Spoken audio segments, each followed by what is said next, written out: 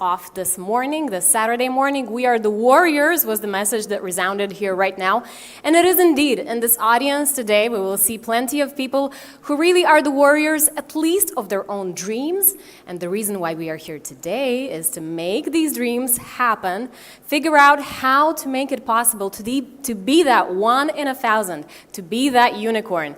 And if you're seeing any unicorns in the audience, please let us know, because that's exactly what we're looking after today.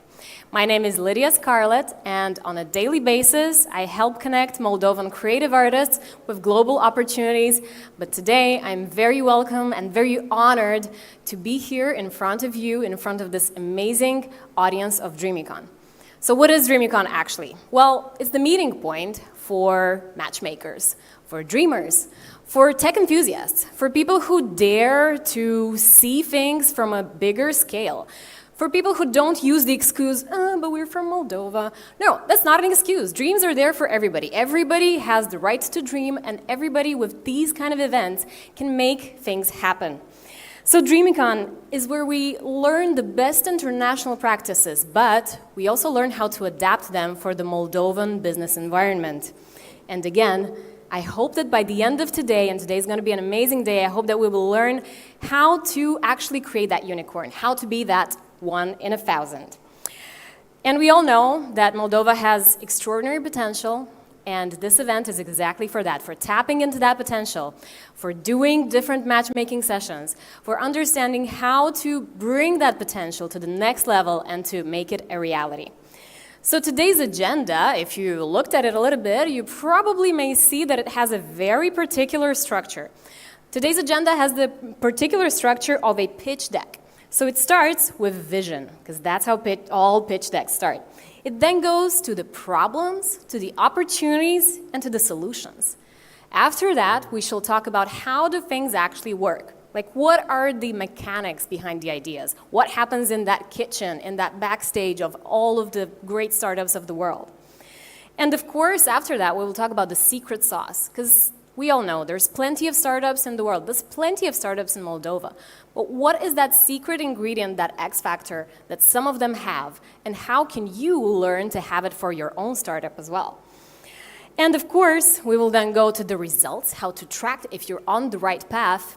And we will then move on to the roadmap. What are the actionable items? What is your task list to go and do and make things happen? This conference and a lot of what is going on in Moldova's business ecosystem is hosted and organized by Dreamups. Dreamups is an ecosystem fostering startup growth and empowering innovators. They deal with such ingredients as mentorship, education, investment, and building strong business communities. Their passion is to take meaningful ideas and figure out how to transform them into global, impactful companies. So to get us started, I'd like to invite here on stage the CEO of Dreamups, Alona Rotaru. A round of applause. Hi, can you hear me well? Not yet. Let's try now. Hello, dear friends, Yeah. and welcome to Dreamicon, the conference which unites us. We're all part of the startup ecosystem because we have, guess what? We have courage. We have the same vision and the same passion, and we face the same problems and the same challenges, not only in Moldova, but globally. And we are here to solve them and to create the first unicorn, not only Moldova, but you can resonate with that, and maybe you want to be part of this important mission for us. I want to invite on stage the great team which is behind all this great effort, because it's not only me. It is a powerful team of people who made this event possible. First of all, Mihai Stepanov, who is the founder of Dreamups. I know he didn't want to be on stage, but I think it is very important. Then we have Krina, Julia, Andrea, Victor, I'm looking, Irina, Argentina, Victor, Dima, Cardo, who did I mention? Milena, please join on stage. You see how grateful is this team. I want to make sure that you all feel comfortable during this event and you make all and everything out of this event. Meet new co-founders and founders, meet new investors, meet new partners for you and for the future of your companies. Thank you very much. This is we're all especially in the same color so that you can recognize almost. Mihai also has a one. And we'll be here to help you in case you have any questions related to anything. If you need some help, if you want an introduction, we are here to help you. Thank you very much, and let's start this event. Thank you very much. Thank you very much. It's amazing. I really love how usually at conferences people take like these group photos of the team after the conference. But in fact, these people have been working for so many months to make this event happen. So it's amazing to give them credit right at the very beginning of the event. And especially with their blue tops, if you have any questions, feel free to approach them, ask them all your questions about the activities. And speaking of activities, we have plenty of things to cover today. Besides amazing speeches, keynotes, and panels on stage, we will also have the Startup Alley, which you may have noticed there at the entrance. There are some booths with local startups. Do not hesitate to engage, to interact, and to be inspired by their stories.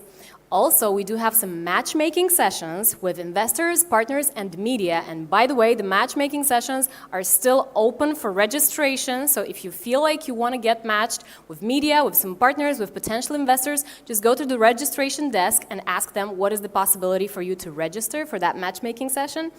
Another thing that is happening is speed dating with investors, which usually brings amazing results for those who present themselves and pitch themselves well. And of course, one of the highlights of today is the pitch contest, which will award one startup from Moldova with the amazing prize of 30,000 euro worth of investment. I think this deserves a quick round of applause. All right, so as I was saying, the structure of today's agenda is based on a pitch deck. And the first point on the pitch deck is the vision. The vision for today is empowering Moldova's innovation system. That's the horizon we're basically aiming for. So here, to open the conference, to open our minds and our hearts, please welcome the Minister of Economic Development and Digitalization, Dumitru Alaiba.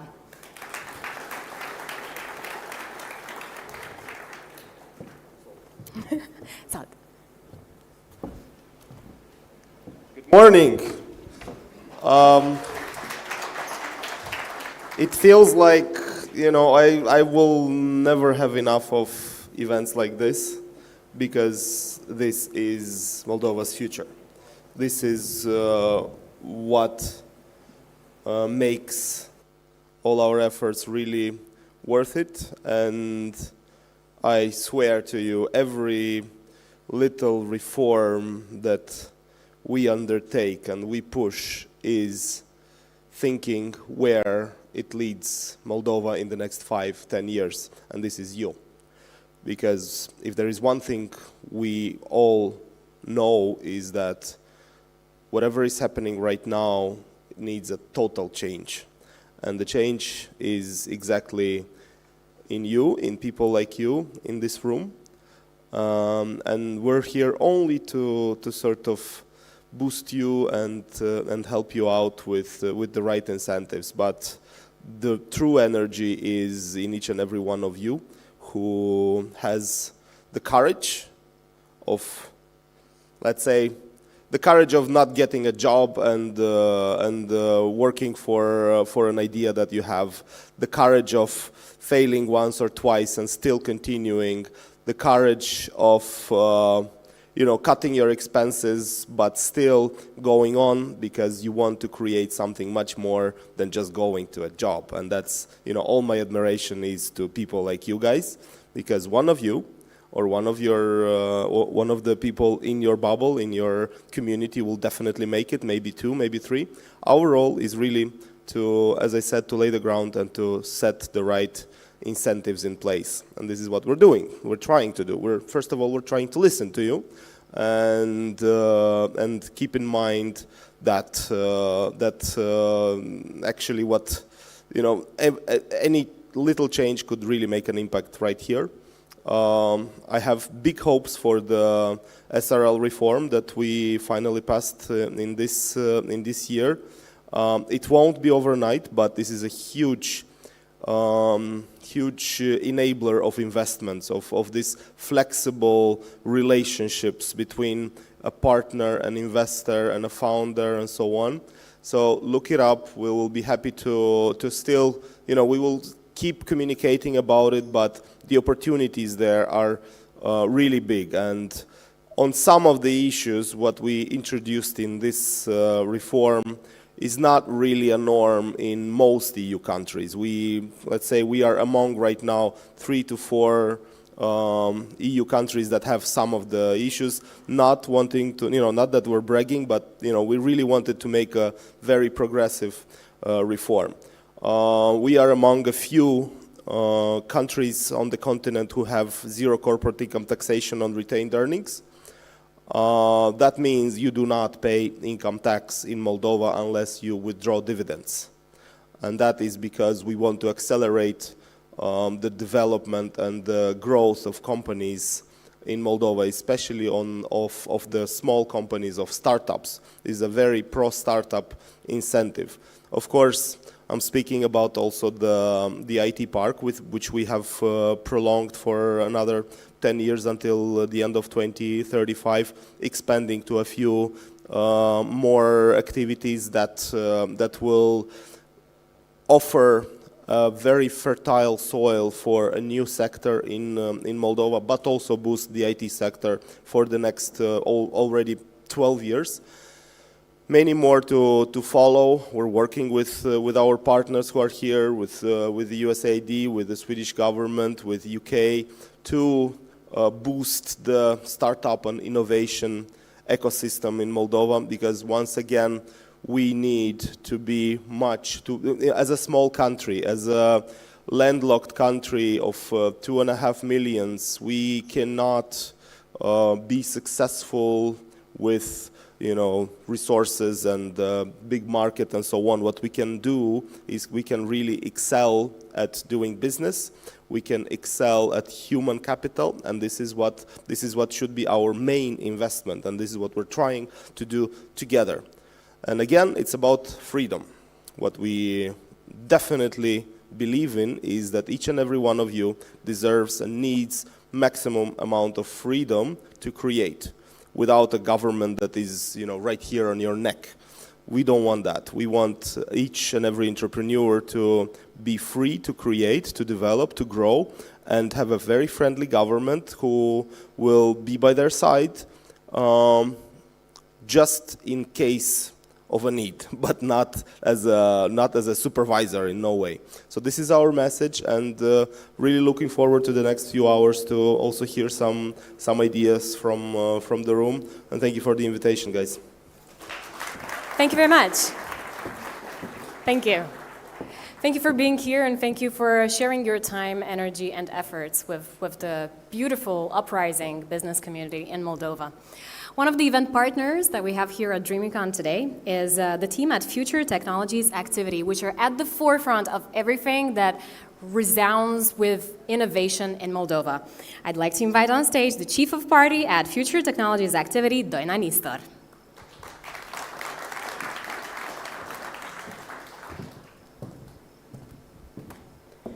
Good morning, everyone. I had my startup when I was 20 years old. It was not in IT. It was in a different industry, but it's hard. And it's also rewarding, because every morning, every Saturday and Sunday, I was thinking about my team and how I would pay the next salaries in the next month. That's why I admire all you that do a startup, that are thinking about a product, a business, that are thinking about your teams, that are thinking to innovate. In Moldova, we want more startups. In the world, there are 14,000 unicorns. In 2021 was the highest year of growth for unicorns. I believe there were around 606 unicorns. We have some bad news. 2023 is looking bad. So there is the least number of unicorns that were created in 2023. I think there may be 44. But here is the good news. In a period of downturn, there is a period of big opportunity, an opportunity to do more, an opportunity to launch a startup or multiple startups that will thrive. Now is the time to think about innovation. Now is the time to think about your own startup. Now is the time to build a product. There's no better time. And as Deputy Prime Minister Laiba said, the government is supportive. The 10-year extension of the loan IT parks gives Moldova a cost-competitive advantage. And this is looking at what's happening in the nearby countries where Romania and Portugal, for example, there are two big digital countries, two big digital economies with big startups. They're actually closing down the incentives, which means that Moldova has more opportunity. We have more opportunity with our young people in Moldova because we see that more youngsters, whether from school or from university, are thinking to launch their own startups. This is the team from State and Technical University that will travel to Silicon Valley at the end of January to participate in Startup Semester at UC Berkeley. You guys know what is UC Berkeley. It's the largest, or it's the most prestigious entrepreneurship university in the world that launched the highest number of startups. So you see these students, they'll go at UC Berkeley to further develop their startup idea, and we are very proud of them.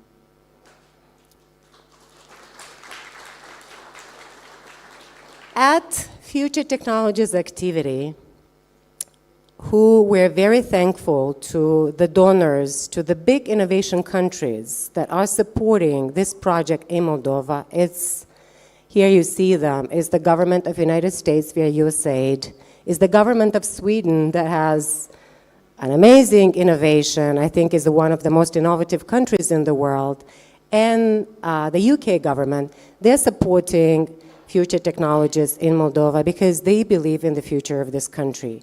They believe that every Moldovan, every young people in Moldova, every young person in Moldova has this opportunity to innovate.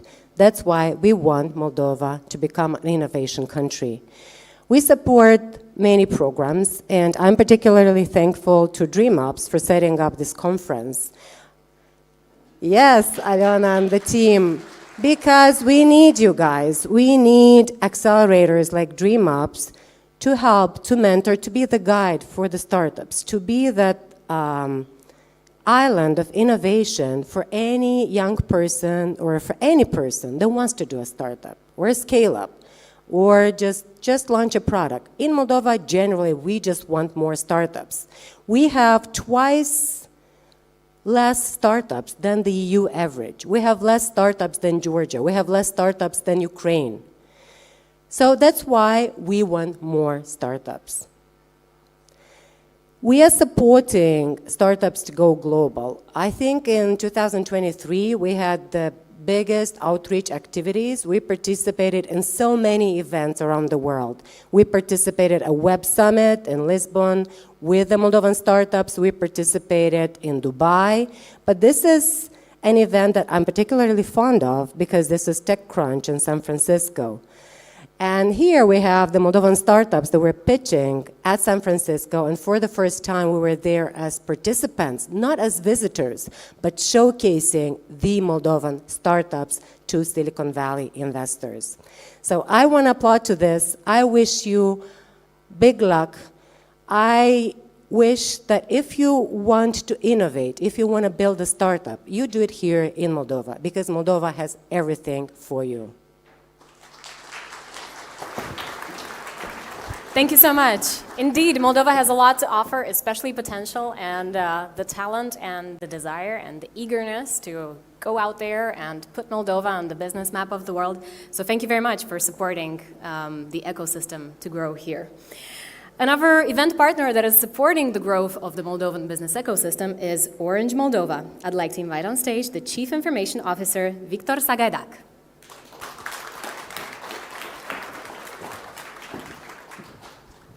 Good morning, everyone. I'm happy and proud to give you an intro speech today.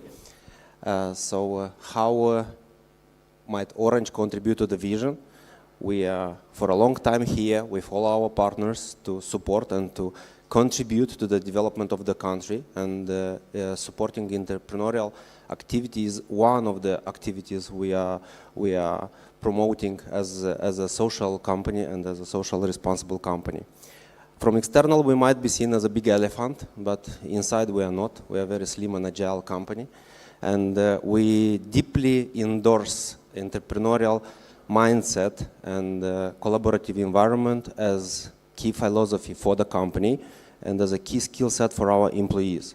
We are continuously investing to develop this inside our organization, because this is what will help us adopt our enterprise model for the future. I believe that these are the core elements for innovation and core elements for an innovative environment for any company. Respectively, it is the fundamentals for innovative ecosystem in a country. In the same time, these values were included in our group's recently published strategic plan called Lead the Future. And by promoting and supporting any entrepreneurial initiatives, programs, and opportunities in Moldova, we aim at helping our young generation and basically helping you to lead the future and to lead your future. At Orange, we are very proud of sponsoring Dreamicon, Moldova Tech Startup Conference, and very proud of our partnership with Dreamups, which is a rolling partnership, a spinning one for more than 7 years, still counting, in developing the startup ecosystem in Moldova. So we keep on doing so. And over this period of time, we have successfully developed and launched Startup Green and Startup School programs, which are amazing programs for youngsters and pupils to learn and to understand the insides of scalable business and how to make it a success. As a next step, in 2023, Orange has also launched Orange Digital Center, which is a learning hub designed for the future, where anyone can learn how they can leverage technologies and innovations for their own business. So far, we rolled out 14 programs under 3 major pillars, which are Coding School, Fab Lab, and the Orange Fab.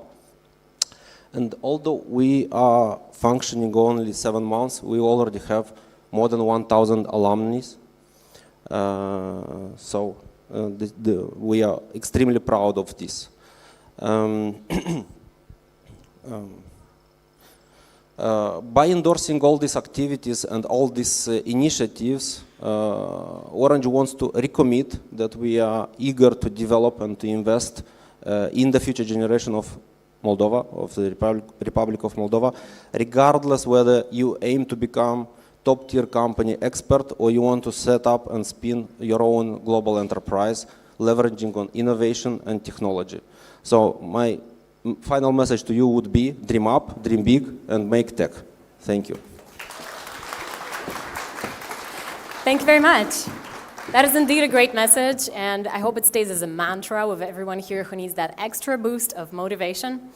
And speaking of boosts of motivations and how can we help local businesses be more ambitious, grow higher, grow better, one of the amazing events that happened this year was the Moldova Innovation Awards. And that event was hosted and organized by the Moldova Innovation Technology Park. I have the honor to invite on stage the CEO of Moldova Innovation Technology Park, Natalia Donțu.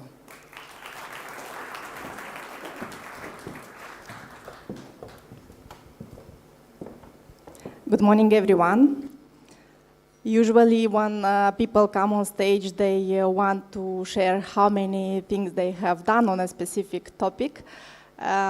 Indeed, Moldova Innovation Awards was one of the projects that we are very proud of at MITP this year, because I think it is really difficult to build a startup and to create innovation, but it is very important to keep that motivation of doing so.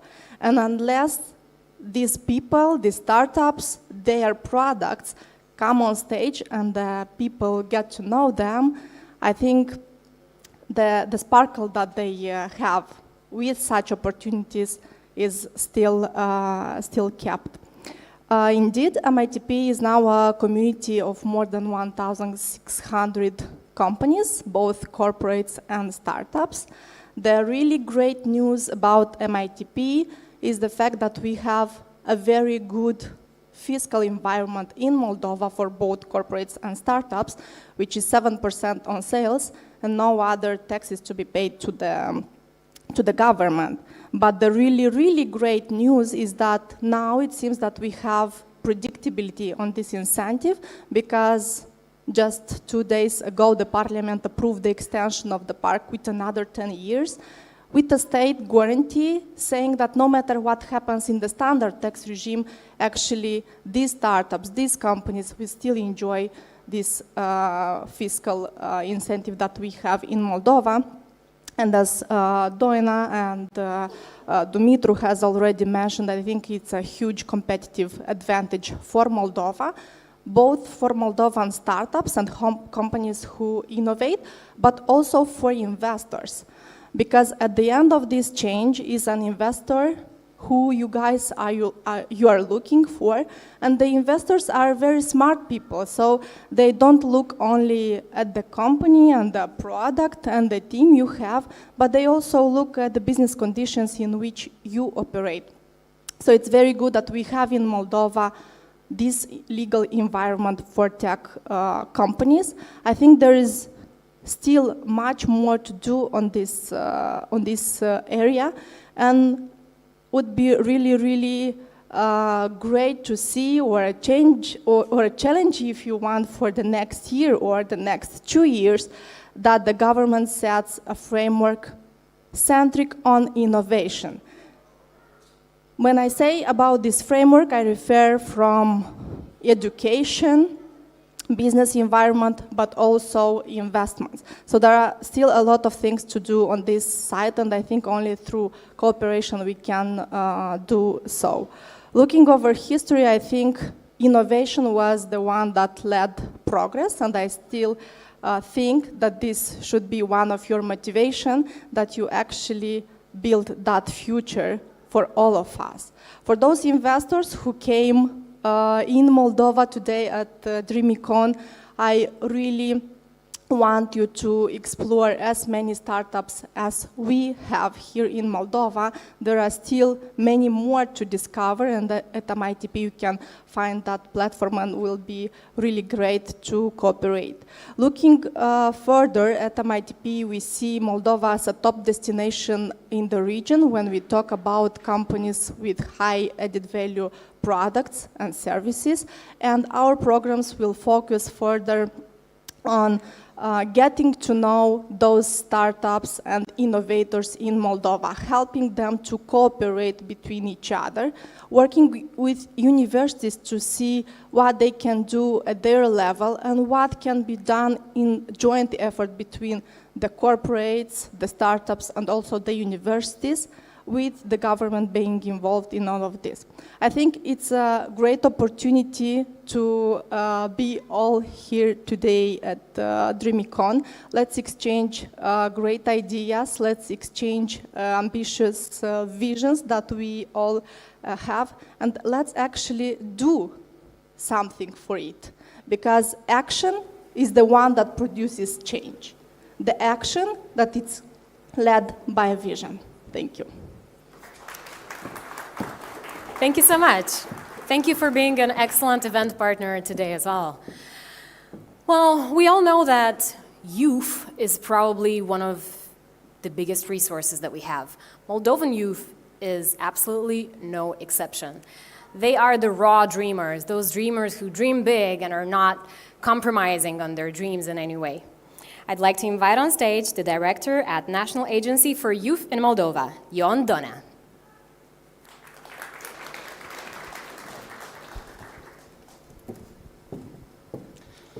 Hi everyone. So first of all, thank you for the invitation. Yeah, I'm representing the National Youth Agency. Probably not many people knows about the National Youth Agency. Of course, we are a public authority which is working under the Ministry of Education and Research. We are basically in charge for the policy implementation. We are investing. We are investing not in startups, but we are investing in young people and youth organizations and youth centers and youth leaders. And I think this is such kind of investments related with the human capital, I think is very, very important. Our cooperation with Dreamups actually started a couple years ago when they applied to our one of the, let's say, scheme of financing the civil society organizations, which is called Annual Grants Program. Basically, this is a program which are supporting the youth organization, which have different ideas, different innovative ideas, and they are trying actually to help us as a government to have a better implementation of the youth policy. Basically, they are helping us to have a better implementation of the national youth strategy, which we believe that we should do jointly with the civil society organizations.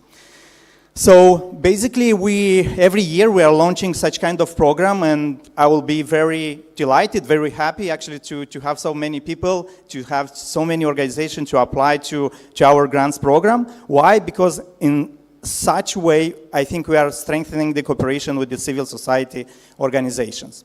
Of course, such kind of investments from our side is a soft investments, but we are believing that investing in the human capacity, and after that, young people, youth organization can do more, can transform the Republic of Moldova.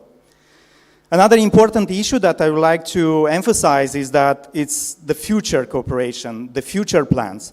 Our government in March, in 2023, approved a new strategy for youth till 2030. Of course, we are continuing to invest in youth organization, youth leaders, and the quality of services, programs delivered to the young people.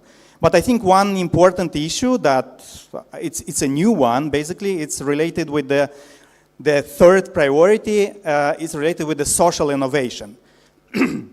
We are seeing actually the social innovation building a partnership between, for example, universities, youth organizations, young people from Moldova, and maybe to establish some co-working space. I think it's such kind of co-working space and building some partnerships between young people, public institutions, civil society organizations, donors. I think it can be add value. So we are hoping that at least in 25th, we'll have some results, and we can revise actually our ideas how to build the social innovation with you. So I would like to wish you to you, but also to our partners, Dreamups, to keep investing in the young people, because actually the young people is the present. We should invest right now and not, to cancel that the young people are the future, and we should, plan something more in the future. Young people are the present, so we should invest now, and I hope that investing in young people will keep the young people here in the Republic of Moldova. So, congratulations again to Dreamups, to you, for your ideas, for your participation, and I wish you all the best to you. Thank you. Thank you so much. Amazing words, really, really motivational. Thank you so much, and especially for being a great event partner today. All right, well, I guess we no longer ask if it's possible to create a unicorn in Moldova. That's a question about, I don't know, yesterday or the days before. The question that we ask today is, what does it take to actually build a unicorn startup in Moldova? And I know a person who knows the answer to that. Please welcome the founder of Dreamups and Mosaic, Mihai Stepanov. Thank you. Hi, everyone. It's a privilege to be in front of you today. And thank you, Dreamups team, for this opportunity. Actually, I do have a presentation, so if you can dive into my presentation, that will be great. 2 minutes. All right. So I have a really interesting presentation, and it's about numbers, and it's about money. So what it takes to build actually a unicorn startup in Republic of Moldova. And the question is, why do we actually need this unicorn? So why exactly it's a unicorn startup, and why do we need it? So let's start with the definition of the unicorn. So usually unicorn is a startup or is a company, a private or public, that is valued at $1 billion. So it's a term coined recently And it's actually something that it's coined because it's very rare for the company to be valued at such an amount. But it's not all about the valuation of the startup. It's actually a unicorn. A unicorn is actually a puzzle. And let me tell you why we need a unicorn here in Republic of Moldova. So first rationale is actually that a unicorn will bring a huge awareness for the country. Second, even if a unicorn usually serves a global market, the biggest operational center will be here in Moldova. We're in the home country. So that's why we actually need to have those companies in the Republic of Moldova. Another thing to having a unicorn in the Republic of Moldova, it's actually to attract more talent in the startup ecosystem. Sadly, we still do not have enough talent to build startups or to build innovation companies in Moldova. So by having such an unicorn, we actually will have a role model for other founders to start a company, to start a startup. Because you know what, many of the founders, of the future successful founders, will be our peers. We'll be studying with them, and for us it will be much believable that we can do the same because they did it. Another thing is to actually bring and develop valuable knowledge about how to build a company. Building a company, a traditional company, and a unicorn or a startup company, it's a bit different. So on the Estonian case, when they have built a unicorn, they keep that knowledge inside of the company, inside of the country. And that's very important. When you have a unicorn, you actually transfer the knowledge to the next unicorn. So it's very important for us to have this unicorn. And of course, and also a very important thing, it's that by having successful companies, we actually create people with money. And we want to incentivize those people to invest again in the startups, in the new unicorns. All right, so what it takes exactly to start to build a unicorn? So statistically, we know, that's a global statistics, that on the seed fund stage, we need 82 startups that raised the seed fund stage. And usually the seed fund stage is about 1 million euro. So by having 82 companies in the seed funding stage, we basically, it's statistically, it's math. If we want to have a unicorn, we need to achieve 82 startups that raised at least 1 million euro. So we at Dreamups, and not only Dreamups in the startup ecosystem, we actually expanded this vision and we tried to figure out, okay, how many companies we actually need to have 82 how many startups we need to have 82 companies raising at least 1 million euro. And we figured out that we actually need 1,000. So it's 8% of the companies will be raising, and hopefully will be raising, at least 1 million euro. So that will be our chance to have a unicorn in the Republic of Moldova. So what we should do right now is not to focus on the Series A, Series B, or later stages. We need to focus on the seed stage. So we need to build 1,000 startups that can raise seed stage funding, and actually not only just some type of companies, not any type of companies. I'll be showing you later what kind of companies we actually want to build. But how we actually will be doing that. So how do we create 1,000 startups? So let me introduce you to full ecosystem. Here are all the players that are going to be involved or should be involved to actually build 1,000 startups. And here's what they contribute to the ecosystem. So I will be starting very briefly on the startups. We actually need good ideas. Not all ideas are good. Sadly, some ideas are not solving a real problem. We actually need resilient founders. Founders are giving up too early. They are not resilient enough. So we need to work on building resiliency to our founders. We need universities because those founders, even if they are genius, they need talent. They need people to build those innovations. And we need to have great universities to actually develop those talents that will be hired in the startups. We need capital. If we want to expand globally, we need to invest a lot of capital into scaling the startups. We need corporations, and corporations will be the ones, or companies in Moldova, will be the ones that will be pilot companies. They'll be the one that will test the software or the platforms that startups will be developing. And also, companies usually have enough resources and talent that can be mentors to the startups. And why not? They can provide infrastructure. A lot of companies have offices with meeting rooms, and they can provide this to the startup ecosystem as well. We need support services. We need accounting companies that know very well the legislation of the startups, investing legislation, and so on. We need government to help us with the policy, to help us with the research grants, because usually private investors do not invest in research. It's unpredictable. We cannot predict if that company will be making money or not. So here's where government comes in.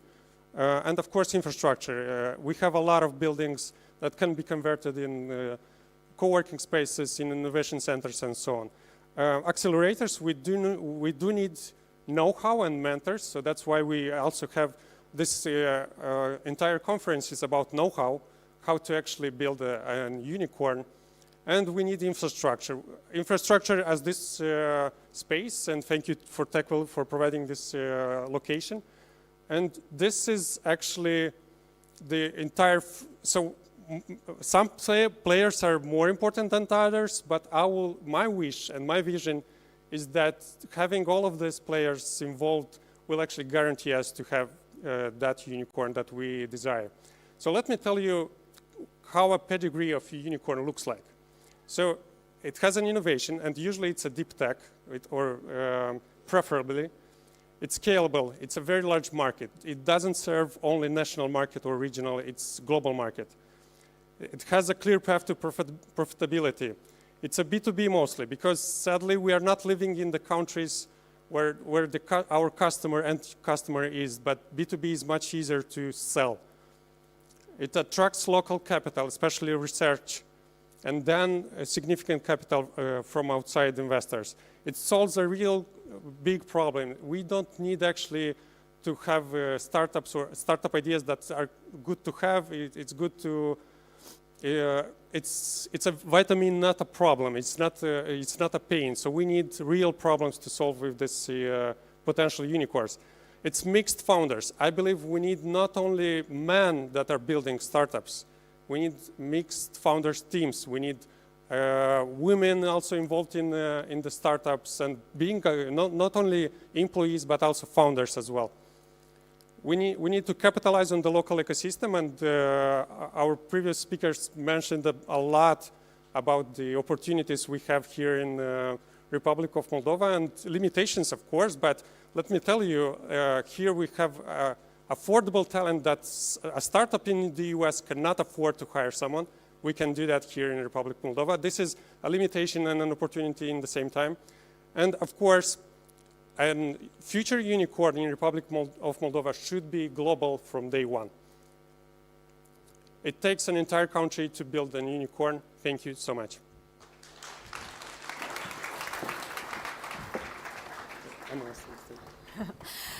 Thank you very much. So now that we actually know exactly what the steps are, is it easy? Can we do it just like that? Yes? No? Yeah? Alena knows, ask her. But the reality is it takes a lot of intuition. It takes a lot of the right ingredients. It takes the right team. It takes the right conferences to attend, such as this one. And mainly, I think it also takes the ingredient of education. Like, let's see a raise of hands around the audience. Who here has learned how to be an entrepreneur in school? Yeah, that's exactly what I thought of. Well, I'm very happy that our next speaker will actually talk about how to focus on education and the future of work here in Moldova. One of the questions that she will try to answer will be, how can education in Moldova cultivate an entrepreneurial mindset and talent. And while we're setting up the presentation to get it ready, I'd like to remind you that there are actually activities that you can benefit from here right now. One of those activities are the matchmaking sessions, which you can still register for. These are matching you, your ideas, with potential investors, with the media, with potential partners. It's still open for registration at the registration desk, which you've passed by while entering this audience here. Another thing that we're having today is the Startup Alley, where you can engage and interact with existing startups in Moldova and see maybe you can team up and build things bigger and scale up faster. And another thing is the speed dating with investors. Again, a great, great tool for making fast connections and building that initial trust, which is so important before anything can happen in the business world. And of course, the pitch contest, which awards an amazing prize of an investment worth of 30,000 euros for the winning team. But as I was saying, all of that is great, but if we don't invest in the education and in the right skill set put at the younger ages, when we're kids, when we're young people, when we get together with our peers and play games to actually imitate a specific business, that's where the acumen, the business acumen, gets developed fastest. And here to talk about how can we make that better in Moldova, please welcome Michel Iliev, Senior Manager for Education and Future of Work at Future Technologies Activity. Thank you, Lydia. Good morning, everyone. Mikhail already dropped the main problem of our ecosystem is that we lack talent. So how to raise talent? This is the question that I will try to give you the answer. It's a Nobel Prize level question, but I will try to give it a shot. I hope that my presentation will work. If not, I will go without it. Okay, so if you will ask the right questions, of course, we will have the solutions for every problem that you will try to find the solutions. So who we gonna be teaching and where we have to teach and who is gonna be teaching? Those are the questions that has to be answered before we know and understand how we will raise talent. So to find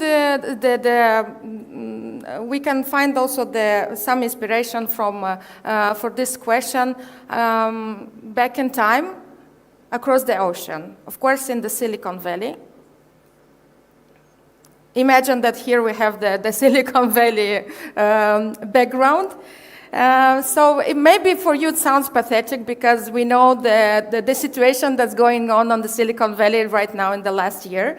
But I want to tell you a different story because everyone knows the story with the garage, how the boom of the IT companies in the 70s and 80s boomed. But there is a different story that actually the Valley started 10 years earlier in the 60s with the Stanford Industrial Park or Stanford Research Park. Okay, still nothing. I want to show you the park, but okay. And if we will dig in this idea, then we will discover that actually the Silicon Valley was built around two universities. We're talking here about Stanford and UC Berkeley. I'm pretty sure that everyone in this room knows about Stanford and UC Berkeley, and at least one of you dreamed to study at this university. Who doesn't know anything about Stanford or UC Berkeley? Please raise your hand. Okay, one person don't know about Stanford. Okay, we can give you some details about what they did in the 60s and what they're doing and making them still two of the most powerful universities in the world, and having the most relevant programs for future entrepreneurs and building and raising that innovative mindset. Okay, still nothing. So the industry pushed away both the universities and the government to make some step forward. And in the 60s, they encourage networking. So they've built these mentorship programs. They start to do accelerators. Also promoting cross connection between disciplines or studies and the schools within the universities. They offer the opportunities to develop pilots and also inspire the students to do research and to try to prototype their products that they were working within the university. And also in the end, they invented this pitching their first investment within the university. So all this movement generated a lot of results in the next 50 years. And by today, we still have those two universities with the most, with a lot of companies. Okay, so that we already talked about, but it still doesn't work. Yeah, I want to show it, but if you would.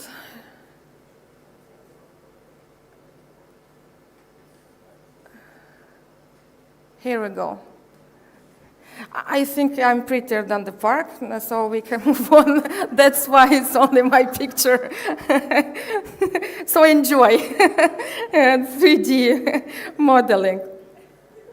So just in less than 10 years, Stanford generated by 2017, because we don't have the latest updates of the data, they generated 957 companies from their alumni. So the students that graduated were during their study, they created 957 companies, and this is the biggest result that any university in the world can give. And the second place is also given to UC Berkeley, that has, with 20 approximately companies less founded by the alumni of their universities. Also, an interesting data that I found, that 85% of Stanford alumni and 88% of Berkeley alumni set up their companies in California. So they stayed in the country. They didn't leave, and they generated different opportunities for other students and for the job market. So what they did in the 60s and the 70s after that is that both university with the private sector and with the government, they've built a knowledge-driven society led by science. So this is at the core of everything before you go and dreaming about having that unicorn in our country. So science and research is at the core, and education. And after that, you can have all the ecosystem.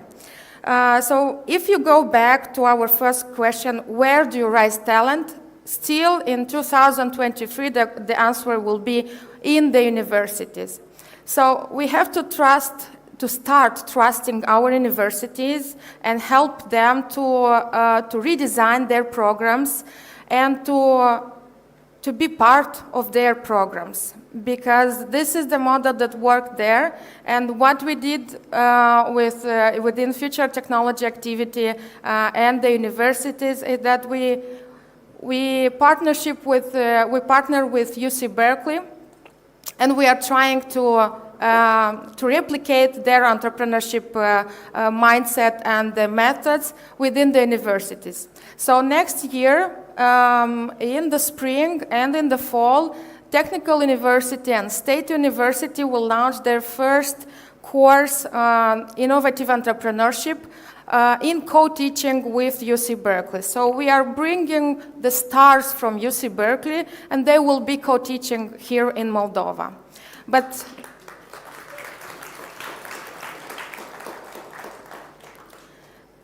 the magic will happen only when our private sector and all the accelerators and our community will open the door and not knocking only and asking for students for their programs, but will actually enter in the classes and will start co-teaching with the UC Berkeley professor, with our professors, because there are a lot of questions that has to be answered right now, especially in this new era that is coming in the startup. So we know someone is saying that unicorn era is dead, so sorry for saying that. Someone is telling that we have another movements coming to the Silicon Valley. So there is still in the phase of understanding what's happening right now on the market. And this question has to be also asked and I digested for the students before they get that mindset that we want to grow and after that implement in our startups. And also if we are talking about the mindset, this is also about the culture that we want to see and inspire. So Doan already mentioned that 5 students will have the opportunity less than a month. In January they will compete with other 20 teams, students teams from around the globe, and they will try to pitch their solution that they won here in Moldova, and they also will understand what level of skills they have and where we have to still help them to become better and competitive worldwide. So I think right now we have the perfect timing for Moldova to jump in the, not in the train, but in the plane, so to do it faster, because we have everything. We have the frameworks, we have strong partners, we even have money, we have a community. We just have to fade all the boundaries and start working as a whole ecosystem and not ranking who's going to be the first and the second, and where is the private sector driven initiatives, and where is the university driven opportunities. So I will make here an open call and invite you, everyone in this room, to start and to become a co-teacher or an invited guest lecturer of one of our universities and join our journey together with UC Berkeley. And let's try to find that unicorn and raise our unicorns and the innovative mindset. Because if you have innovation mindset, after that, of course, you will have all the ingredients to raise a bold and entrepreneurs and a young generation that is fearless and have creativity. Thank you. Without presentation. That's amazing. And you know when someone is really passionate and a real natural in everything that they think and everything that they vouch for, when there's no presentation needed, and the energy that Michelle has is absolutely amazing. Let's give one more round of applause for the person who pushes education forward and genuinely cares about what's happening with the youth here, what's happening with kids, and where the future generations are going to go to. This music cue is a signal that we are prepping for a panel right now. And I believe as the chairs are already in place over here, I'd like to tell you what this panel is about. And first, let's see has anybody here read Christensen's The Innovators Dilemma book? Do you know about that one?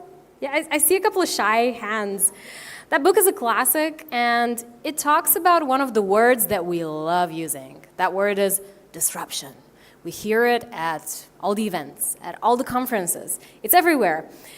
But there's an interesting dilemma happening with disruption. Sometimes it collides with sustainability. Sometimes the earthquake that disruption creates is maybe not so beneficial for existing market leaders. That is one of the things that we keep tackling at conferences like these, especially in segments of the conferences where we talk about problems and how to overcome them. In this panel that is going to come up on stage right now, we are going to talk about the innovation dilemma. What are the innovation dilemmas here in Moldova and in general, and how do we relate on a bigger global scale? I'd like to invite now on stage the people who are part of this panel. This panel is moderated by Tal Katran, tech innovation expert.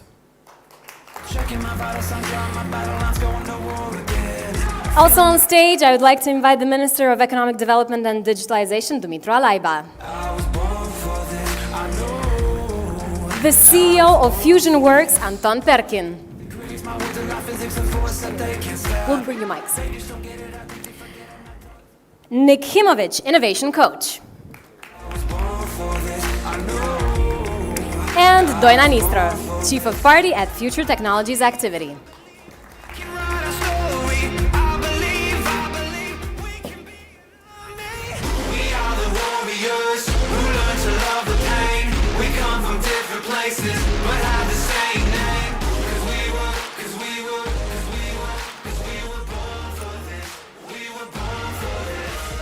Please also welcome, if she's with us in the audience, the product manager of Simples, Tatiana Kotluba.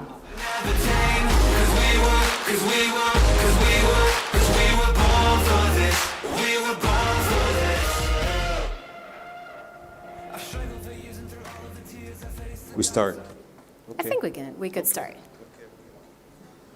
Okay, bună ziua, everyone. Thank you for joining today.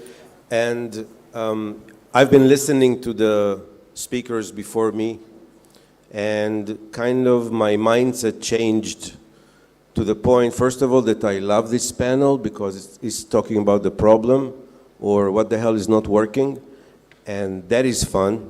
We here, we don't need to fix anything. We just got to tell you about the problems, and I cannot say it better that the problem is you. And I hope that intrigues you to listen and maybe open your ears more and even communicate here with us. You are very welcome to engage.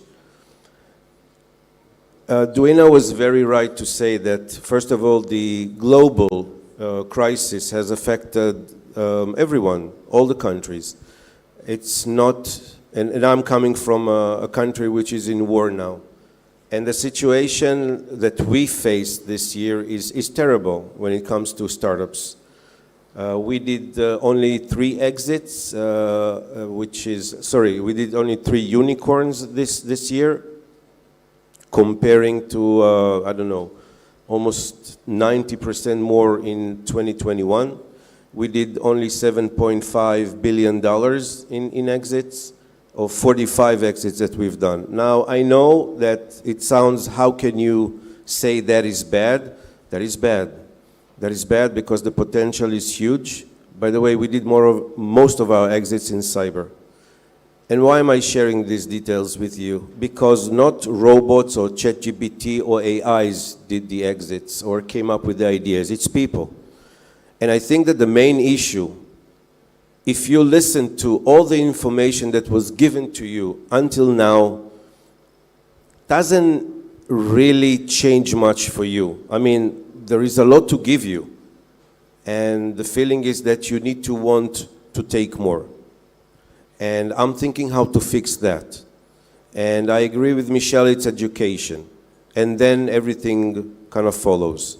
So, if we want to push forward, as Mihai said, and explain the whole cycle, it starts with a bigger, much bigger amount of startups. This is the beginning. But those startups are based on people, on entrepreneurs, on you.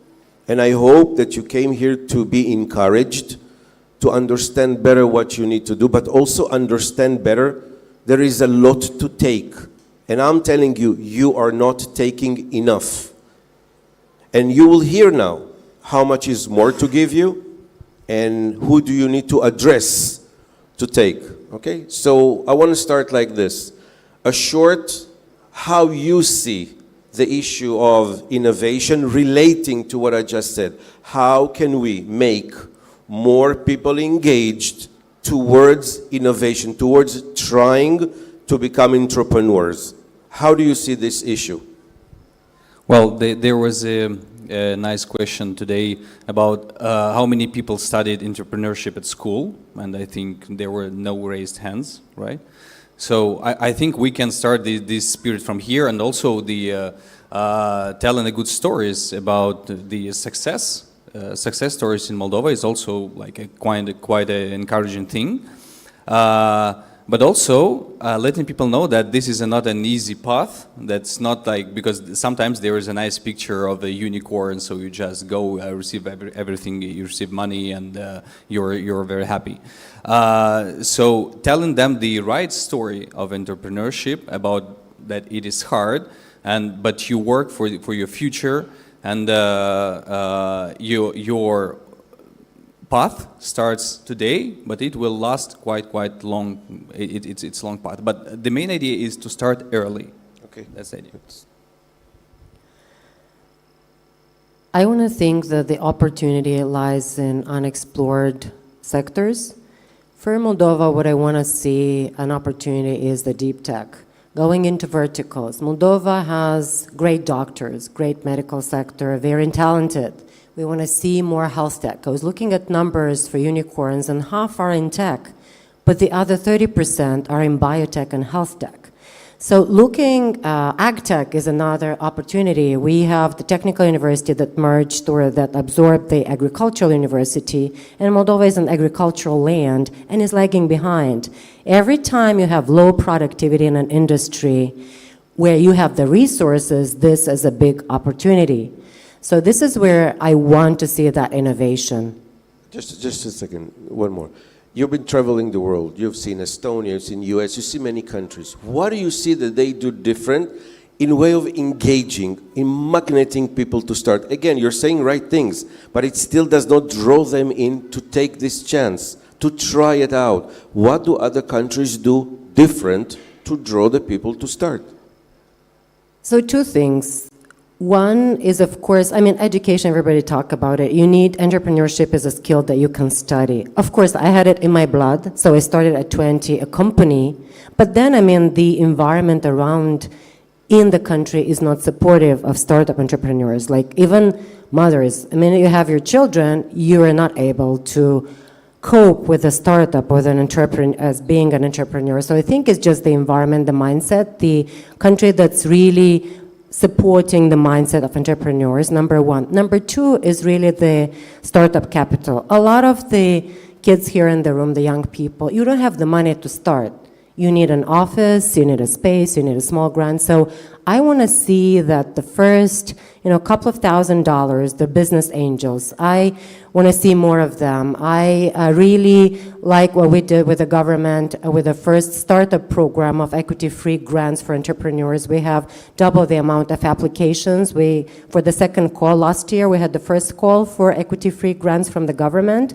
Under ODA, Organizația de Dezvoltare Antreprenoriatului, the program, we had 60 applicants for 20 grants. This year, we have the second call, we have 112 applications for another 20 grants. So we see more applications. So I think that first couple of $1,000s and the encouragement from the country is the key, what the other countries have, and we are just beginning to have that. Thank you very much. Well, besides, without the intention to contradict and also not to repeat what you guys said, I fully agree. Education, it's a platform, and it's this fertile soil that we need in order to have a future really in the economy, and also opening up new segments. I would like to also drop in another idea, and that's really just to be proud of each other, to glorify this success, if we want 1,000 startups, then we have to show it works, and we have to show that it's possible to grow in Moldova, and that's to take these champions and to showcase success, because I think that's important. And maybe another one that's a more general one, but like really we as a country, as a society, we have one thing to learn, and that's the fact that entrepreneurship is not shameful. We have to get rid of this Soviet heritage. We are still kind of, as a society, we have to grow in order to be proud when someone makes a profit. Profit is good, profit is healthy. We are shaming those who do a good business in Moldova, and that's not really a good starting point, because the entrepreneurs are somehow sort of an outcast for the entire society. And with that, we need just more entrepreneurs. Because you mentioned Estonia. Estonia, 1.3 million, has 350,000 people, 350,000 entrepreneurs, 350,000 companies. 2.5 million in Moldova is about 50,000 companies. That's a lot of room to grow. And that's because, of a state that was generally hostile and over-regulating and being more of a problem than of a solution, and because of a society that still has room to grow in this direction. Yeah. Yeah. So, Dumitru, I want to complement what you said and add. When I speak to Moldovans, usually it starts with an apology, Moldova is small. And I want to help you change the mindset and say Moldova is huge in potential and opportunity. And I'll tell you why I know this. Since November, all 3 Israeli airlines started flying to Chisinau, like never ever before. Something is going on. They did not announce it in a way that something is going on, but I'm telling you, when I talk to startups and when I talk to companies thinking to launch their technologies here, the first question is never Moldova what? It's how can I grow from Moldova? Where is the workforce, the talented people I can connect with? And then no one asks me, well, not from Israel, what can the government give me? We don't need the government. By the way, also in our country, we don't need the government. We don't need any validation. We just do. We go underground and we do technology. So what I'm saying, and I'm sorry it sounds a little bit funny, where GDPR is still a few letters that don't say much here, and a lot of things that in other country are regulated and stop, hold, push back on startups and technology. Here you can do almost whatever you want. And I spoke during this week in university. I spoke to kids. I spoke to students. I spoke to women entrepreneurs. There is so much for you just to bend and pick up.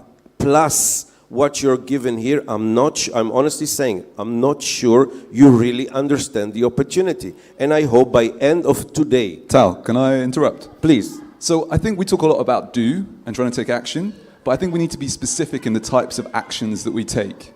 And so I really believe in kind of like a scientific approach to entrepreneurship. And by that, I mean like we need to run business experiments. We need to reduce risk and then increase investment only once we get evidence that it's a good idea to actually continue with the idea.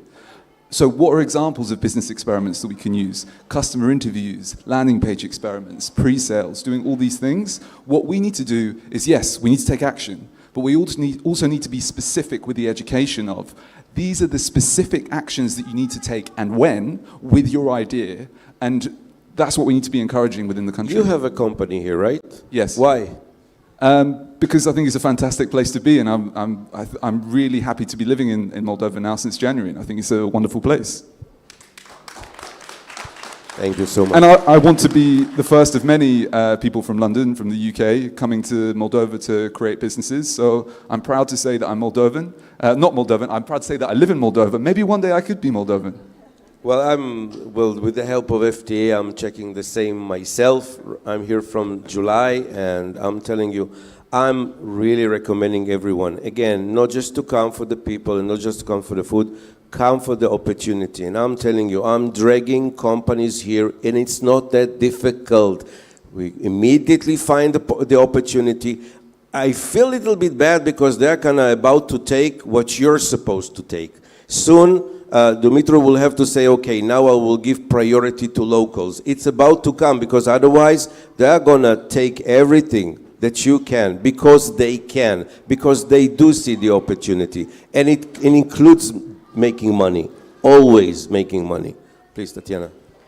Yeah, so I agree with digitalization, and I think that to build strong startups here in Moldova, we just need each other. Because there is someone who knows what to do, but basically, right now, everything changes so fast, but nobody knows how to do a startup properly, and it's okay. First of all, we need a lot of opportunities right now to educate, to see. Now we can see that what happens in a startup inside it, how it is led, how it works, what these people do, and we can study. First of all, and then on the other side, we have people who already do it, and they can be mentors, and they are ready to answer some questions, and we just need to ask. So it's about the soft skills. It's about to be brave, it's about to ask, and it's about to be ready to study and be ready just to do, to try, and to start something. Dumitru, you mentioned kind of let's stop being post-Soviet in a way. What does it mean in Moldova to fail? Is it a mark on your forehead forever? Can you fail? Is it okay to fail here? I think it's a very good question, actually. And it's ingrained, it's under our skin from the early years when who is a parent here? Is anyone a parent? So, my wife, she's Estonian, so she can see all these things with like fresh eyes. And she's shocked about many things that that we consider normal, but about this habit that we have, when you have a small kid and you're just over protecting after all, and with this, be careful, you'll fall, you'll fall, you'll fall, you'll fall. We'd say that to the kids all the time. Every time, Isakaz, no, don't go there, don't go there, don't go there, don't go there.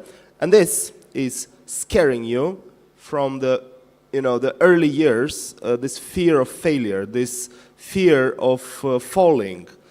You don't know why, but when you reach 25, 30, you're already programmed to not be allowed to fail, because failing is the end of everything, the end of the world. Unfortunately, let's admit this is what, again, we have to learn as a society, that it's okay to fall and to stand up and keep going. So yeah, I don't think that it's like a stigma in the society that you failed and everybody's pointing fingers at you, but it's very internalized. It's very deep in our DNA that falling is something bad, and you rather not even try than risk to fall. I was speaking to the founder of Segment. It's a billion-dollar company from the US, and he said to me that he had with his team, they had an idea for the business. He didn't like the idea, but he said, we're going to experiment and test it anyway so that I can show them that it's a bad idea and we shouldn't do it anyway. What happened? The experiment was successful. Now they have $1 billion business. So what he said was, I want to kill my idea as quickly as possible. And that's what we want to encourage everybody. You don't want to spend a year, 2 years, 3 years, 9, 10 years of your life working on an idea that no one cares about, nobody wants, and it's not worth it. What you want to do is, if you've got an idea in your head, you need to find out what's the quickest, cheapest way that I can test this idea today so that I can kill it as quickly as possible to move on to the next idea. And I think that's an important part about failure. I agree 100%, and two things come to mind from what you said. The first thing is that most of what we all know, we were told by someone else. And I want to push you out and go and try. Just don't believe. Try for yourself, and you will see the bigger difference. And I want to pass the microphone to Duina. You started very young, 20. So to complement the failure, how about taking risks? How can you decide, or how can you push someone to go into startup world where 90-something% of startups shut down first year? Who wants to go there? It's like, I'm going straight to a failure. You started young. Why? You go because, you have a dream, you have wings, you want to do something. You want to make a difference, you want to innovate. This is why we all do startups. This is why we all build our own businesses. It's like the ability to innovate and build something on your own. And this is following a dream. I want to actually point one thing that struck me in Estonia, because we're all bringing Estonia here. Of course, we'll talk about Israel too, but you guys are far more ahead than the Estonians. So in Estonia, they have one accelerator for every 10 startups. So they actually have a support system, right? And the reason why you go to the accelerator is because when you start your own business, it's hard. So you kind of have the tendency to get disappointed and like, I want to close it down, I want to shut down the business. But when you go into the accelerator, you find a network, a support network. And that keeps you going, that keeps you motivated. It's like a coach for a football team, right? You're like, let's go, we're going to do it. So I think like having that support system in country is very important, and I'm really glad that we see more accelerators, more young people are running their own accelerators like Mihai is doing with Dreamups. And that's really, I want to just have a round of applause for the guys that are doing that. I think, again, that all this connects to the fact that there is much more help waiting for you from what you're taking. And again, what kind of, from where I'm coming, from Israel, and I'm trying to in a way, visualize this for you. We don't wait for no one. We don't wait for the government. We kick ass with the government. We don't wait for things to happen. We just make them happen. And here, for some reason, maybe, Dumitru, a little bit as you said, maybe we're feeding them just too much. They're indulged. They don't need to run. They're not hungry by far or any way. FTA supports like everything going on around. You should learn that this is not the common practice worldwide, also not in Estonia. You need to be hungry. No one needs to kick your ass. You need to kick your ass. You need to come here and say, what you gave me, that's nice. I need more, but come with a plan. No one throws money on nothing. We are also kind of managing risks as we go. Wake up, okay? Wake up and start moving and pushing yourselves, okay? That is we are just starting to talk about it. We spoke about little bit regulation. Now I need to push it from you towards Dumitru back again. How are we doing? How are we doing in way of establishing companies here? How easy that is? How easy it is to do an exit, if I can say, it's allowed? Taxes, what's going on?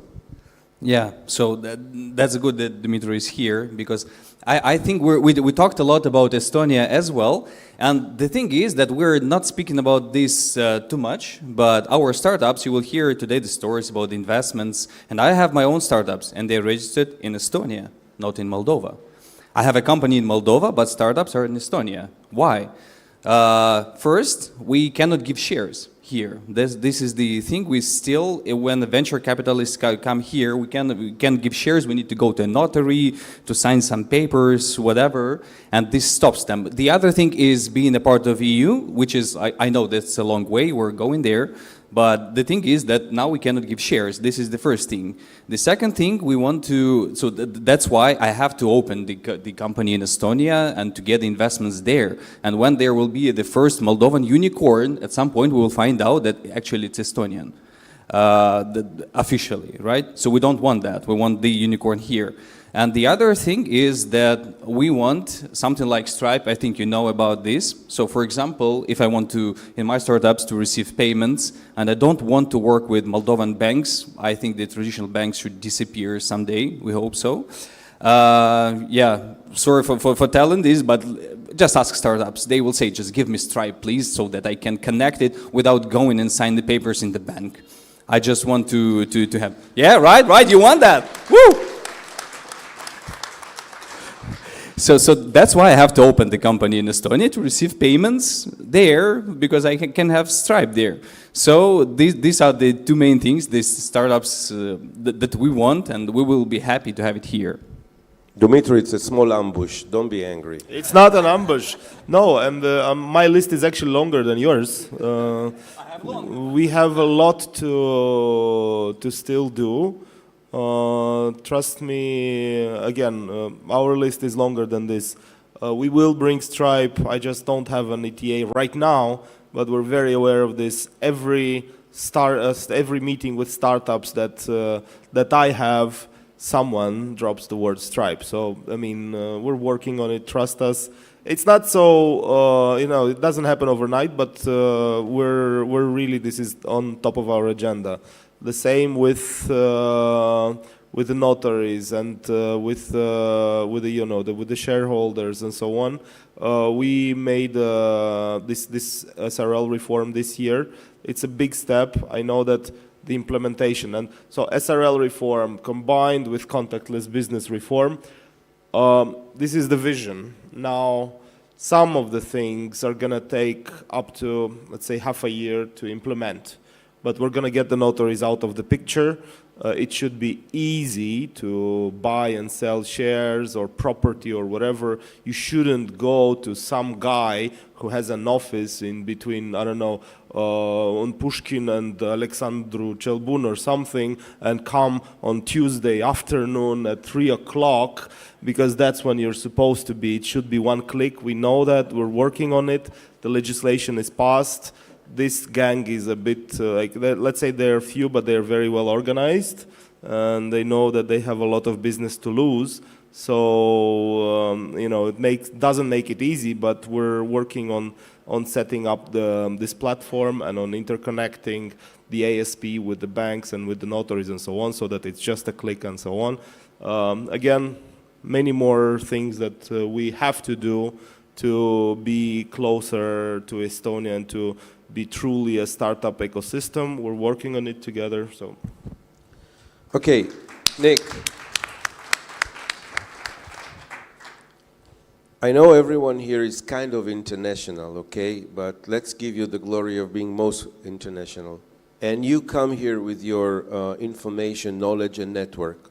How do you find yourself sharing this with the ecosystem? How much of what you have do they come and take, or you're willing to give? Because, and also Tatiana mentioned, it's a lot about community. We're still building this community. I remember meeting Dumitru first time. Talia Bejan is here because of Startup Moldova in March, and it was all about building community. I think we made a little progress, but in Moldova things are little, so little progress, okay? How are you finding yourself working with this ecosystem? I think to create an ecosystem, you need leaders to stand up and say, we're going to drive this. And it was earlier this year that I was just watching the TV in Moldova, and I saw Startup Moldova, the conference, on TV. And I was like, wow, there's some good stuff happening here. I had no idea, because I had no idea until I saw it on TV. And it was by chance, because it was on a random channel as well. And I was like, this is what I want to see. And I watched pretty much the whole thing. And I saw you, and I saw many other people, like Roman Sterebu, Natalia, and I messaged people on LinkedIn, and everyone responded to me, and I've met everyone. You were very kind. So I'm so impressed by how welcoming the community is, and I think this is a really good sign. So I've been helping a lot Dreamups with their Pivotal program, which I think is a fantastic initiative, helping give the specific tools that all companies need to use to grow their business. So I think that's great. So I need to close, so if you could start first and give your 5 cents to the audience. What needs to be done here? We're at the problem stage still. We need to kick ass here. We need to wake them up. What is your pitch to them? What's your takeaway?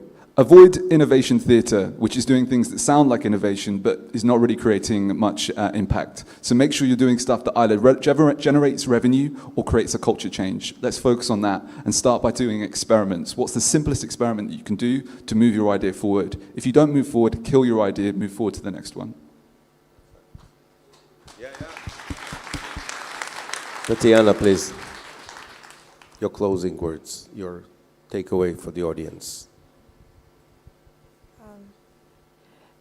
Know and always remember that it is perfect to fail. It's something very, very nice, and you have to do it once again and again and again, and do it very fast.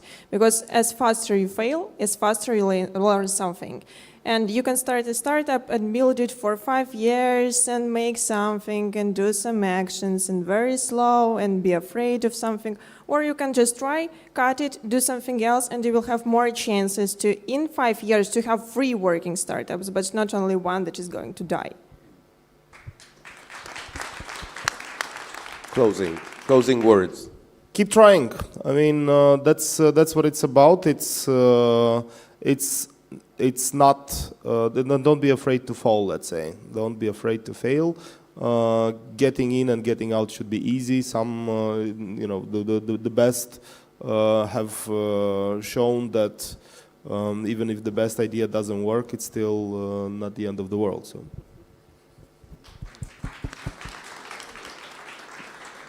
I want to say that Moldova is a small country, and this is great. Use Moldova as a test country. Test your startup here and grow it global. Go for it. And guys, you are responsible for your future. Like you always can say the government or whatever is to blame. No, you are to blame. If you don't like the government, go change it. If you can change it, just go and do whatever you can. Like never say that anyone is to blame. Just the future depends only on you. Thank you. Still have 30 seconds to talk. Being on time, punctual is important in startup world, definitely in pitch presentation. I'm teaching this to thousands. I will not do what I teach. I think that this event by Dreamups is truly something different flavor. We go, as we said, pitch presentation of startups. It is in your hands. We will keep on kicking you, and just know when you fall, there is a lot of people here looking to pull you up. I wish you all success. It's going to be a great day. Lydia, thank you so much. Ilona, all the team. Good luck, everyone. Enjoy the day.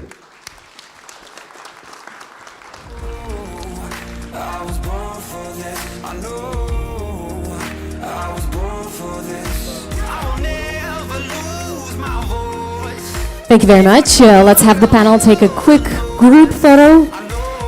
I will ask the minister to join us on stage as well for this quick group photo of the panel and for the insightful information that was shared here with us today.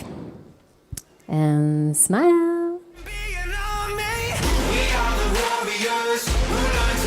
Tal Katran, Dumitru Alaiba, Anton Perkin, Tatiana Kotluba, Nick Himovic, and Doina Nistor. Thank you very much. As our Dreamups team is helping me clear the stage from the seats that are going to come back later on today, I want to tell you that we are now at one of the very interesting moments and activities of today's conference, and this is the Dreamicon contest of startup pitching. If you remember it well, it's powered by the community of business angels Mosaic. There's only one winning team. Several teams are going to be here on stage. They're going to pitch in front of you, in front of the jury, in order to win the main big prize. Only one team can win the big prize today, and the big prize is 30,000 euros worth of investment in their startup. I think that we shouldn't wait too much before we get that started.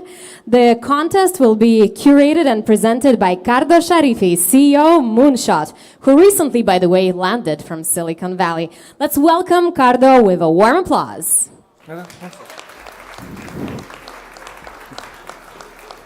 Hi, everyone. The fun part will start now. So make some noise for these brave startups who will pitch today.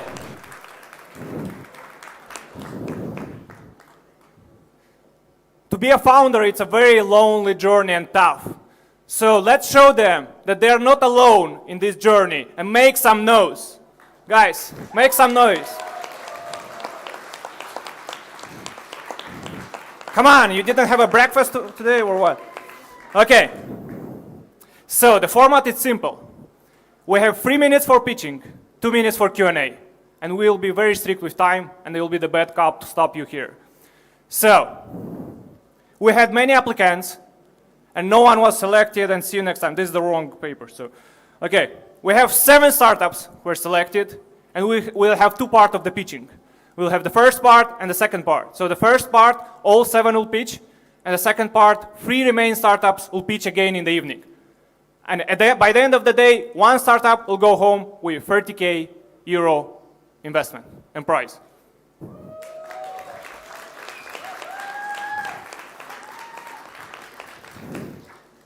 We have dear judges who will be today and evaluate and roast you on your pitches. So we have Yuri, partner at Change Ventures from Estonia.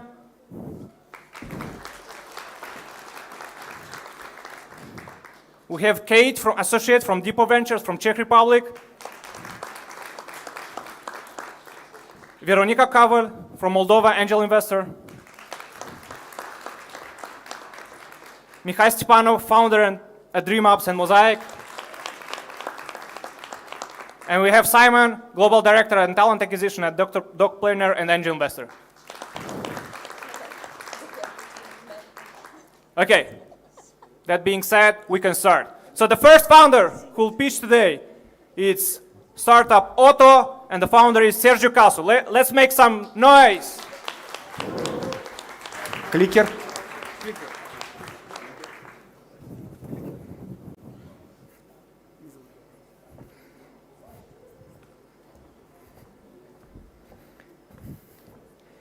Hello everyone, can you hear me well?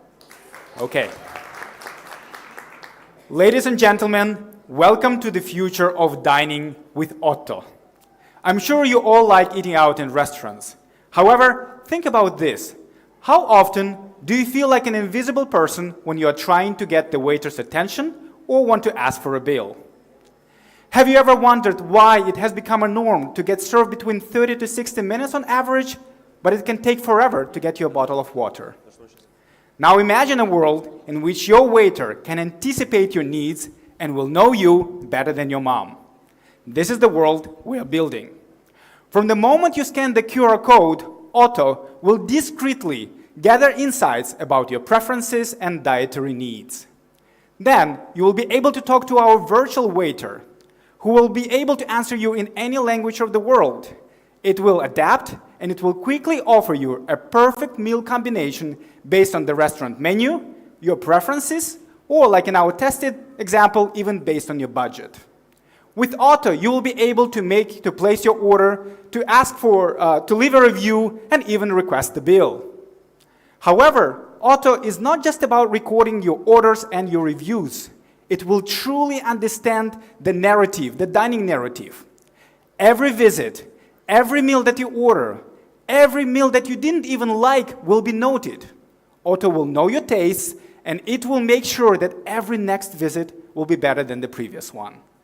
For restaurants, this also means that it will get faster serving time as well as higher average bill, because Otto is trained to seamlessly upsell a talent, let's be honest, most of waiters don't have. This means up to 30,000 of additional turnover for a restaurant. Our business model is elegantly simple, yet scalable. We will offer different subscription modes for every restaurant to benefit from this, technological lab. We already tested our MVP with several restaurants in Moldova and in Romania, and we got incredible feedback. These early adapters can't wait for our official launch, already projecting us over 10,000 turnover in a quarter. However, we're looking at a much bigger market, the European one, which is ripe enough for such technological transformation. Digital menu is not new. However, what makes Otto different is this AI-driven, personalized ordering experience and our team. Myself, with over 15 years of experience in business development, my colleague Andrian with 16 years of experience in full-stack development, and Yulia, our product design and marketing guru. We're at the verge of global expansion and a true revolution in the dining industry, so we invite you to join us with your contacts, experience, or money. Thank you very much. Great, exactly on time. Now the questions. 2 minutes for questions. Right, thanks a lot for the presentation. My first question would be, there are quite some players, as you mentioned, it's not new, the digital menu is existing, everybody has their own perk. How do you perceive your competition, not just regional, but global? And what kind of chunk of the market are you still able to, or are you aiming to attain? Mm-hmm. Yes, of course, we analyzed our competitions. However, everything that we have seen in the market still focuses on the digital menu per se, but not the AI technologies that we're going to build. Also, the market that we're looking at is the European one, and as I mentioned, even with 5% of SAM, we're still getting 4 billion turnover per year, from this market. And we know we can do it because together with our team, we have cumulative experience in 7 startups, out of which 4 successful. So we know how to turn our mistakes maybe into experiences. Okay, thank you. Thank you for the question. Expansion of this business model is quite cost heavy. How do you see cost of acquisition and like the expansion? How do you see it going, and what's your traction in terms of sales? Is it coming mostly from marketing? Do you need field sales? How does it look like? This will be definitely a combination, and I agree this will be costly. That's why we're starting with 1 million euro as an ask. It won't be cheap if we want to go it fast, right? So we will use a combination of, for big chains, we'll have face-to-face meetings because we will be able to attract them better like this. For smaller industries, we will have online webinars. We're going to visit and participate in all types of events, food and beverages events, restaurants, HoReCa. We'll also be in contact, like we did in Moldova, with the local HoReCa associations, where we can get all them at one table to present them the solutions that we're going to have. And of course, online, we already have several social networks, LinkedIn, Facebook. We have a good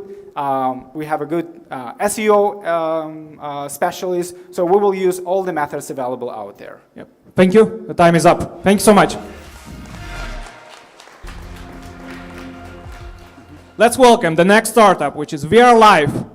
The person who will pitch is Gennady Ganebny. Let's welcome.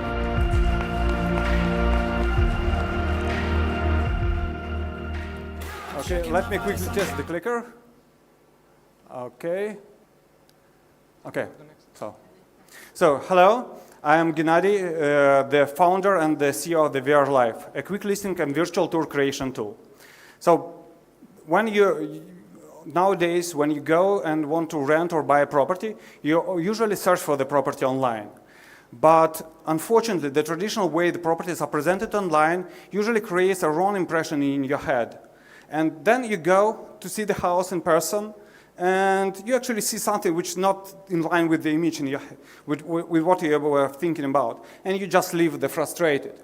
And people say that it's about 40% why the deal is not done, just because of this. You just went to the wrong property for you. And you're frustrated, but just think about the guy which was showing you this property. He not only lost his time, but he also lost his money, because he just can sell that much property he can show in a day.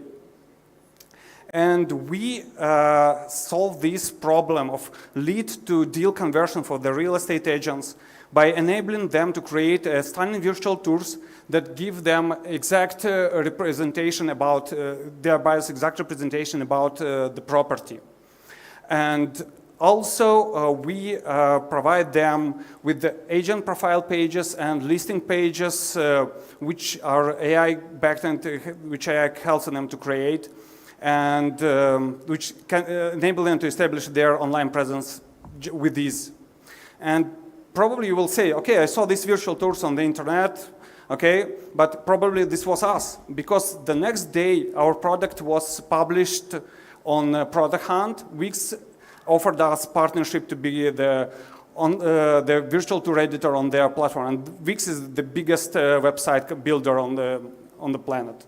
And now we also following this trend, and we're talking to the Webflow and on last mile with them, and with the WordPress, and the Shopify integration is in our roadmap. So our business model is subscription one. We have 6K MRR already and more than 1K paying users. The market is big, you can see the numbers, and of course there is competitions. But what we do, we know that the real estate agents are not that tech savvy, so we make these tools be easy to use by them, and with no hardware barriers to start. And of course we have a great team. This is me, my partner Anthony, you just saw him on the panel, and Nick, who has architectural and real estate background, and of course talented young developers. So at this moment, we are looking for the next round of 400K investments. We already have 100K investment from the startup and some support from AWS and Google for our hosting infrastructure. So thank you for listening. Now your questions and answers. Thank you. Let's start with Q&A.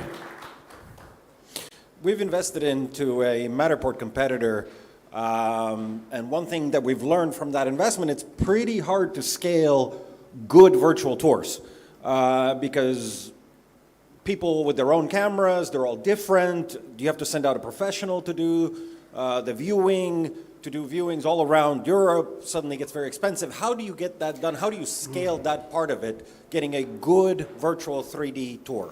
Okay, so as I said, so we not always focusing on having like a perfect virtual tour done with a perfect virtual camera, because actually I'm doing the 360 myself. I'm leading the Visit MD project, which is virtual tours all across Moldova sightseeing places, and I do this with the professional equipment. But we strive to enable people to do this just with a phone, for example. Maybe they getting not like a professional looking picture, but it's still way better than just photos, which don't give you exact information, vision of the home. We can like, for example, you know the hotels, they can photo one like a room like 2 by 2 meters, like it's 5 by 5 meters. And we want to, real estate agents do this 360 anyway, even with a phone.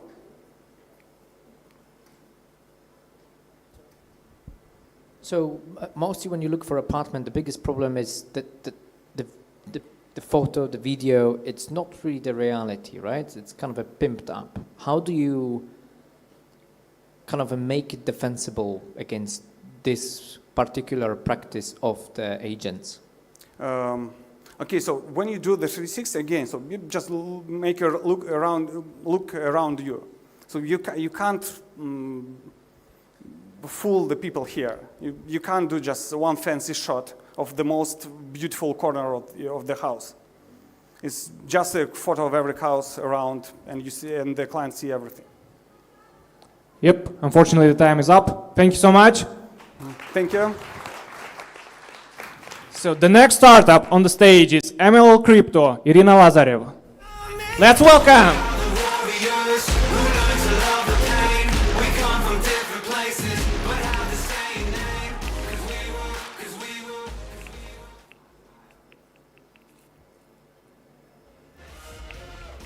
Куда? Yeah, we have a small problem. You can tell a joke.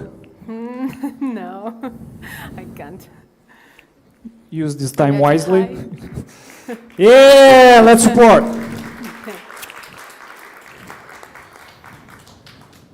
Stop the clock. Does this count as her pitching time? Oh, No. Yeah. Can you start again the time? Timer. Yeah.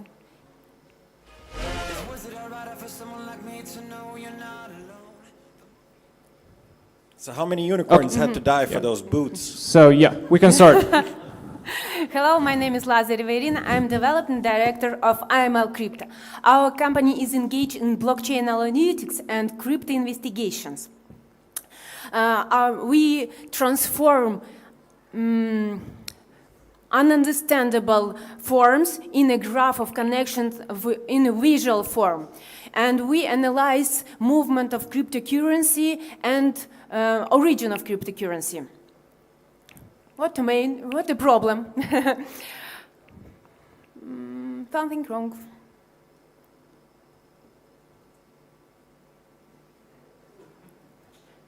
Here I will tell about market of cryptocurrency. And a nice picture should be.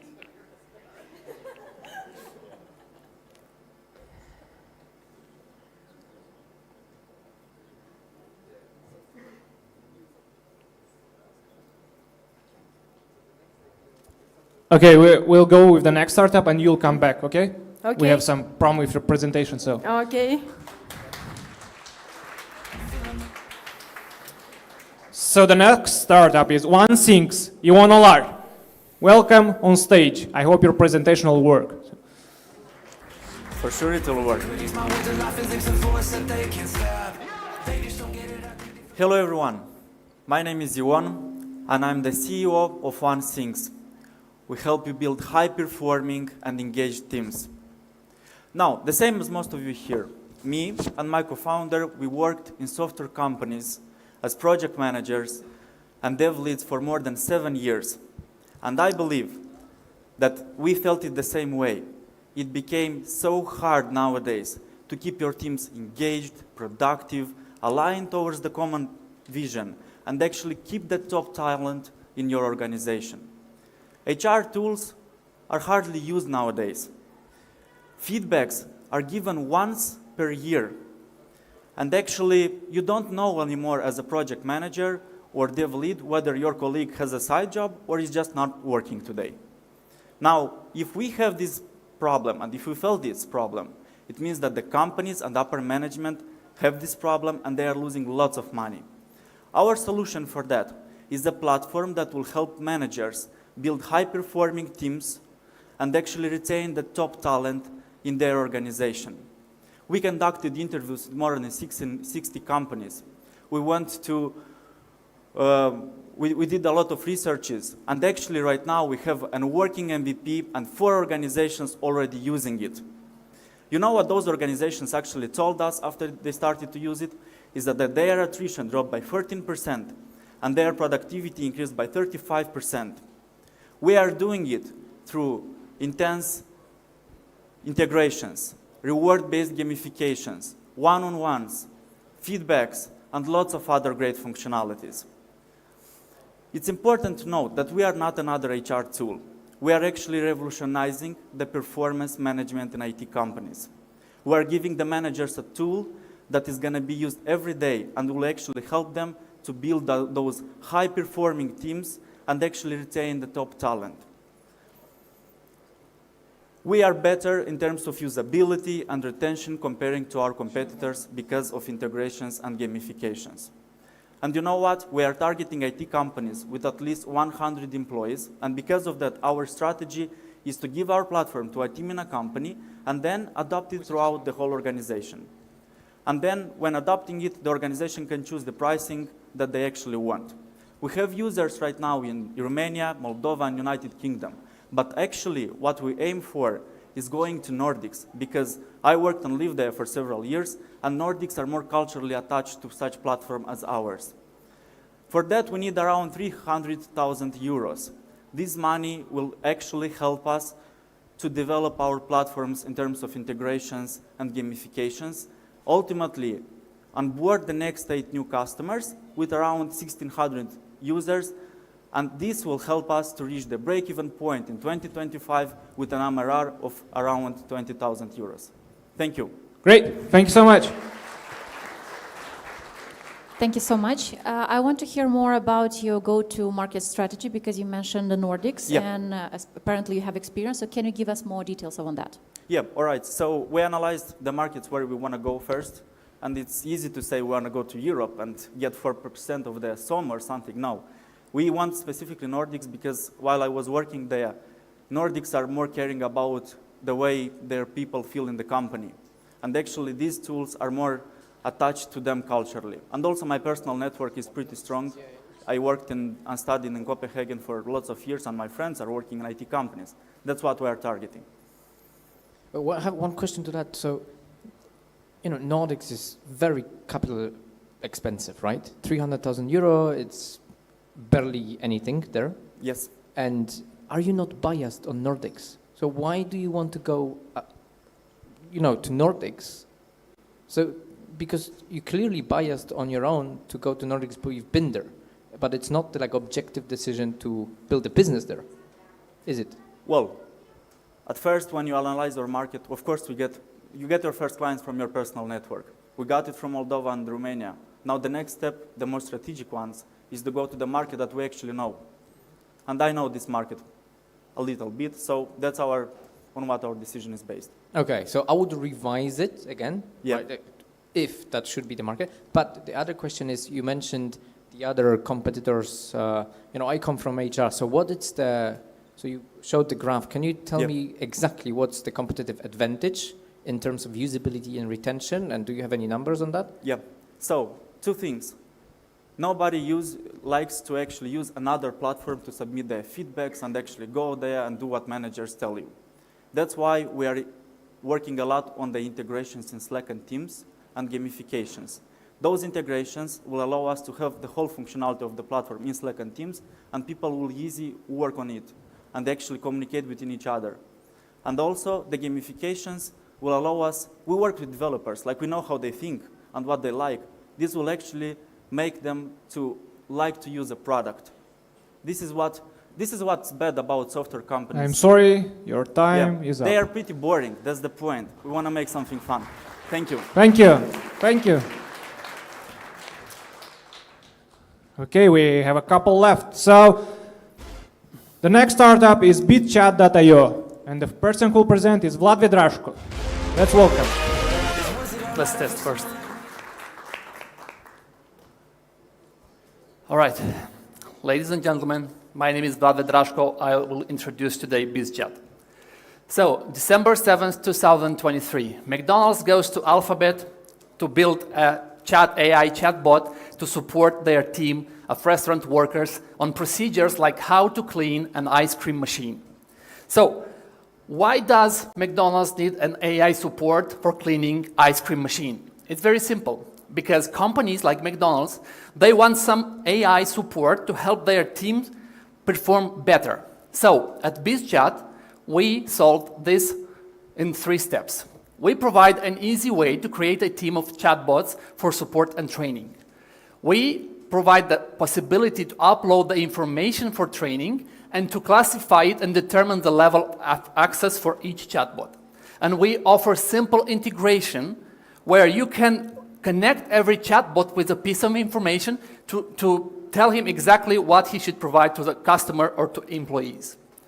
Basically, you add your data sources and you create your own ChatGPT with all your business content in one place, on one platform. How does it work? You create your chatbots as agents for customer support or for employee support.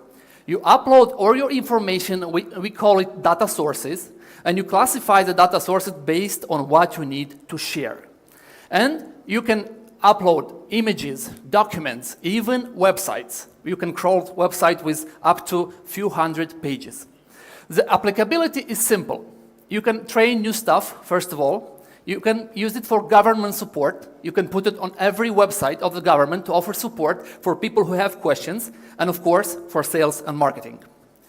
So, advantages. We have security. We have 2 packages. We have the package for public information, which offer you possibility to use it right away, and we have the private GPT package for enterprise, which can be installed on the premises of the company. We have the synergy of human and AI. Every answer that the bot provides to the customer has a source and can be checked by some human and corrected and learned. And we have the adaptability. It's like our technical solution is like an adapter that can be integrated with any LLM provider at this moment. The business model is simple: subscriptions or licensing. Subscription for public information and licensing for enterprise package. So, the market, I won't tell you much about the market. It's big. In 2022, it's $44 billion. Until 2030, it's going to be $75 billion. So, the team. This is the most important part. All the members of our team are entrepreneurs. We have successful startup launch, and we want this to make this project big and scalable. The main advantage we have is that we continually innovate and adapt our business model to be efficient and to be successful. Okay, the time is up. Thank you so much.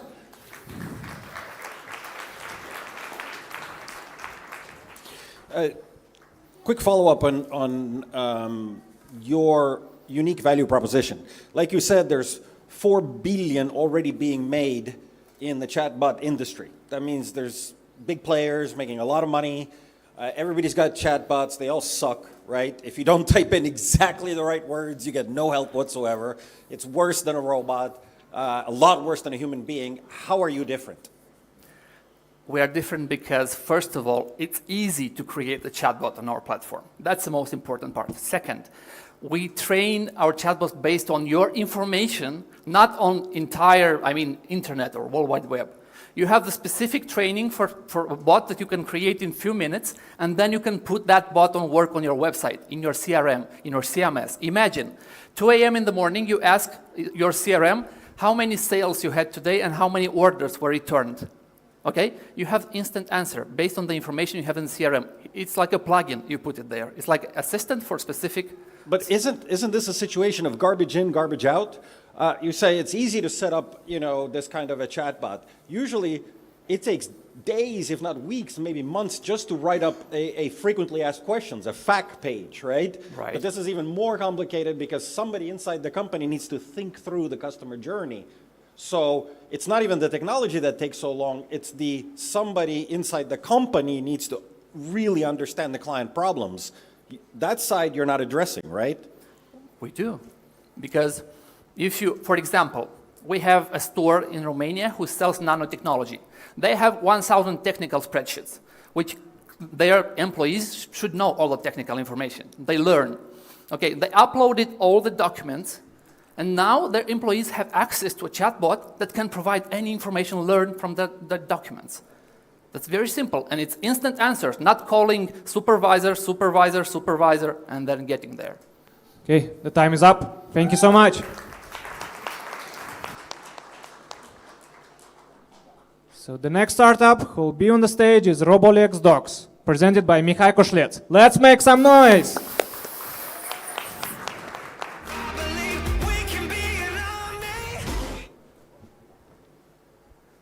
You didn't use my phone, right? You didn't, right? Amazing. Where's the clicker? Can I have the clicker, please? Thank you. Cool. So, oh, it started already. I don't think that's fair. Cool. I'm Mihai, and I'm one of the builder of Robolex Docs. We're a team of, okay, is it off? Is it on? Amazing. It doesn't work again. What do I do?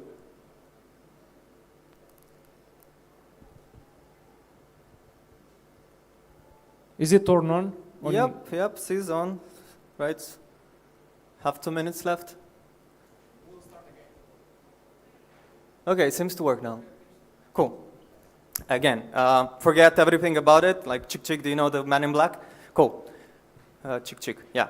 Hi, I'm Mihai, and I'm one of the builders of Robolex Docs. We're a team of 3 people with a collective experience of 7 years in legal and 10 years of building products. We've been part of startups like Planable and Gorgeous, which now are successful multi-million-dollar companies.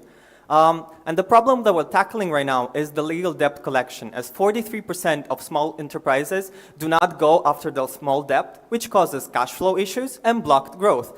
Usually they don't go for this because the prices for the services to collect your debt is very expensive compared to what you get back. So to give you clarity why this is an expensive service, as a lawyer, you have to analyze the documents. It doesn't go as fast as I wanted. Search your template. Adjust the template to fit the specific case. Search for and insert the latest legal provisions. You have to search for the interest rates of the national bank. You have to do the math for the interest rates, the inflation rate, the state tax. You have to go over everything to make sure that you have not made any mistakes. And imagine if you have to do it 10 times a day. It usually takes about 1 hour for a lawyer to do the claim, and thousands of claims are lost because of bad templates or errors in it. So we thought there should be a better way. Apparently there wasn't. So this is why we built Robolex Docs, which is helping you to craft your documents in under a minute. And it works very easily. You upload your invoice, you generate the document, and you submit the document in under a minute. For lawyers, the biggest wins is that they are 60 times more productive, they have to do 90% less input, and for courageous SMEs and accounting specialists, they can do it themselves for claims of under 5,000 euros. And it works for the whole of EU, or at least that's what we're trying to make it work. We're a SaaS. We offer services as a subscription and on demand. We did the math for the market size, and it seems to be big enough to get some investors to talk about us. We have a TAM of about 6 billion and a SUM of about 60 million. And to give you a glimpse of what it is to build a unicorn in Moldova, there should have been a nicer Moldova there with the other font. We recently launched the MVP. We're graduating this month from UpNext Accelerator. We're looking to open a seed investment round in the next few months. And the ultimate goal for Robolex is to drop the docs and use the Robolex AI assistant. This is the investment ask that we're having. It's 1.2 million. Most of it is going to go into product and country-by-country expansion. Yeah, we're building an ethical and lasting business. If you want to get along and see how it gets built from Moldova, we encourage you to pitch into this sum. And yeah, thank you very much for listening. Thank you. I'm going to start with questions right away. Thank you for your presentation. First quick question, what was your traction at the moment? I don't think it was there. I think this slide is going to help. Yeah, now we have about 20 committed clients on the platform with a booked 2,000 MRR, 2,000 euros a month MRR. We're currently trying to understand what is the problem between whether the platform is not enough or maybe the clients are not educated enough to understand how to properly use it. And those clients are SMEs or lawyers? Lawyers and accountants. Okay, lawyers get paid by hour. What's their motivation in becoming faster in this case? Because they can do more claims in the same amount of time. I mean, they can keep doing 10 claims a day that they did, but in 1 hour. So they can use the time to, I don't know, drink coffee or whatever lawyers do in their free time. Okay, so your core ICP at the moment are lawyer practices mostly and accountants? Yeah, lawyers and accountants. Is there a plan to expand to provide also capital for the, in terms of the debt? Because the big business in Europe is okay. It's been a direction that the biggest problem for entrepreneurs is cash flow, right? We all know it. Yeah. Yeah. So how we don't have any we don't have much clarity. We didn't go over how we can support the other half of the circular business of debt collection. But we, as we mentioned here, we're trying to expand the legal services beyond just debt.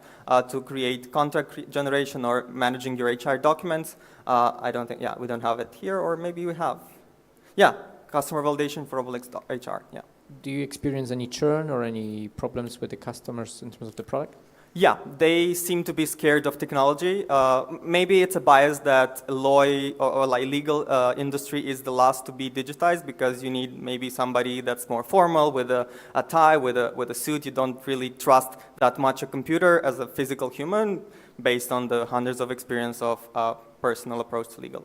So usually it's getting them to trust a digital system vs a human. Great. Thank you so much. Thank you.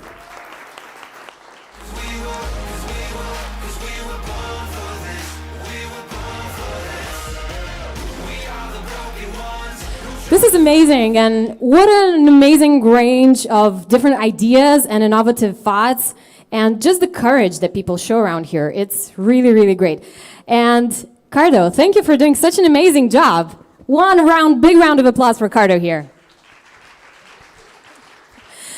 Okay, I know that you've been to several different events. You've seen so many pitches and so many people pitching. What do you think are like the key elements of success? Is charisma a key element of success in a pitch? Is it the product itself? What do you think it is? Yeah, but before that, we have 2 startups left who will pitch after the president will come. So, okay? Oh, so we have 2 more startups. Spoiler alert. Yeah, spoiler alert. Yeah. So yeah, I just came a couple of days ago from Silicon Valley, and so the secret actually there is no secret. You have to fail and fail and fail again until you succeed. So that's the only way to go. There's no really like a secret sauce of how to pitch. So basically, you have like you're the best that knows how your product works. So you just have to cut all the details and go straight forward, build a story around it, and pivot, iterate. So that's the only way to go. There is no, if there will be like a secret sauce or how exactly you have to pitch, so it means someone is very rich for advising those stuff, you know. But like there is no really, for someone storytelling works, for someone numbers works, for someone else like other stuff works. So yeah. What do you think, like a lot of people who come in on stage, they use humor as one of the key ingredients in their pitches. Do you feel that humor is something that can actually lead to a successful pitch eventually and to better results? Yeah, we have actually the right person for that question is Christopher Solic. He's very funny when he's like doing like his sessions and pitching, and he will be today here. So I think he's the right person to answer this question. But I like jokes, so I'm doing always jokes. Even my pitch is starting with a meme on the deck. You know, like it's my way to do that. But the worst thing is if you are telling a joke and the audience is dead. Like, it's killing you. So if you think that the joke will not work, it's better to not do that. But I guess it takes like practice. It takes understanding of the audience, the cultural environment in which you're in terms of like which jokes would go and which would not, and also on your pacing. I mean, we could probably like on Dreamicon 2024, we could have like a stand-up little workshop happening because I see humor being an important element in a lot of pitches, and sometimes they do get to like create that instant emotional connection maybe on a different level. Yeah. What do you think? Like, have you ever seen like products that are meh but winning pitches because of something else? I saw plenty of them. What do you think wins in those situations? So I mean, the pitch is about to attract attention. So the first you have to attract the attention. You don't have to put 20 slides because if you grab the attention, they will ask the other questions. They will ask about your business model, the economics, if they grab attention. If they don't, so you don't need all these slides there if they're not interested. So, and another thing is like it depends on what country and what culture are you pitching.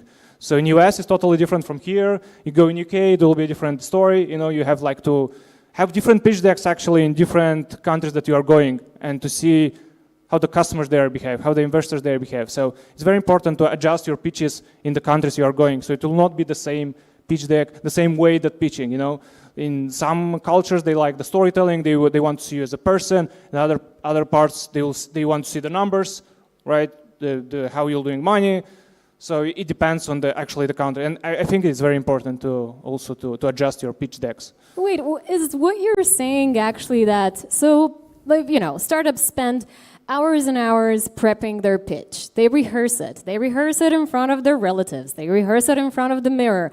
They go on Zoom calls with their peers and they rehearse once again their pitch. And you're saying that pitches actually need to be customized and changed from totally. Different events to I know founders who will like they're committing to the they're committing to the next investor meeting and they are adjusting the pitch deck in the cab, you know, like going to. So that's the way to go. Like you have to adjust. It depends on like the needs of the investors, of the customers.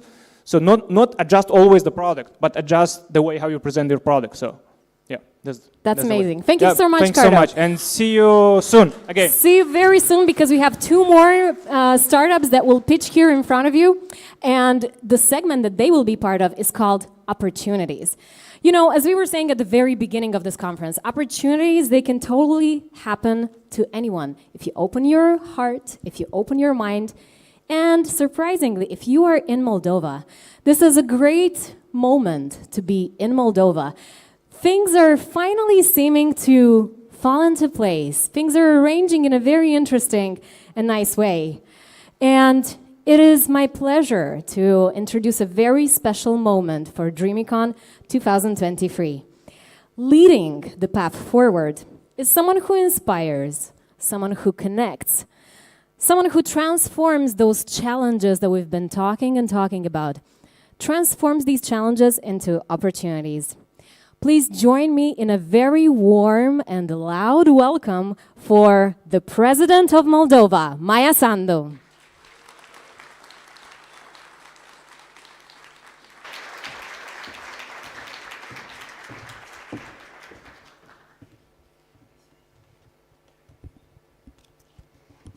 Bună ziua și vă mulțumesc pentru invitația de a lua parte la conferința Dreamicon.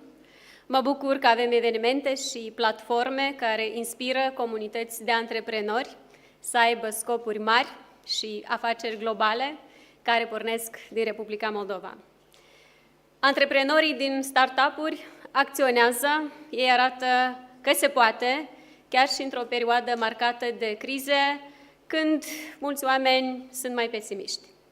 Le urez tuturor participanților la conferință mult succes și cât mai mult sprijin pentru dezvoltarea ideilor și creșterea companiilor lor. Din păcate, oamenii din Moldova nu prea cunosc comunitatea startup-urilor moldovenești. Cu toate acestea, noi avem cu ce ne mândri.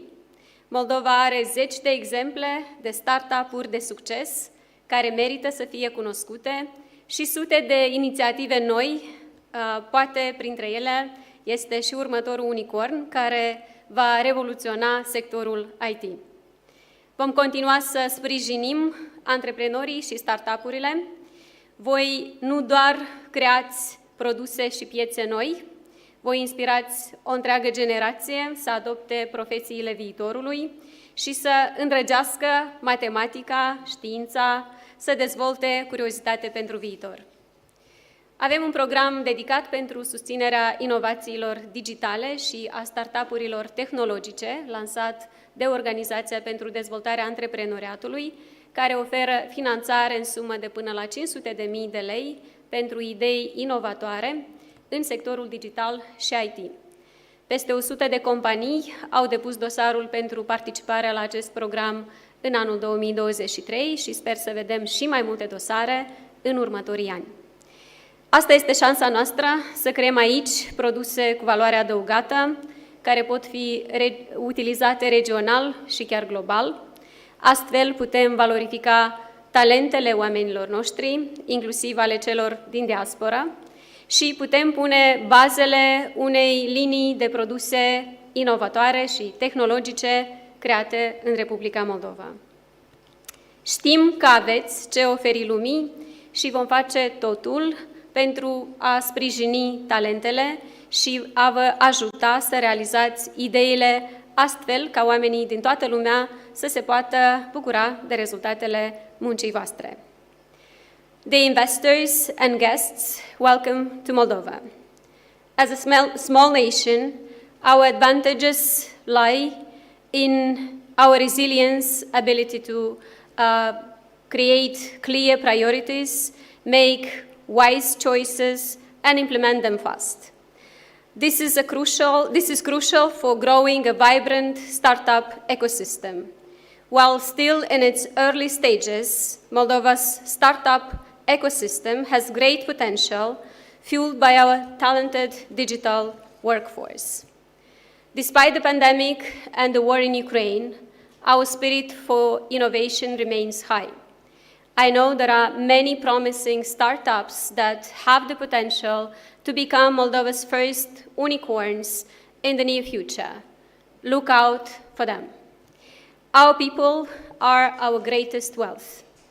With its talented technology pool, excellent location in the heart of Europe, moderate cost of living, a friendly tax policy, and high-speed internet connection, Moldova has the potential to become a thriving, entrepreneurial, and innovative hub. As we look towards the future, I encourage entrepreneurs, investors, mentors, and collaborators to continue working together. Let us invest in education and training, foster collaboration across sectors, and cultivate a culture that embraces risk-taking, learns from failure, and rewards success. I believe that with our talent, dedication, and hard work, we can transform Moldova into a true startup nation.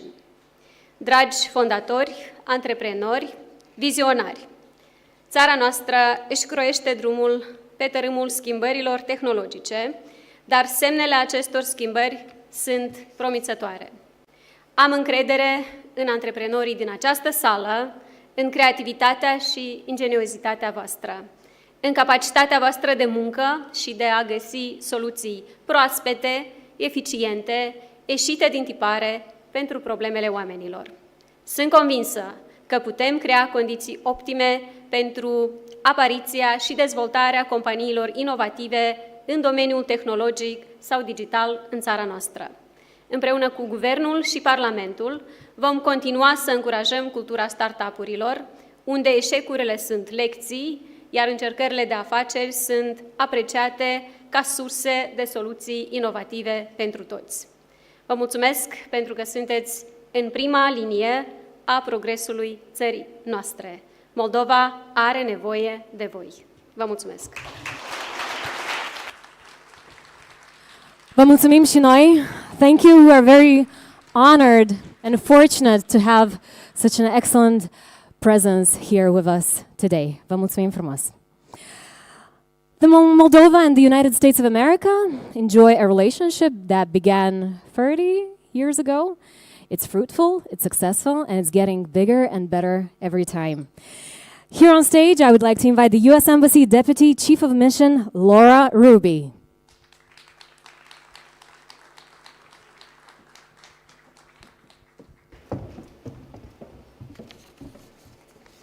Good morning, Madam President, partners, colleagues.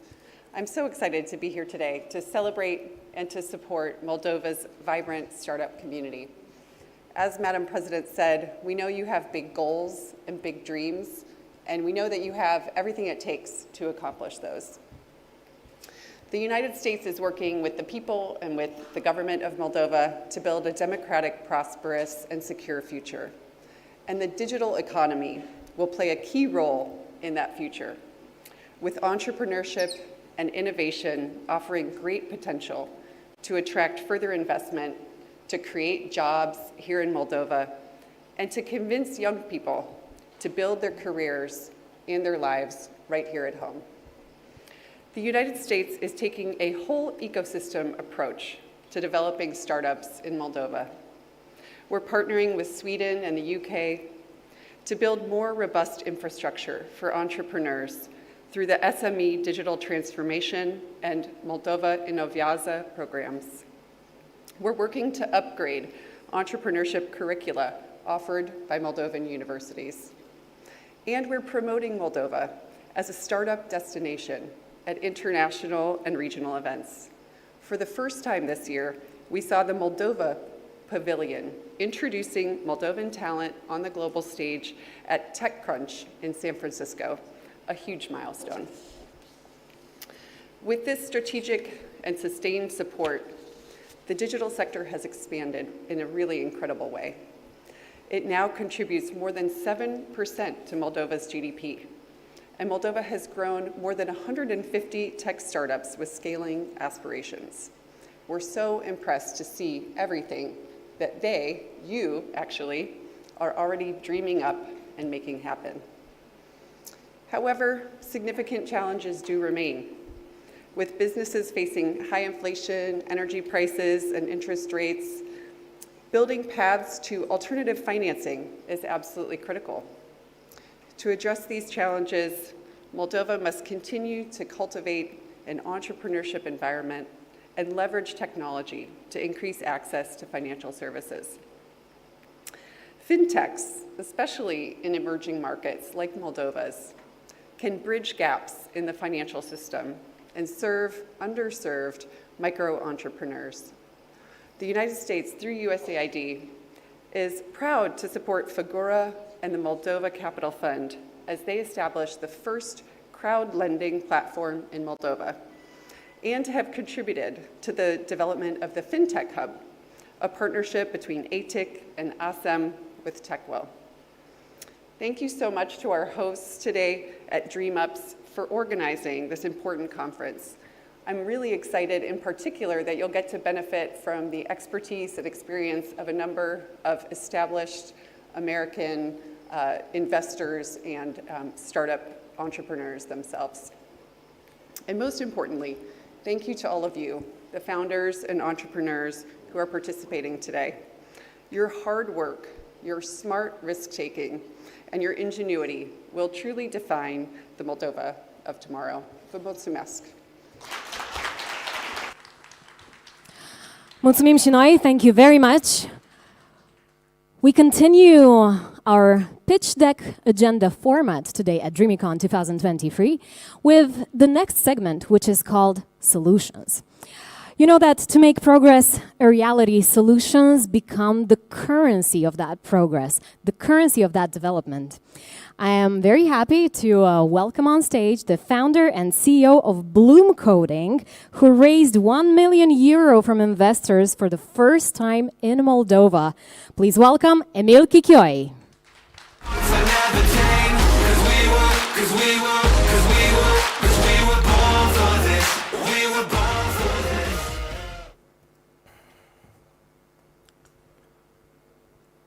wow, stepping here on this stage feels like stepping in a dream. The dream of seeing the startup ecosystem in Moldova being born.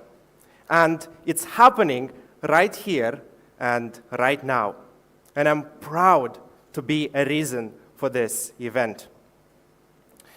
Today, I will speak to you what happened at the very beginning of Bloom Coding and how did we spot a unicorn opportunity. But who are we? We are a team that is built in Moldova with Moldovan DNA that is prepared to think in billions. And we are an educational startup that managed to convince the best and most renowned investors in the CEE region to believe in the dream of building a unicorn. So how does a 26-year-old guy with plenty of youthful naivety convince unicorn hunters that the next unicorn is going to be built in Moldova? I'm going to tell you a little bit about that. So, what we are is an online coding school for kids, but a completely unique one on a world level. We blended tools that we sent home, such as an AR and VR hardware, in live online lessons to create an experience that engages children for much more time. Our retention rate is twice as long as traditional coding schools that we see in the market today. These are the tools that we send home today to make education feel like magic. So, how do you spot a unicorn opportunity? First, you think about the right ship to sail in the right ocean. That's how I thought about it at the beginning. Bloom Coding has the right ship because we're a digital coding school compared to the traditional brick-and-mortar physical coding schools. And that's why we managed to scale across 4 geographies, earning the trusts of thousands of families in Bulgaria, Romania, Poland, and now in Turkey, earning more than €500,000 in revenue in just 2 years. So how do you sail the ocean? When you think about this, imagine that you're a startup founder of a B2B solution that sells at a price point of €50 per month. Imagine that to convince 5 customers, you need to speak to 50. If you do the math, to earn $1 million in annual recurring revenue, you would need to speak to 10,000 companies a year. To become a unicorn, you would need to do around 100 million in revenues a year. And that would mean speaking to 1 million companies a year. Speaking to 1 million companies a year is likely speaking to the entire world. If this potential company would exist, probably half of this people today would recognize this company and the logo of this company. Think about Zapier. Everybody uses Zapier and knows Zapier, but they're only doing 150 million ARR. It took them to conquer the entire world to become a unicorn. But who knows Whitehead Jr., a digital coding school that earns twice as much as Zapier, 350 million ARR, and it took them only 1 country to become a unicorn, in India. So this is what happened at the beginning of Bloom Coding. I realized that we only need to speak to 10,000 families a year to earn $1 million in annual recurring revenue, which is much easier than speaking to 10,000 companies. And then to become a unicorn, we need to speak to 1 million families a year. And then there's billions of families in the world. And we realized that here and right now, this is the opportunity for a unicorn in Moldova. We realized that there's plenty of families that want to give their children the best and brightest future. So today, we're on a road to expand into Turkey. Turkey alone has 30 million families, and there's 1.3 million children born every year. In Turkey alone, we can build tens of millions in revenues. And that's why we strongly believe in our opportunity. That's why I am deeply convinced that we will build the very first unicorn of Moldova. That's why we won the trust of local and international investors. But this is not only about numbers. You see, building a unicorn in our market is changing the lives of millions of families. We're in the business of changing lives. And that's why we're so proud to do what we do at Bloom Coding. Because we give parents an opportunity to express their love to their children. We give parents an opportunity to change the lives of their children, to be the best parents that they can be. We change lives, and we ask you to help us to change as many lives as possible. Because in building a unicorn, it's also inspiring future generations of founders that will change lives with their own products and solutions, just like it happened in Estonia with Skype. This was Emil, this was Bloom Coding, and it was a pleasure to be here today. Thank you. Thank you so much, Emil. It's a pleasure for us to listen to the story of Bloom Coding and many more successful stories like these to come, especially since here at this event, as we said at the very beginning, we're connecting, we're matchmaking investors with the media, with tech enthusiasts, with people who are just learning, what is that? What is a unicorn?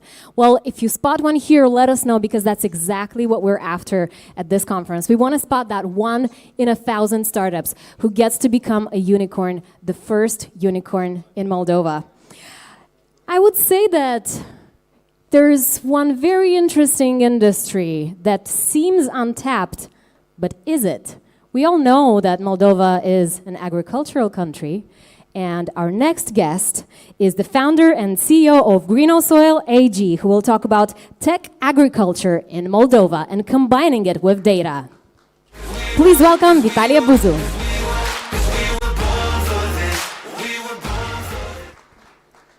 Hello, și bună ziua. My name is Vitalie Buzu, and I'm presenting today the Green Soil. A couple of words about me. Before getting into startupping, I was a 10 years private equity and venture capital investor. I managed almost like $300 million fund. We've been investing in agriculture, in startups in agriculture. And after that, 10 years already, like 9 years, I am in startups. I'm never sure that it was a good change to do, but that's what it is. So what we are doing actually in agriculture, indeed agriculture is a very conservative industry. A lot of things to be changed, a lot of things are not changed yet. And with the appearance of new technologies like satellites, like sensors, like AI, there is a chance that agriculture can be changed. How it can be changed? Imagine you can, for example, you have Moldova, you have 1 million hectares in Moldova, and you can literally remotely see and understand what's going on in each field. What crops are they growing? What practices are they using? What's the quality of the soil? How is the efficient agriculture? Pretty much you understand everything what is there without even talking or even interfering with the farmer. So the farmer doesn't know, but we actually have all the data that goes on there. And imagine you have Moldova, it's 1 million hectares, then Europe is 200 million, Russia, Ukraine, another 200, US, Latam. Globally, there are like 5 billion hectares. Pretty much that's what's the future of agriculture, to understand this data that comes out from every field and to understand how you can use it in order to improve what's going on there. Why we in agriculture? Simply because we think that it's the next disruption in a big industry, the same as it would be with, for example, like medical care or something like that. Imagine you walk on the street and like there is something, but understand that you have a heart problem or a lung problem or something else, and it goes directly to your doctor, and he gives you a prescription without you even knowing that you are sick. The same with the field in agriculture. You can do it literally remotely, and we think that in the next 5 to 10 years, agriculture will change a lot because it's aging. You see a lot of farmers are already old. Europe is losing 20-25% of farmers every year. And the new generation doesn't want to go and to work in the mud because nobody wants to be there. Everybody wants to stay in front of the computer. Agriculture is a hard work. And there is a big resilience towards the implementation of new technologies. And at the end, we think that maybe in like 5 or maybe 10 years, the human beings will be replaced in the fields. Already today you have the AI, but can actually understand much better than a human person what's going on in the field, what is the best technology to be applied into this field. You have self-driving machines, like tractors, harvester, everything. So pretty much you can actually consolidate the agriculture, get rid of the people there, and to make like a big consolidated industry. And I think that the society will benefit out of that, because that's the only way how you can make it efficient, how you can make it scalable, how you can actually tap the climate things that everybody's talking right now. That's why we're there. And it's a long journey. Agriculture is very slow changing, and it's a long game. And I don't know like what kind of, for example, when we're talking to B2C right now, because we are in the B2B business, but when you talk to B2C and to startups that are delivering some solutions for people, for physical persons, then the implementation way or the implementation term is much shorter. You can have, I don't know, like 3 months, 6 months to check the MVP, maybe 1 month to release it, or like 1 year to release it. In agriculture, it's much more complicated. It takes years because 1 year is just one cycle in agriculture, and it takes a lot of time. So while getting into that, you need to understand that you actually need to have capital for that. You need to have patience for that. You need to know how to get into. I've seen all of these inspiring speeches about unicorns, and honestly speaking, yeah, unicorn is a nice, like mystical animal, but if you would ask me, there are no rules how you can become a unicorn. I mean, nobody gonna tell you how you can become a unicorn, because if someone would know how to become a unicorn, they would become. It's a factor of 90% of luck to be in the right time, in the right place. Nothing to do with you. You can work a lot and do not succeed. You may not work a lot and you can succeed. So there is no receipt how you can become a unicorn. It's just mainly just to be lucky to become one. Can you be a unicorn in Moldova? No. And I think that everyone who goes into startupping right now, you need a little bit to be honest with yourself and do not have illusions and do not wish upon a star in a way, because before talking about becoming a unicorn, sell a business for $1 million first. Then sell another one for $10 million. Then sell another one for $100 million. And maybe after that, you may be a unicorn. In order to be a unicorn or to come to a unicorn, can it be a guy from Moldova who can be a founder of a unicorn company? Yes, obviously everybody can. You know how Moldovans say, prost vin roksai. But you need much more than that. In order to do unicorns, any unicorn before becoming that raised 200, 300, maybe 400 millions. You're not gonna raise this money being a Moldovan company. You need to work with a lot of B2B, B2C. You need to work with a lot of potential customers. You're not gonna do that being here. You can have a very good idea, but you know, ideas trilaleo. I mean, ideas cost nothing. There are a lot of them. The only thing that is important is the execution. And if you would take a look inside of a unicorn, you will see how the quality of the team that is there. And then everything will come to the question, do you have such people around you in Moldova? Literally, can they be here, like 2 million people, I don't know, like 50,000 people with high education, like from where they have to come? And you will have 10, 20 people in the team, very high professional, very committed, understanding what they're doing. And if you cannot put such a team, then you will be the dreaming guy that will say, yeah, I have a nice idea, it can be $1 billion. It can be, but it will not be. That's why actually startups go to Silicon Valley, right? Because there is a community, there is an infrastructure. When there are mentors, there are contacts, corporates, investors, lawyers, like everything. So yes, you can invent something here. You can set up something here. You can validate a concept from here. Maybe you can do even an MVP from here. Maybe you can do a seed round from here. But then anyway, you will have to move somewhere where you will be able to connect with those people that will help you to grow. So that's kind of my advice. If you want really to grow, you need to put yourself in an environment that actually will help you to grow. That's my experience coming from what we are doing. And I wish all of you good luck, success, If someone would come to me and tell me, look, I want to be a startup, my first advice would be go and find a normal job, start a family, because maybe that would actually the best choice you could have. But then, if you really believe in what you do, and you really are ready to do what you do, startupping is, because of the Hollywood and because of all these movies and because of the survival bias, everybody knows about good startups that like, oh, like this guy in garage, he made like a big thing and now he's famous. Yes, but nobody knows about a million other guys who actually failed and their lives became miserable because they lost everything. They lost all the money they had. They lost friends. They lost families. It's a very, very hard way to be like a startupper. And what makes you different to be a startup from a new company? Like, what's a new company? For example, like, let's go into the food industry. Like, if you open a restaurant, is it a startup or not? No, it's not a startup, because you do not invent nothing new. People already are going and eating in restaurants. Yeah, it can be Chinese food, it can be Italian, but it's still a restaurant where you go and you eat. And compare, for example, with food delivery. Why food delivery has been startups? Because they changed the pattern. Because people had a habit to go to the shop and buy the food. Now, you do not go to the shop. You stay at home and you can order and the food comes to you. So it changed the pattern. That's what is a startup. And usually the definition between a new company and a startup is that you go into some waters that never have been there before. That's why you do not know how it's gonna be there. You cannot calculate. You cannot do a business plan.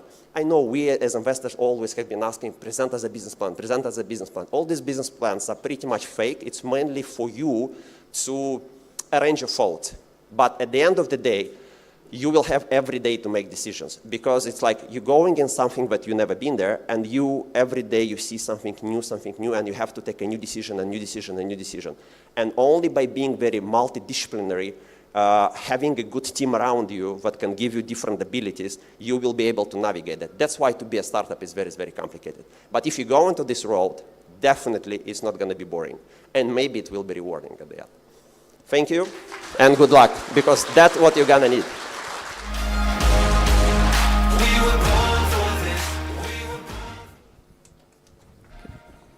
Thank you so much, Vitaly, for your nice insights and presentation.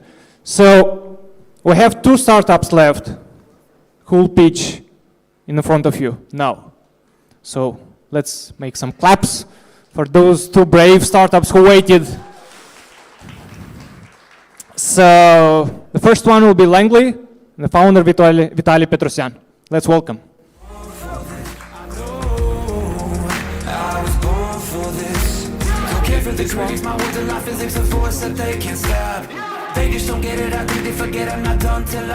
Hello guys, hello everyone. Thanks for having me here. My name is Vitaly Petrosyan, and I'm the serial entrepreneur, actually proud to be an angel investor of Bloom Coding and Mill High. But today we will talk about my passion. Please meet Langley, an AI-powered Oxford English language learning solution for schools and corporate trainings. So there are more than 1.5 billion English language learners all around the globe, but unfortunately about 80% of them fail to learn English due to the lack of motivation. But we know how to fix this problem. We created Langley, a place where you can play, learn, and even get certified.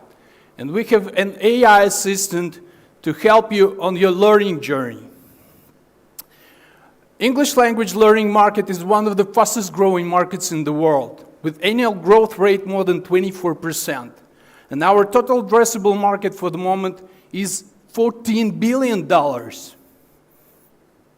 We know our competitors, and basing on our research, we've succeeded to create an outstanding user value for our users all around the globe. We can provide you a unique combination of gamification, storytelling, and AI. We are providing you with the proven Oxford University methodology under the hood, and we can provide you the certification. This makes us a perfect fit for schools curriculum and corporate bilingual programs. Our business model is simple. We are selling annual licenses to schools, school operators, and corporate customers. We have a great team of 27 full-time team members, a very experienced CTO, and Berkeley certified CMO. Our advisor is Michael Spencer. He's the Vice President of the U.S. Educational Association and CEO of the Global Expansion Strategies, our U.S. market partnering company. We have a great traction and already signed LOIs with the very big companies from Romania, Uzbekistan, and Japan. We are raising $1 million, 65% for development, 35% for marketing, and the most important that about half of this amount is already committed by the top European VCs. We are raising this amount to get first 100 B2B customers and hit $1.3 million in revenue during the 2024. Thank you very much. Thank you. Questions? Thank you very much. So several questions. One is why you position US as one of the core markets. So why US if they're like native English speakers? So is that the diaspora or what alternative markets you're looking at? And at the same time, why do we need another Duolingo? So first of all, the US market is really surprising. So there are about 21% of Hispanic population in the United States of America. And the biggest issue that 27 of these 21%, but actually it's more than 80 million people, they cannot speak English at all in the United States of America. I'm not sure if you're familiar with this issue, but the US market is one of the biggest in the world regarding the English language learning issues. Regarding the Duolingo, what makes us absolutely different is the Oxford University methodology. We have an official, approved, and worldwide recognized methodology. Duolingo doesn't. So, in terms of the Duolingo, so what is the kind of a psychology behind to retain the users and keep them going with and pay also for your product? Yeah. Because Oxford, whatever certificate, whatever program, it's not the thing that will keep me going to actually learn and stay with the product. Yeah, of course, you're absolutely right, and it's a great question because I'm explaining to some of the officials who are asking me that, guys, we are Duolingo, but with the Oxford methodology under the hood. So we provide you with the gamification, and you will always need extra motivation to learn, but never to play a game. Great. Does it make sense? The time is up. Thank you so much, Vital. Thank you. Thank you. Okay, and we have the last startup for this round, because we also will have the second part where 3 teams will go into the final, and you'll see them again in the evening. So the last startup for this round is ML Crypto, represented by Irina Lazareva. Let's make some noise for the last startup for this round. Let's do it one more time. Hello, my name is Lazareva Irina. I am development director of ML Crypto. Our company is engaged in blockchain analytics and crypto investigations. We allow you to see faceless blockchain crypto addresses in a visual graph of transactions. We allow you to get understandable report with all risks indexes. About oops, I'm sorry. Куда я должна? It doesn't work. Point in this way. Yeah. Mm-hmm. Yeah, here. Yeah. About crypto market at all. 12 million transactions every day are made. 400 million owners of cryptocurrency. And the turnover of cryptocurrency is about from 20 till 90 billion dollars.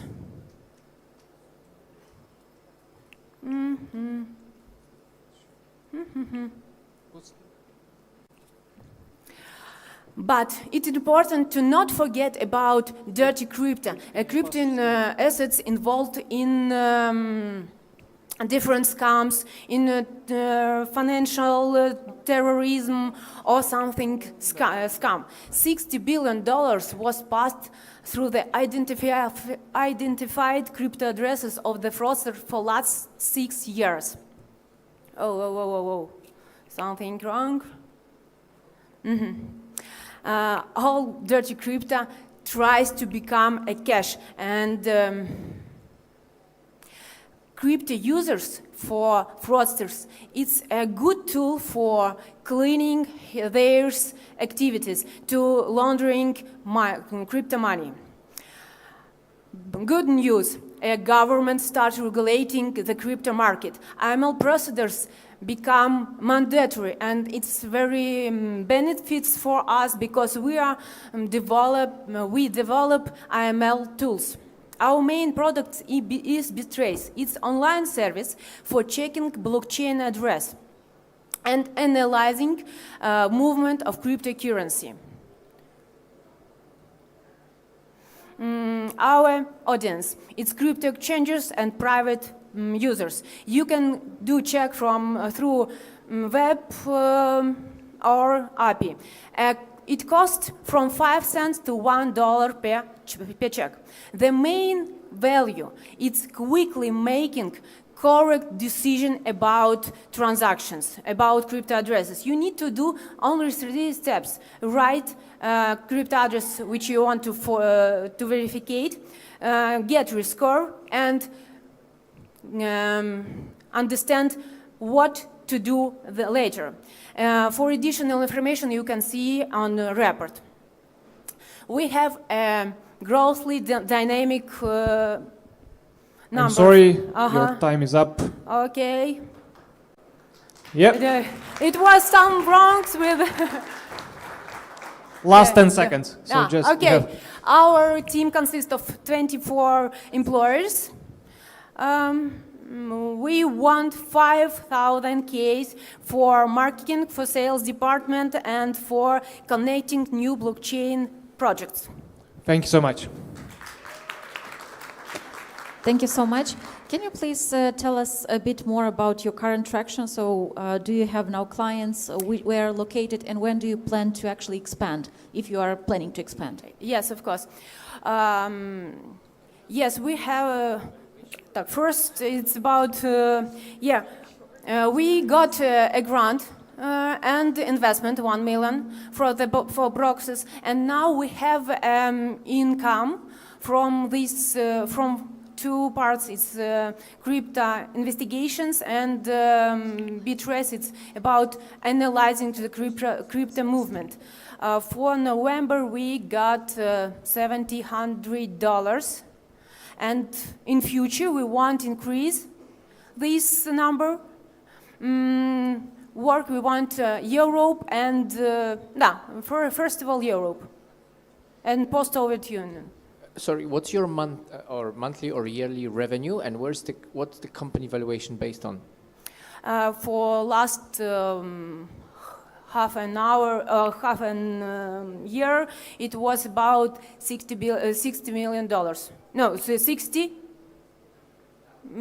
I don't know. I forgot this number. Yeah. Any other questions? I think we're short on time. Thank you very much for your presentation. Thanks so much.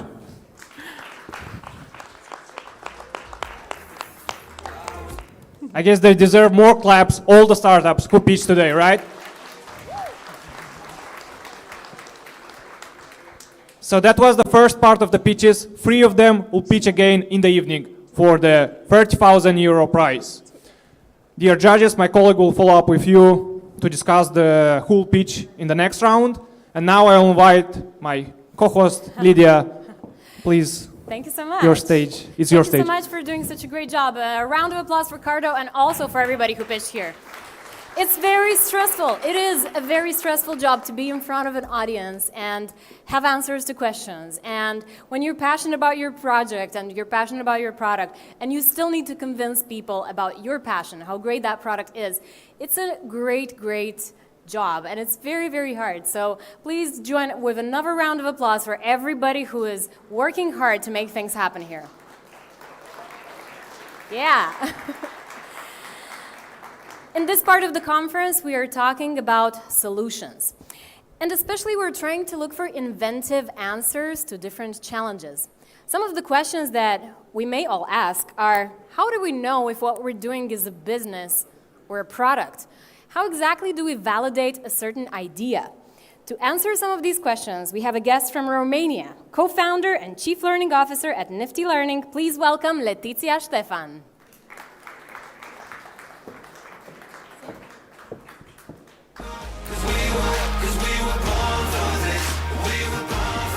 Hi everyone, I'm very, very honored to be here. A bit flustered, but I hope I'll do a good job. My message for you today is you guys are building a business, not a product. I hope it will come across throughout the presentation. I just want to do a quick show of hands. How many of you have started a business or are planning to start a business in the near future? Okay, so hopefully this is relevant for you guys. So, my name is Letizia, or Liz Ștefan. I am a co-founder myself.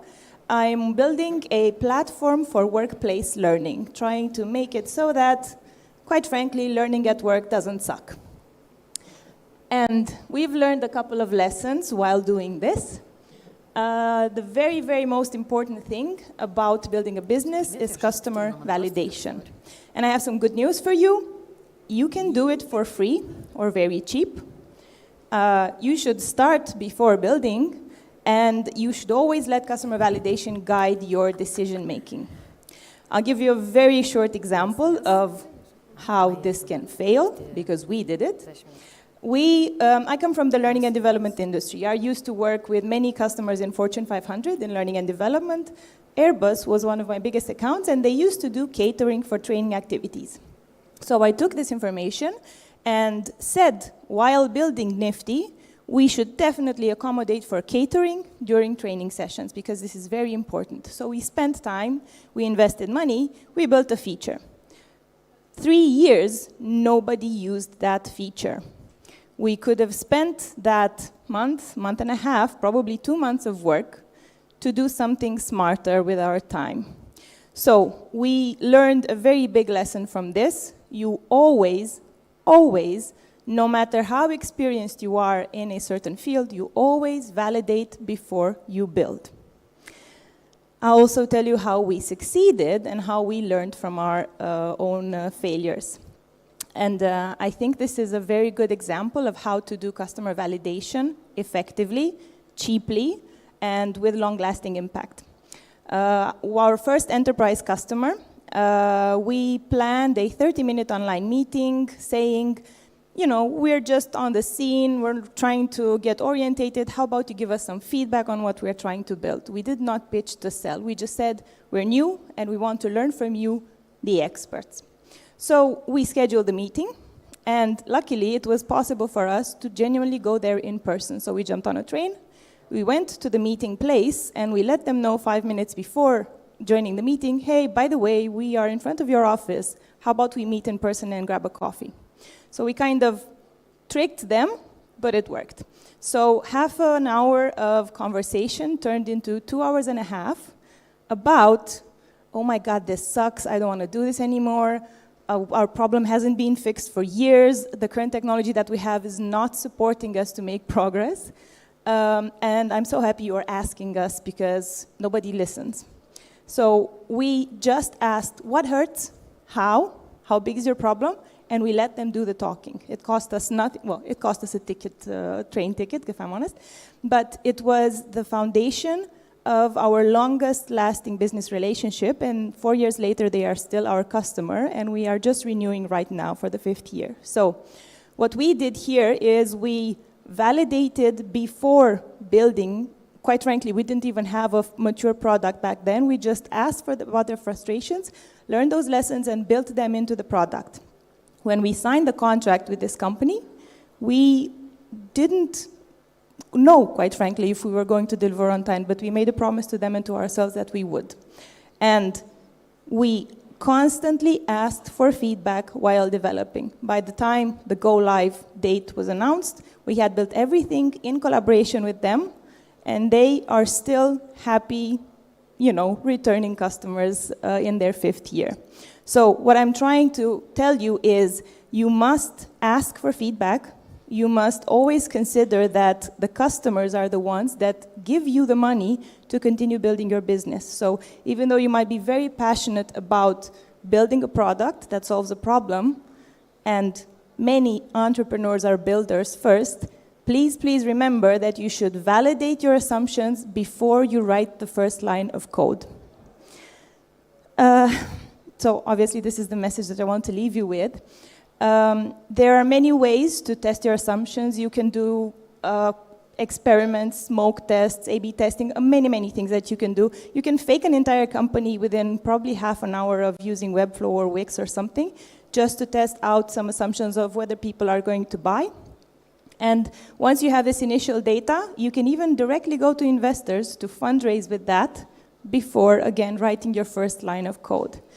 I usually like to recommend people to do a bit of reading. I think it's very valuable, and it gives you a bit of quiet time to think about the things that you plan to do. One of my favorite books related to customer validation is called The Mom Test by Rob Fitzpatrick.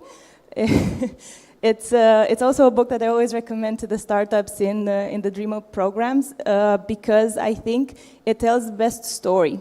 Rob Fitzpatrick is a founder who basically asked his mother what she thought about the thing he was building. And obviously mom loves you. She's not going to break your heart, right? So she's going to give you good advice and be like, oh, honey, you're building such a good thing. You're going to be successful. This is amazing.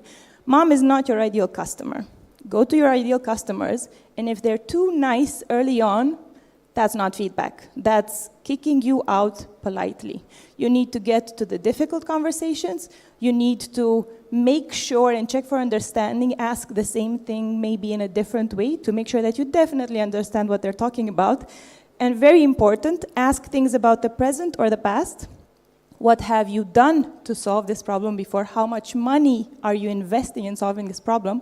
Don't ask about the future. Would you like to have this feature? Would you like the perfect solution? Everybody would like the perfect solution.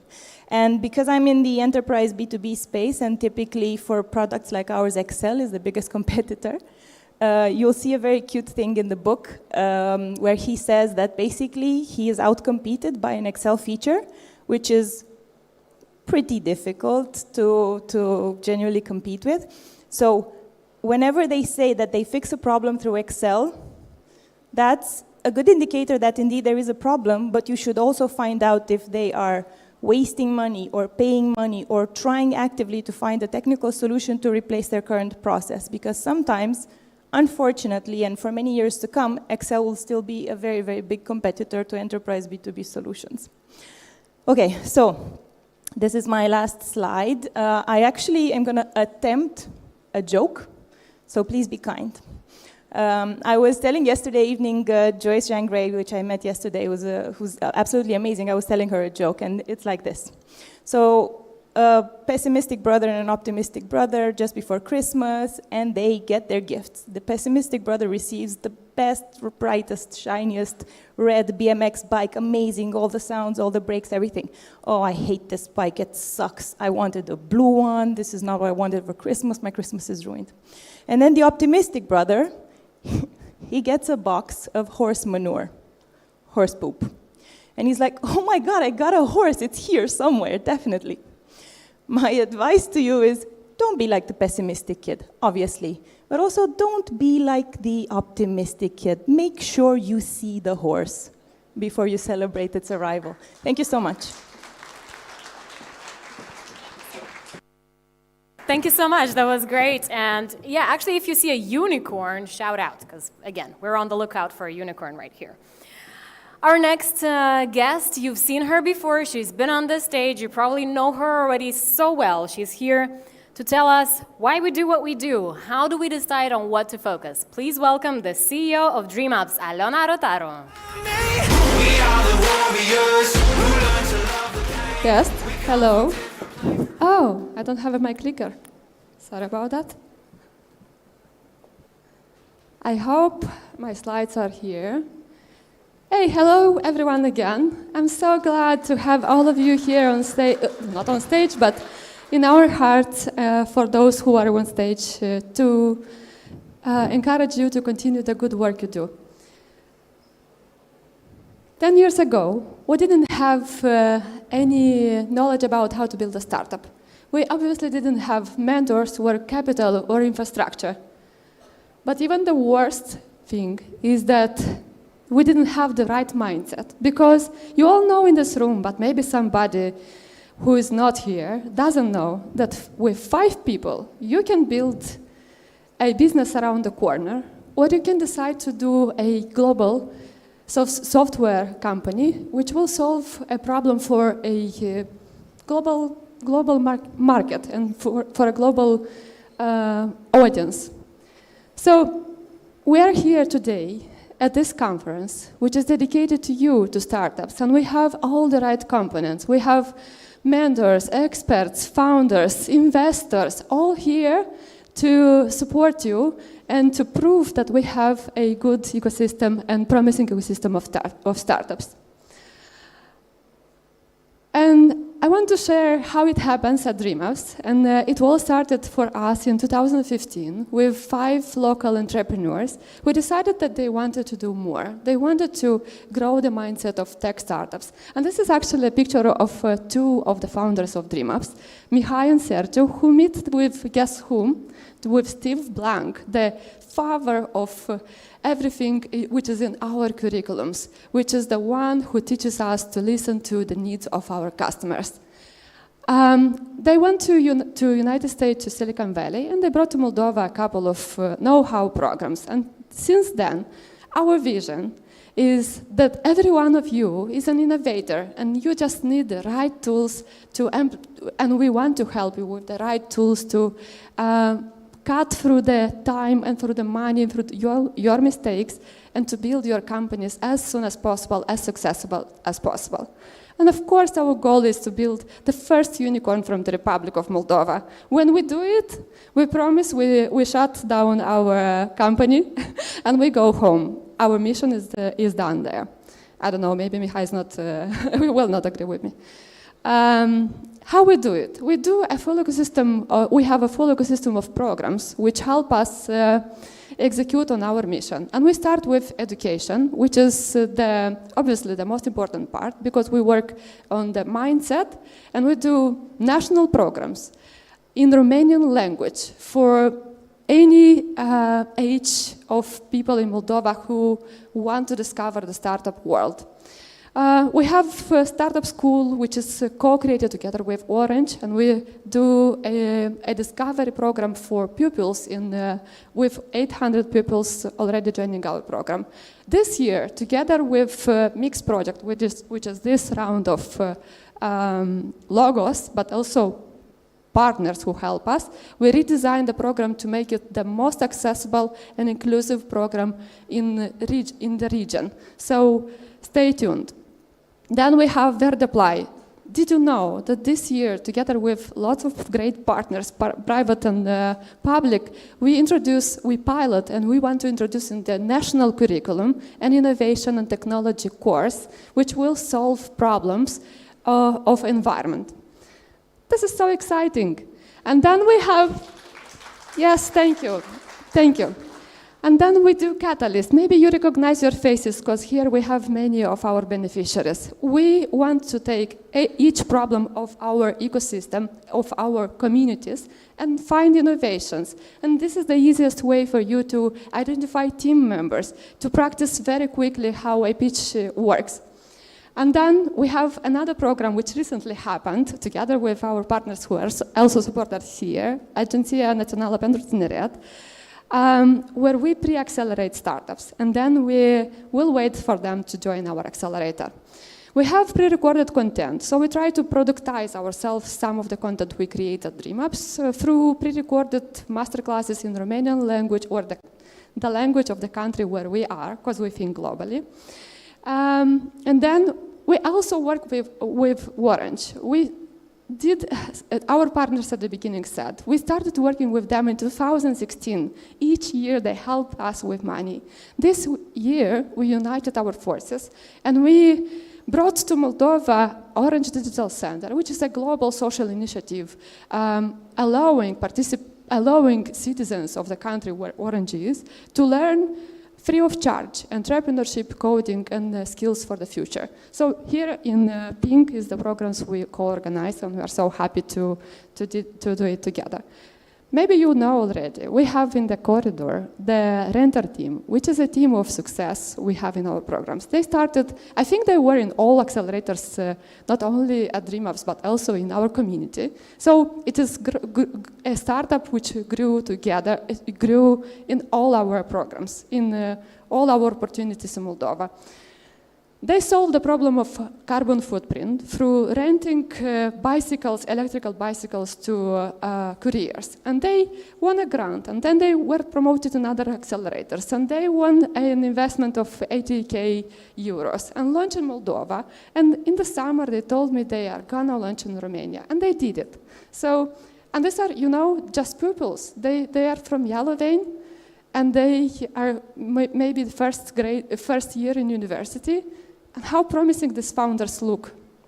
Next, thank you. Renter, this is for you. If you are here, Dan, and the team, well, we look forward to see your success in the future. Next, we accelerate startups.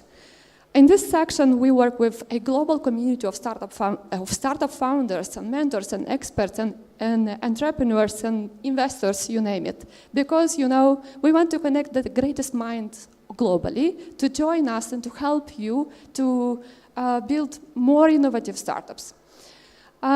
We started with Founder Institute, which is a global franchise of an idea stage accelerator, which Sergio Matei with Mihai and the guys launched back in 2016. They went to Silicon Valley. They went through this program themselves, and then they brought it to Moldova. We ran it for a couple of years. We got connected with the global community. That's why we have many people in our agenda, and in general, great people connected with us through our global network. And then we did other pivoting programs, which is an incubator. And then later, we did our own remote, in English, idea stage accelerator, which is running for 30 teams usually per batch, and we have founders from Moldova and actually with natives from 10 countries in Central and Eastern Europe. So we are global already.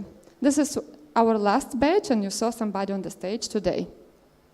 Only this year, our community was ready for the first traction accelerator, meaning that we already have a critical mass of people who have a company launched, they have a product, and they need help with operational stuff, with raising the next round of investment, with launching to the next country. And we did this accelerator and incubator where we started with 6 startups, and with the investments from our great partners who are here, who already gave investments in this program to pay salaries for founders. We also work with IT companies because we want to change their mindset to do meaningful companies scalable, because they are developers and you are developers and you know how to do solutions. You just need to understand how to do meaningful products which will help somebody's problem. And then we have, of course, not the less important is Mosaic, and I will not take a lot of time on that. But recently, Mosaic won a competition themselves in Romania, being one of the most promising, nominated as one of the most promising VCs in Romania. So we're at idea stage with VC, but we already invested 1 million euro in startups from Moldova, and we want to grow fast as you do. Next, Okay, next we have community, because founder's journey can be a very lonely one, and we want to help you. Of course, Dreamicon is in its first edition, and thank you very much for being with us here. We really appreciate that. We didn't expect for you to be so many here, but that's so nice. Thank you for that. And also, this is only the beginning. We are part of the global network Startup Grind, which helps us connect with global entrepreneurship community from 600 countries. Cities, sorry. And then I just want to conclude that we work with founders, we connect you with mentors and with investors, so we facilitate this acceleration mode. So I think we deserve the name which we have, Dreamups, but we also, I want to say thanks to our partners, because without them, we couldn't do any of that stuff. Everything, all we have here, costs lots of money. So we want to thank each of the partners we have on these slides. And if I miss somebody, it's only because, you know, I did my best to find all our partners historically from 2015.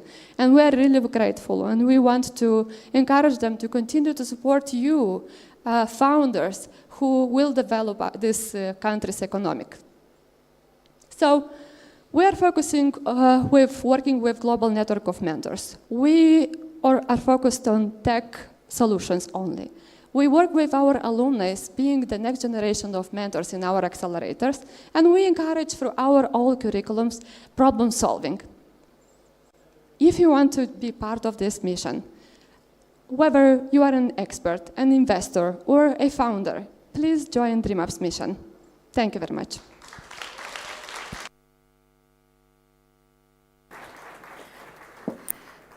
Thank you so much, Alona. She's definitely the heart and soul of the conference today, but not only, of the whole business ecosystem, especially for startups here happening in Moldova. All right, I would now like to invite on stage all of the speakers that have spoken so far, the speakers who have still not yet spoken but are here in the audience for a quick group photo, as well as the partners and the team at Dreamups. And we can have the music up a little bit for this moment, just to take like a group photo of everybody here.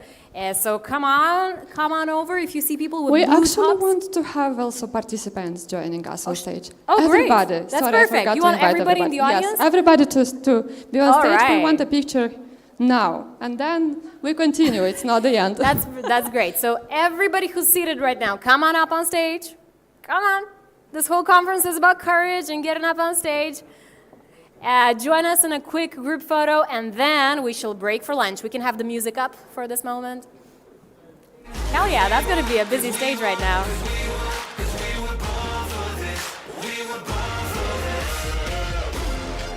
Everybody come on up, all the audience, all the partners, all the speakers.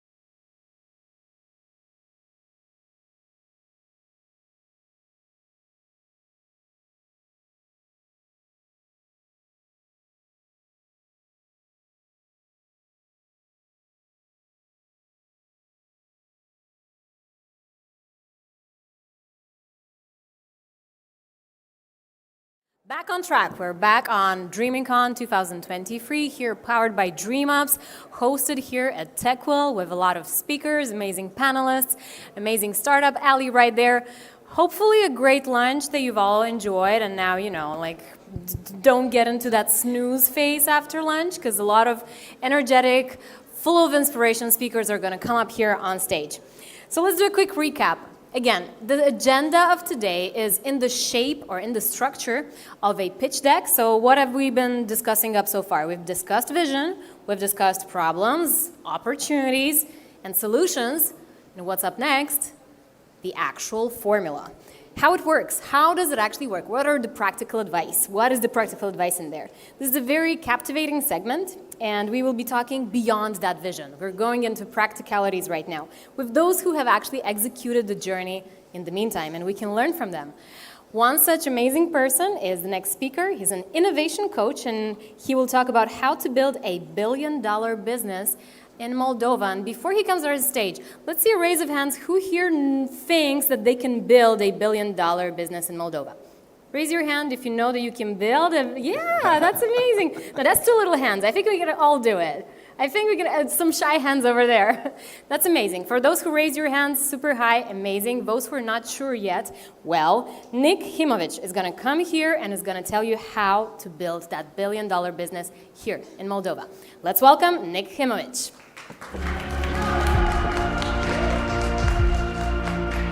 Hi everybody, I hope you had a nice lunch. So what we're going to be talking about is how to build a billion-dollar business in Moldova. No small feat, but we can do it, so let's get on with it. Okay, so my name's Nick Himo. Connect with me on LinkedIn. I have a YouTube channel. I make a lot of content about entrepreneurship and corporate innovation. So feel free to connect with me on LinkedIn and YouTube, because I share a lot of content there. I've worked with some of the largest companies in the world. Recently, Novo Nordisk, which is the biggest company in Europe. I've also worked with Google and Dreamups recently, which I think really very proud of, helping on their pivotal program. I've also worked for a company called Strategizer with Alex Osterwalder, who is one of the top 10 thought leaders on business in the world right now. And he taught me something. He's also the inventor of the business model canvas. And I'm sure, are you familiar with the business model canvas? Can I get a woo? Thank you, everybody. Thank you. I got a rock sign there. Thank you. He said to me, in the beginning, good ideas and bad ideas look virtually the same. You don't know which ones are going to work. Great ideas in a PowerPoint or a spreadsheet could be completely wrong. Okay? So numbers in a spreadsheet or a pitch deck, we might have done it. You might have done it before. You've created a pitch deck, and you're like, I'm not sure if this is true, but it'll be good, you know? And it's almost like a fantasy. What we want to try to do is avoid that. We want to get more... We want to show real evidence that we're actually making progress with the startup idea that we've got. Let me give you an idea. So this is a portfolio approach to corporate innovation, right? So the idea here, whether you're doing this in a large company or whether you're in an ecosystem like Moldova, what we need is lots of different teams. Yeah, with innovation projects or startups, whatever you want to call them, right? You've got lots of different teams. What we then need to do is give them a small amount of funding and get them to try and run experiments as quickly as possible, right? So they can kill their ideas as quickly as possible, move on to the next, yeah? So we kill those that don't produce evidence. Then we move them on to the next stage where we increase our investment, our resources. So, we then do more experiments with them, and then they get to the next phase, again, increasing investment, increasing resources, more time. Because the idea is that over time, what you want to do is increase investment only as you reduce risk in your idea. And the way you do that is through running business experiments saying, I have proof. Therefore, no longer are our presentations a fantasy because they're made of like real facts. Okay, so this is the approach that we need to set up in Moldova, and if we've got hundreds of companies doing this, going through using the right methodology, this is how we're going to reach $1 billion company. The first one, but hopefully not just one. We want to create many over and over again. That's the secret, right? So we can create a repeatable process to create lots of successful businesses. Now, so we talked about successful projects coming out of the funnel. Now, Simples is a great example of a company that's actually doing this. They've got lots of different projects that they're working on, and then out of that, is coming successful businesses. At the moment, it's 999 is most of their revenue, but they've got lots of other ones that are coming through the funnel that can replace that in the future. That's really important. Okay, so education is the key. I'm a really big fan of Strategizer's methodology. Business books like Business Model Generation, The Invincible Company, Testing Business Ideas, we'll talk about in a second. But it's key here is if you want to teach people a new way of thinking, don't bother trying to teach them. Instead, give them a tool, the use of which will lead to a new type of thinking. Okay, so the inventors of the business model canvas, Alex and Eve, they've written some books that are basically the methodology that we can use to build successful businesses. This is what we need to be learning and practicing. Now, Sona is a great example, a local example of a company that have done this and used this methodology, and others as well. And I created a documentary about the great work that they're doing at Simples, but specifically at Sona with Tatiana. And I'm really pleased, after months of work on this, to be doing the world premiere of the documentary here. So if we could play that, that would be great. Tatiana recently made a huge pivot in her company. That's because she spotted 3 blockers in her business model. What we're going to do is break down each one so you know exactly what to look out for. Tatiana is Chief Product Officer at Sona. She and her team are on a mission to build Moldova's first tech unicorn. The main goal was to make a billion-dollar business that can scale fast. Back in 2020, her team raised $120,000 in venture capital and went on to spend 2 years putting their heart and soul into the project. But then, a hard truth emerged. They realized the business model just wasn't going to work. That's when they decided to make a big pivot. I met up with Tatiana to talk about what that process looked like. Hi everybody, my name's Nick. I make videos for entrepreneurs and corporate innovators. And my goal is to help you take that idea. I bet you've got one floating around in your head right now. I want to help you take it and turn it into a potential billion-dollar business. Before we go deeper into the Sona story, we need to understand a little bit of theory. The startups that reach $1 billion know how to do one thing really well. They know when to pivot, persevere, or kill their idea. Now the question is, how do we decide which way to go? That's where the design test loop comes in. It's from a book called Testing Business Ideas by David Bland and Alex Osterwalder. First, you go through the business design loop. You generate ideas, you make business prototypes like napkin sketches, business model canvases, and value proposition canvases. Then you assess whether it makes sense to move forward to the test loop. New business ideas are usually based on big assumptions. The test loop is where we break those assumptions down into smaller, testable chunks. These are called hypotheses, and you use a tool called the assumptions map here. Next, we run experiments, like customer interviews, online ads, and landing page experiments. These experiments help us test each hypothesis and collect evidence. And we use the test and learn cards to capture the evidence at this stage. This enables us to learn and decide what to do next. Do we pivot? Do we persevere? Or do we kill our idea? Without using this process, we won't have the information that we need to make that decision. Typically, you need to go through this process many times. And of course, how this plays out in reality isn't as straightforward as it looks here. So let's see how Sona did it. Sona was founded by serial entrepreneur Dmitry Voloshin. Dmitry is an open water swimmer, and one day he was preparing for a race with his swimming coach. But he was really frustrated because while he was underwater, he couldn't hear his coach's instructions properly. That's when an idea came to him. He wanted to create a device that would enable him to hear exactly what his coach was saying while he swam underwater. But when they assessed the idea, there was a problem. Our engineering team first of all said that it is impossible. Dmitry didn't take no for an answer though. He kept pushing until the team found a solution. They used bone conduction technology to help swimmers hear up to 1 meter deep underwater and up to 300 meters away from the coach. The team identified a hypothesis they wanted to test. They then did customer interviews as part of the experiment phase. But what they learned really surprised them. And they said, no, it's a nightmare. We are not going to have all days or every second the coach's voice in our heads. This leads us on to the first sign that it's time to pivot your business. Your target customer isn't interested in the problem. At this point, Tatiana's team decided to pivot and focus on a different customer segment.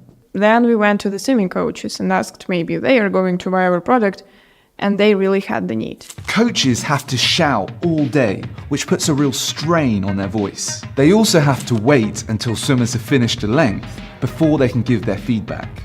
They needed a solution. So we started to sell our device to swimming coaches, but they didn't buy it so fast. Another sign that it's time to pivot is when you struggle to attract and retain customers. Here, your product solves your customers' problems really well, but you haven't found the right channels to reach them. So they did more customer interviews with the swimming coaches. They said they wanted to be able to test the Sonar communicator devices before buying them. This meant Sonar needed to pivot again. They partnered with distributors in every country who would be able to offer the trial sessions for swimming coaches who were interested in the product. We started to work with distributors, and it seemed that everything worked, because by the end of that year, we had already contracts for 4,000 pieces. After 2 years of a lot of trial and error, they eventually worked out how to sell the Sonar communicator devices to swimming coaches. The challenge is the decision-making process for swimming coaches to buy the product is about 6 months long. But as soon as we realized that it is a B2B product, and it's not gonna grow very fast and scale, we didn't know what to do next. The third sign that it's time to pivot is when you find out that your idea has limited revenue potential. Tatiana could see that something had to change. When they decided to pivot, they already had a lot of customers and they were constantly doing customer interviews. Swimmers said they lacked motivation and focus because training sessions were long and boring. One thing was clear from the feedback.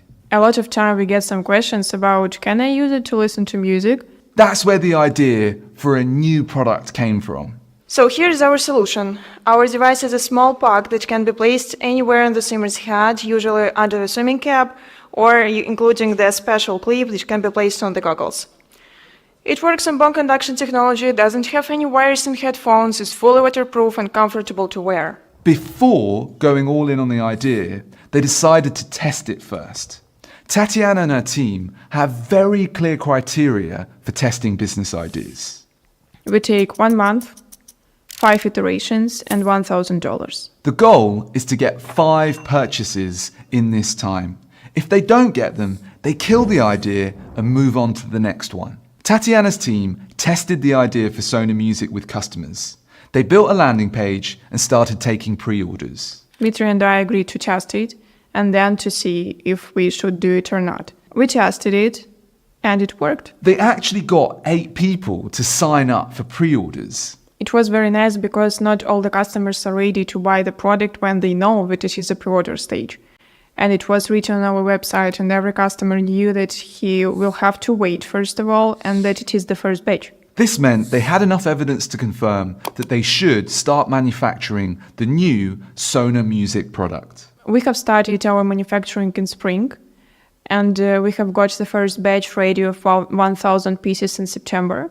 But by this period of time, all this batch was already sold. Tatiana has now ordered large batches of their product from a manufacturer in China. It's easier to sell to swimmers, which has meant that they're having more luck selling this version of the product in online marketplaces. Our go-to-market strategy is simple. We are going to work with usual B2C sales, running ads campaigns, influencer strategy, and B2B sales. And by the way, we already have 35 potential distributors who are ready to work with us. Sonar Music has a much more scalable business model than Sonar Communicator. And so that means they're much more likely to reach their goal now of becoming Moldova's first billion-dollar company.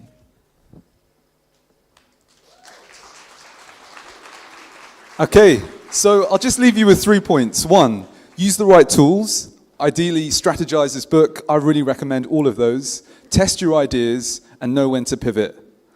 Keep in touch with me. Connect with me on LinkedIn. Subscribe to my YouTube channel. And thank you, everybody. Good luck and keep innovating.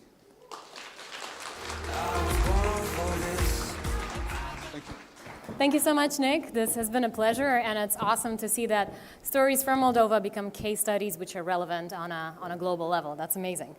All right, well, let's talk about going global with one more company that is bred here in Moldova. They're the trendsetters in open banking. They belong to the fintech sector. For those of you who haven't heard about the fintech sector as much today, this is the moment.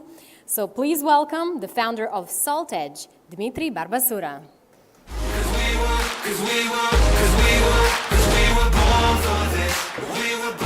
Hello everyone, nice to meet you guys. So going global, I will put the scene here. So first of all, when we have created SaltEdge, the idea was to sell globally, not only in Moldova, preferably outside of Moldova. And it's B2B business, so things that works for B2B will not work for B2C for obvious reasons. Let's start from putting, let's say, goal. We have used our own product for our own benefit. We do understand how things are working, what we like, what we not like. And first of all, our client was a PFM located in US, working with different countries, different markets, and we have signed an agreement in the end of the year and launched product first client free of charge for 1 year on 31st of December of 2014. So we have built product, we have launched the client, and we have nightmare during 2 months to support the client with real customers, real use cases, real feedback, real support, and so on. So you should have the same resources built and the same passion to build, to reply, to see that there are failures, and you should resolve these failures. So the first client have attracted other clients in the same niche. So they have seen that we have delivering some uniqueness, some stuff that was not available on the market. In our case, even before it was called open banking, we have called it data aggregation service.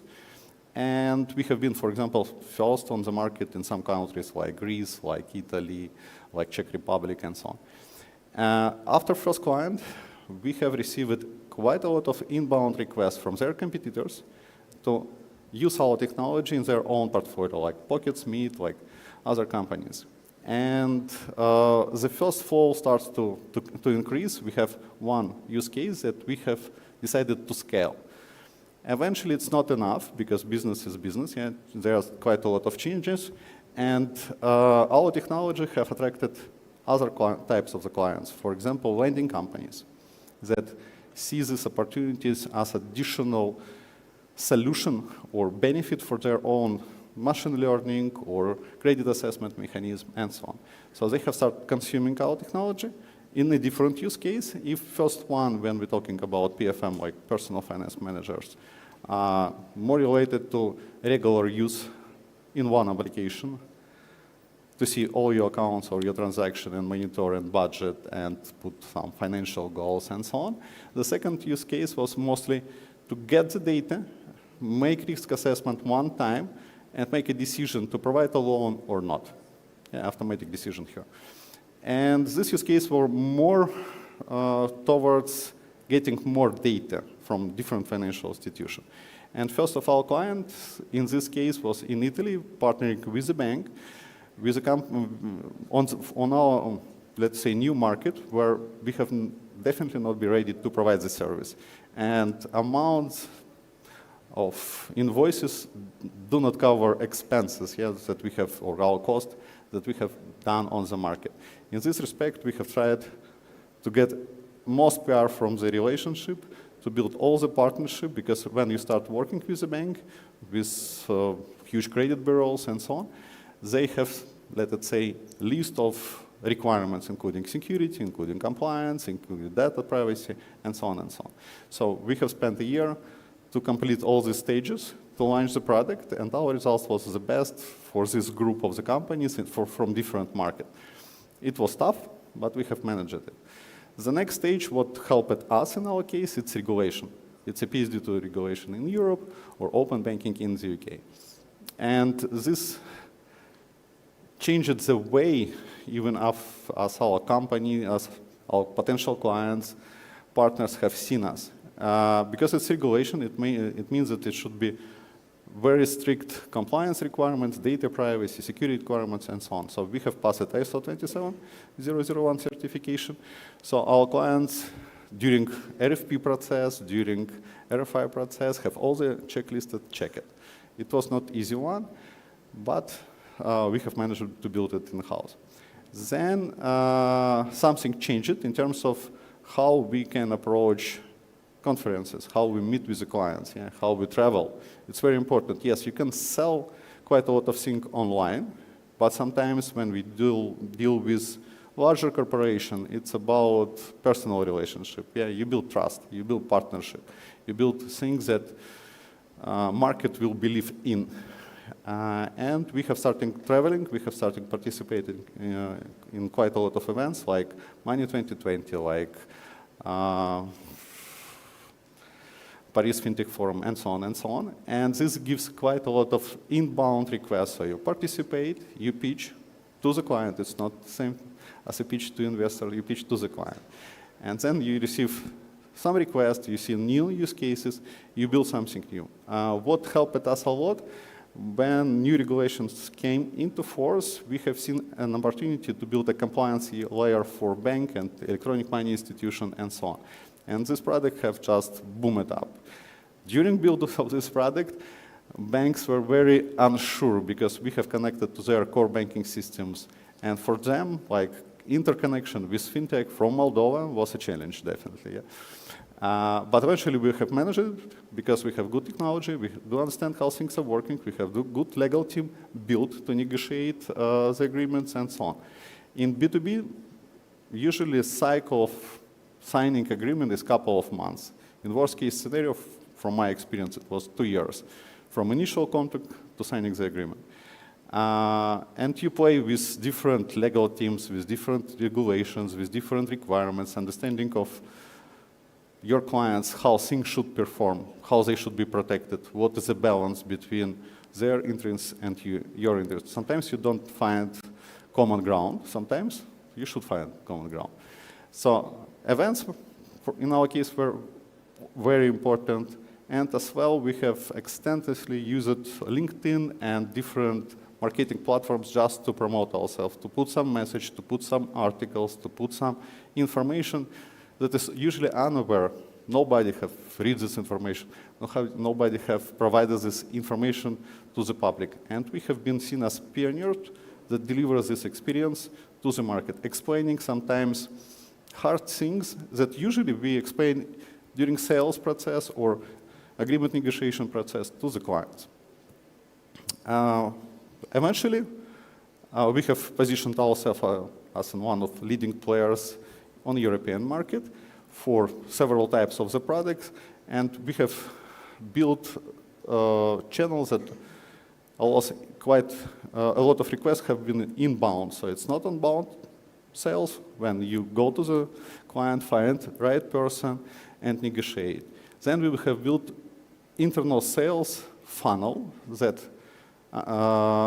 filters, let's say, potential deals, their stages, how long they will be evaluating, and so on. We have put a lot of efforts to put like metrics in terms of market qualified lead, sales qualified lead, and quite a lot of other things, and how deals should be structured, even in terms of revenue. So eventually, after 4 years of fails, in 2021, we have adjusted our planning and models that was almost exactly as a revenue and our cost during the year. So it was like for us as a surprise eventually. In terms of Moldovan company, what I can suggest, to try to sell early, even before you have ready product, because sometimes what you build here is not what is needed on another market. Yeah, all markets are a little bit different, niches are a little bit different, and you should be quite persistent to adjust and change. When I say persistent, it's not like just trying 5 times and you fail it and so on. No. You try 5 times, you find what is not working, you ask your clients what's needed for them to make a positive decision, and you work towards this stuff to be completed, because usually in B2B sales, For a client, it's a checklist. What should be done?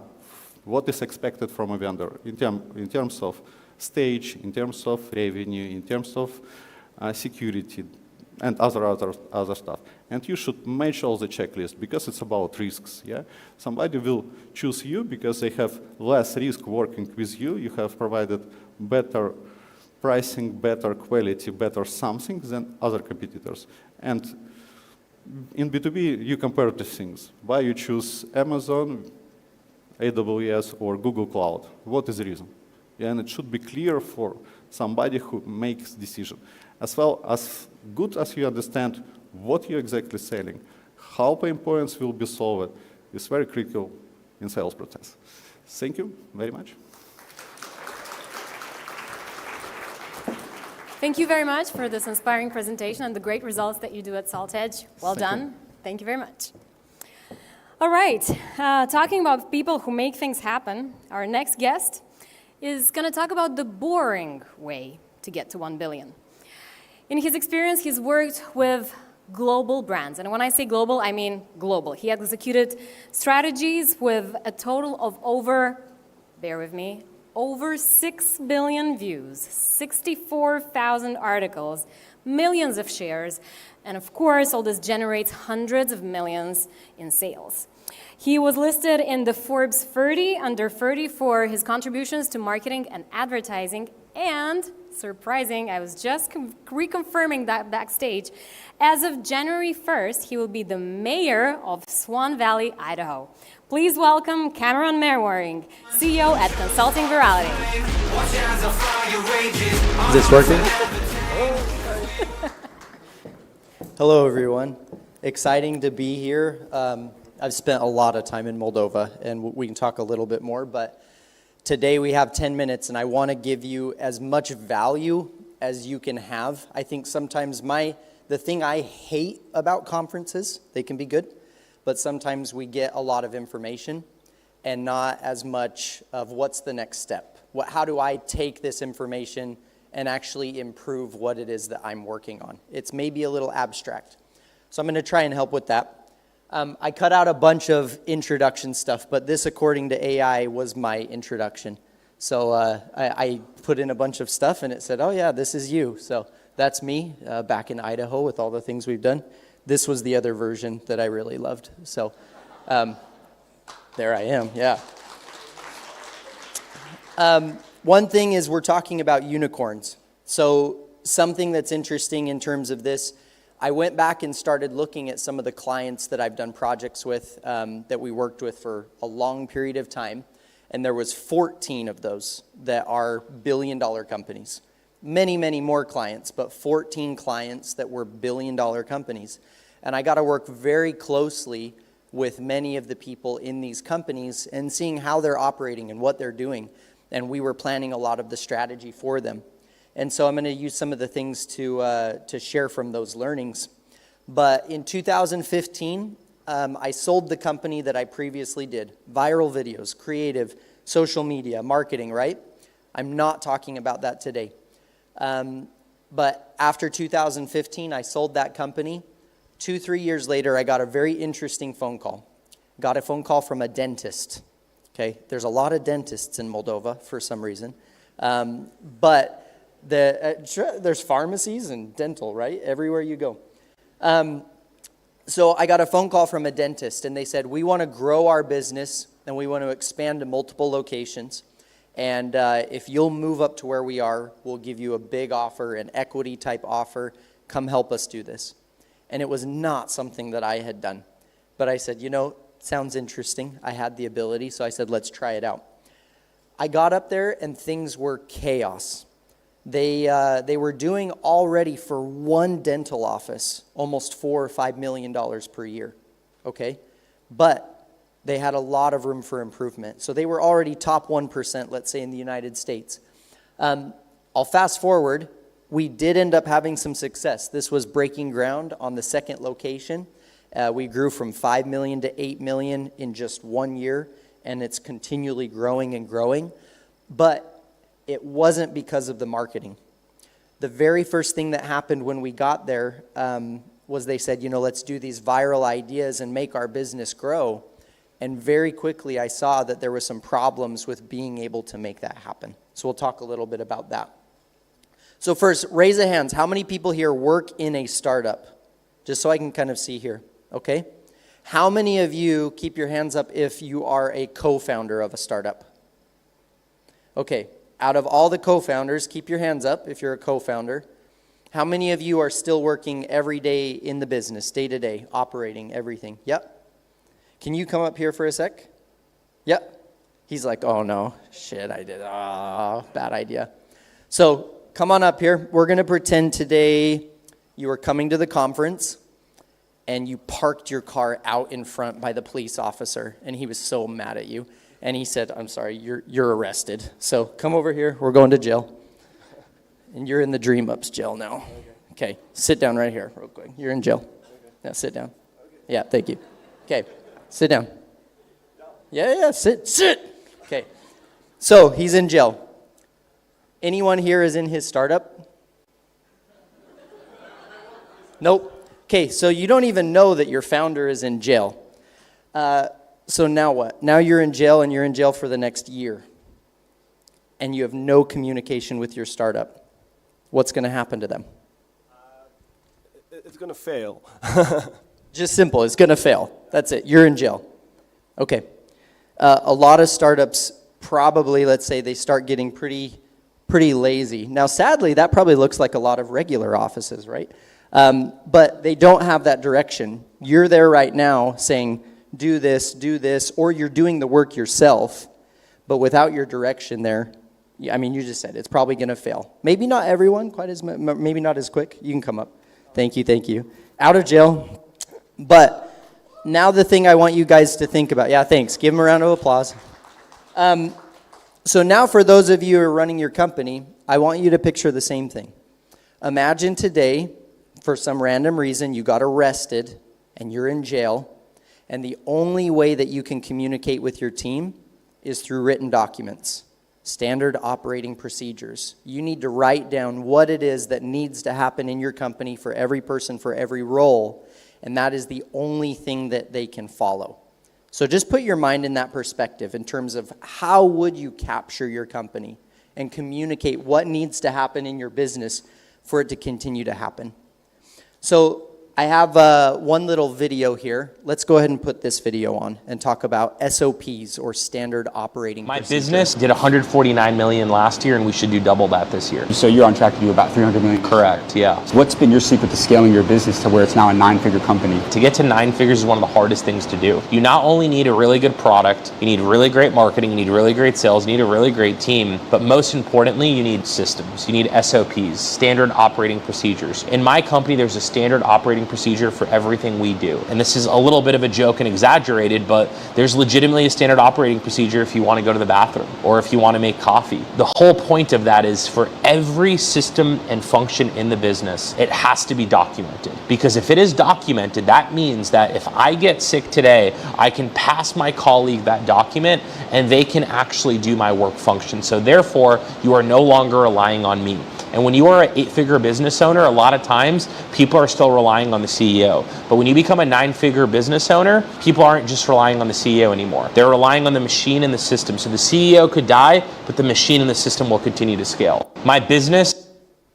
So in this scenario, a company that's doing in the hundreds of millions, just by the definitions we've heard from panels and everything today, those numbers, they probably would be able to qualify for that billion-dollar valuation. But it truly is impossible. You cannot scale to anywhere near $1 billion if you do not have systems in place. So again, my background's creative and content and social media, but I'm telling you that some of those exciting, more attractive type things are not really the things that you need in place if you truly are trying to scale your business to a larger level. So back to the dental, the original thing is this was a dentist, he's in the chair every day, he wanted to scale the business, but he was stuck doing the dentistry over and over and over. And there was problems throughout the business. They could not keep their dental assistants, their hygienists, they could not keep the front desk. They had high turnover, low retention, problems. A dental assistant they would hire, it would take them 6 months until that employee was a functioning, active employee. And then they would get an offer for $1 more at a different dental office, and they would leave. And they would have to start all over. Everyone handles and has these same problems, but it was through systems that we were able to solve this. We reduced their cancellation no-show policy from 30% to 5%. We took the time for training in terms of getting someone fully integrated by 600% improvement. And so the ability to widen the net and hire more people, that was a big part of it. We created SOPs, over 1,800 unique SOPs for this business. Now, most do not need that. This was actually a good learning experience. It was too technical. But we created SOPs, we created videos. In short, and we could spend a lot more time on this, but we needed to have some sort of documentation. And it was only through documenting those different roles that we were able to actually scale to a place where not only could the business owner step out of it and become a true owner of the business, not just an owner-operator, but also that they could scale. You know, it's not to be morbid, but if you got arrested, if you got hit by a bus, if you decided to do something different, could your business not only run without you, but could it thrive without you? And you have to have these systems in place for someone to know what is that direction. So to kind of close and wrap this up, one, you need to capture that vision. And it's not just the business model canvas or just saying, here's our goals, here's the numbers. But truly think of yourself in jail and what would you write down and how would you document what needs to happen and who needs to do what for your business to be repeatable, to have repeatable processes that can scale your business. Our website, and I'm going to give you guys a free link at the end with a SOP creation worksheet that we've developed, but we go through things like identifying, you know, big picture goals, but then what are your core processes? What are the actual roles that need to be in this company to actually fulfill this product? Scorecards, metrics, how do we keep track of these things in a repeatable way? If you're flying an airplane 30,000 feet in the air, you have all sorts of dials and things in front of you that tell you what's your elevation, how much fuel do you have, you know, is everything good? That's what keeps you in the air instead of crashing into a mountain. And too many businesses are not paying attention to metrics. They don't have systems in place and things to know the health of the business and are they on the right trajectory. With metrics, you can have $1 billion goal and reverse engineer that to know the exact numbers that you need to be doing to hit that $1 million goal. And then once you have that, you're able to work the vision. You have processes in place that you can put in practice and get people going. I'm going to skip this last video just for time. But I'll tell you this, it really does work. This has been kind of a smaller project of mine, but in the last year alone, we've taken 5 businesses, a landscape company, in-home medical care, e-commerce company, car services, and then a dental company, and some amazing things. We had a landscape company where the guy was working for 20 years, and every week, 40, 50 hours per week, running the tractors, doing the planning, mowing the lawns, everything. He was about ready to close his business because he just couldn't keep up and he couldn't do more. With just the very basics, we took 2 months, captured systems, got them in place. This last season, this year, already 1 hour per day is his average, but still making more money. So you take those same examples of what it could mean for you as a founder. Every single person at some point needs an exit plan. You either have to have a plan to exit through acquisition or to exit the day-to-day. And the only way to do that is through capturing your systems and your processes. So I do have a free download for you guys. If you go to easyexit.online/downloads, for the first time, we made this SOP creation worksheet available for you. So yeah, grab a photo. And what I would hope is at least start thinking about it. It can be a daunting challenge, but we've tried to make it as simple as possible for you to start capturing some of those processes. And we have more things that can help you put the puzzle pieces together. If we have some time for questions, we'll do that here at the end. But anyways, I hope you keep in touch. And I hope you just know that, yeah, it may seem, again, boring. We could be more exciting in what we're talking about, but this is what I hope will give value for you to really progress in what you're doing. So start thinking about the future in the way that you're capturing your business. So thank you so much. This has been amazing. Thank you so much indeed. Like, SOPs become an asset of your company as soon as you take them out of your head, out of your own procedures, and put them out there as a value to your company. This is amazing. I love seeing how this kind of practical advice really wraps up our segment of how things work. And we are ready to move on to the next segment, which is called Secret Sauce. What is that? Well, it's what is that special thing that some companies have and some don't, or don't yet have, because I guess the secret sauce can still be discovered through a process of research and a deeper dive into your own company. Well, with so much competition of ideas of startups around us, all of those are grabbing our attention, but which one of those gets to stick? Well, to talk a little about that, and especially to talk about how to get it to stick to the very first customers for your startup, please welcome Joyce Jane Gray from San Francisco, CEO and founder at Alaris Global.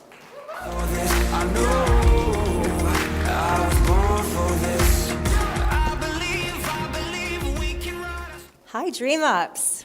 This is amazing. I've gone to so many tech conferences in San Francisco, and I would say this is world class. So big round of applause to Aliona, to the entire Dreamups team.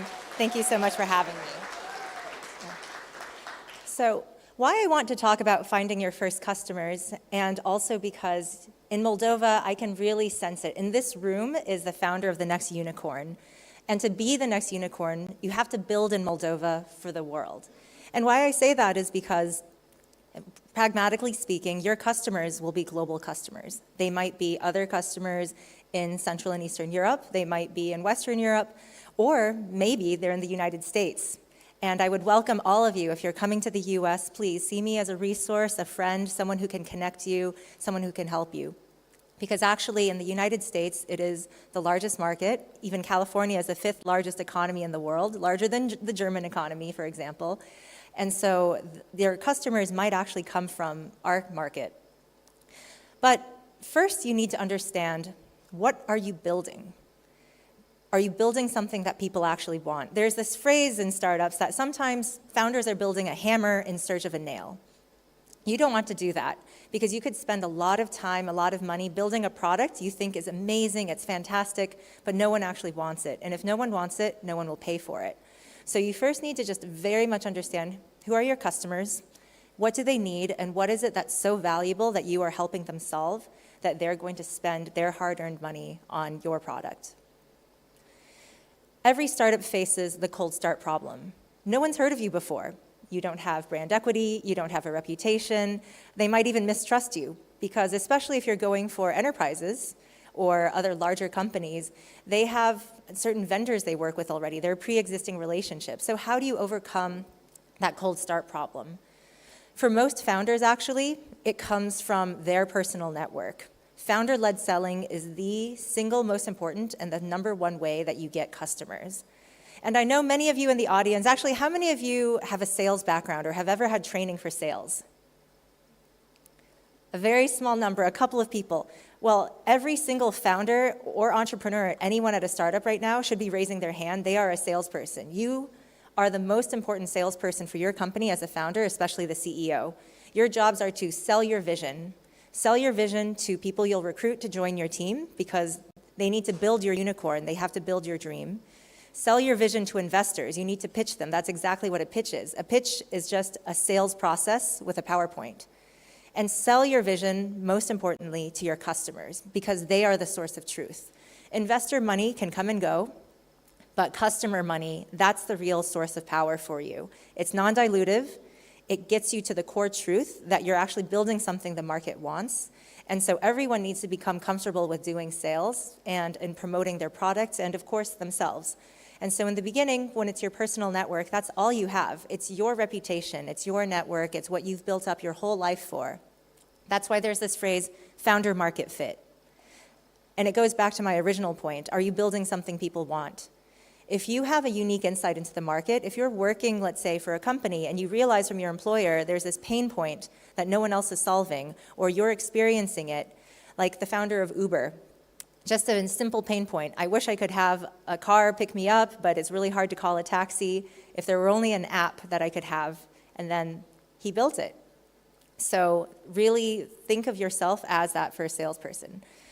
And once you do, identify your ideal customer persona. It's not going to be the whole world. As a matter of fact, at the very beginning, it has to be very niche. You need to be as specific as possible, because the more specific you are, the more likely you are building a solution to a really key pain point. Think about Facebook.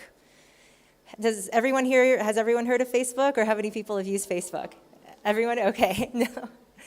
Facebook started off as just a Harvard University app for like a student directory for people to connect. And then it started going viral on that university, and other universities in the US started asking for it. And then more universities across the country and then across the world, and now everyone uses it for all sorts of things. It's not just an app to connect with your friends on campus. It's got marketplaces, it has ads, obviously fueled by ad revenue.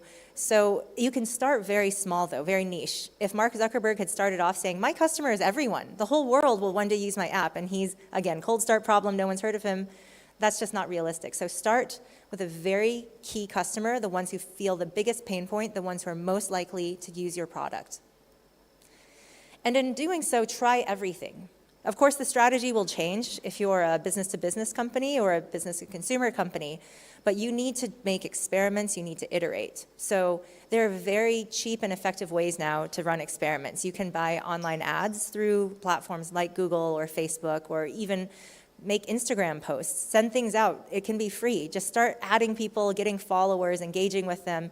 LinkedIn is becoming an increasingly useful channel for direct sales, business to business, as well as some B2C as well. If you build up a platform, if you build up that marketing motion and that sales motion, people start to hear about you. Because that mantra of if you build it, they will come is not true in startups. Before you came around, people were probably doing other things. They probably had other solutions to their problem. It might have been an inferior solution to yours, but they were doing something. So you need to teach and evangelize to get people onto your platform and to start using your product. And why I say get rid of that shame, because again, sales can feel very embarrassing. People don't like putting themselves out there. But if you're an entrepreneur, you're putting everything out there. So many of the most famous entrepreneurs, people think they were an overnight success. It did not take overnight to make it successful. Most entrepreneurs have to do it for 10 years. They oftentimes spend their health, their time, a lot of their personal capital, a lot of their personal relationships building their dream because they really believe in it. And if you don't believe in your startup enough to put everything out there, no one else will believe in it because it's not even their company. So you really have to not feel that embarrassment of asking your friends or family for a favor. Please, try out this app. Please buy my product. Because if you don't do it, who else will? But also look at revealed preferences. If your mother tells you, oh, I love this app, it's amazing. Well, she's your mother. She's probably going to think everything you do is amazing. And it's also common that your friends will probably say nice things to you and download your app and tell you it's great, but you need to look at what they're actually doing. Are your users actually coming back? What's your daily active user, like time and rate? How many people are actually paying for it? Again, revenue is the source of truth. What people tell you is to make you feel good sometimes, but what they actually show you through their activity on your app, what they actually show you through opening up their wallets and actually spending their hard-earned money, giving you that money because they see value in what you're doing, that's the source of truth. And be incredibly customer obsessed. You have to be so customer focused. You should be on all the customer onboarding calls. You should be talking to them. Amazon and Jeff Bezos, they really prioritize the customers. And when you think about it, at this point, it's a multi-billion-dollar company, of course. But even then, at the early days, a lot of the early executives were always doing return policies and returns on directly because they wanted to understand why are customers not having a good experience? Why are they having a good experience? What is it that we can learn? As an entrepreneur, you're constantly learning and you're constantly iterating. And again, your customers are the greatest teacher you can have. Whether it's something they don't like, it might, again, feel uncomfortable, but banish that shame. You want to know what they don't like just as much as you want to know what they like so you can continue improving. And when you do find that scalable customer acquisition channel, which is really that holy grail when it comes to user acquisition and sales, then lean into it. Scale it up. Perhaps you discovered a growth hack someone else didn't. Or maybe it's a combination of channels. Maybe you find content marketing works well for you. So keep producing blog posts. Look at the key words that are really differentiating you. Look at what it is that people are saying. Oftentimes referrals are very valuable. That's why your customers can make or break your business. If they love your business, if they're praising you and they're sharing you with their network, that is usually the best and most organic way to grow your business. So never, ever underestimate the power of having a good reputation and good reviews and having that distributed to a wider audience. And finally, I want to leave you with this thought that it can feel very lonely to be a founder. I've been there, many of us have been there, and it can feel really lonely to say, well, I'm from Moldova, we don't yet have a unicorn, I don't have a role model of another company in my country to look to. And that's why there's such an incredible community here. I think the Dreamups team has done such a great job assembling private-public partnerships, government officials. You have your president here who's showing how much support she and the entire nation have for what you are building here today. And in the United States, like I said, we are so excited and welcoming for a Moldovan company to come and to help build with you hand in hand. So never underestimate the support system you have, the networks that are willing to help you, people who are here, people you could even reach out to cold, just telling them your dreams.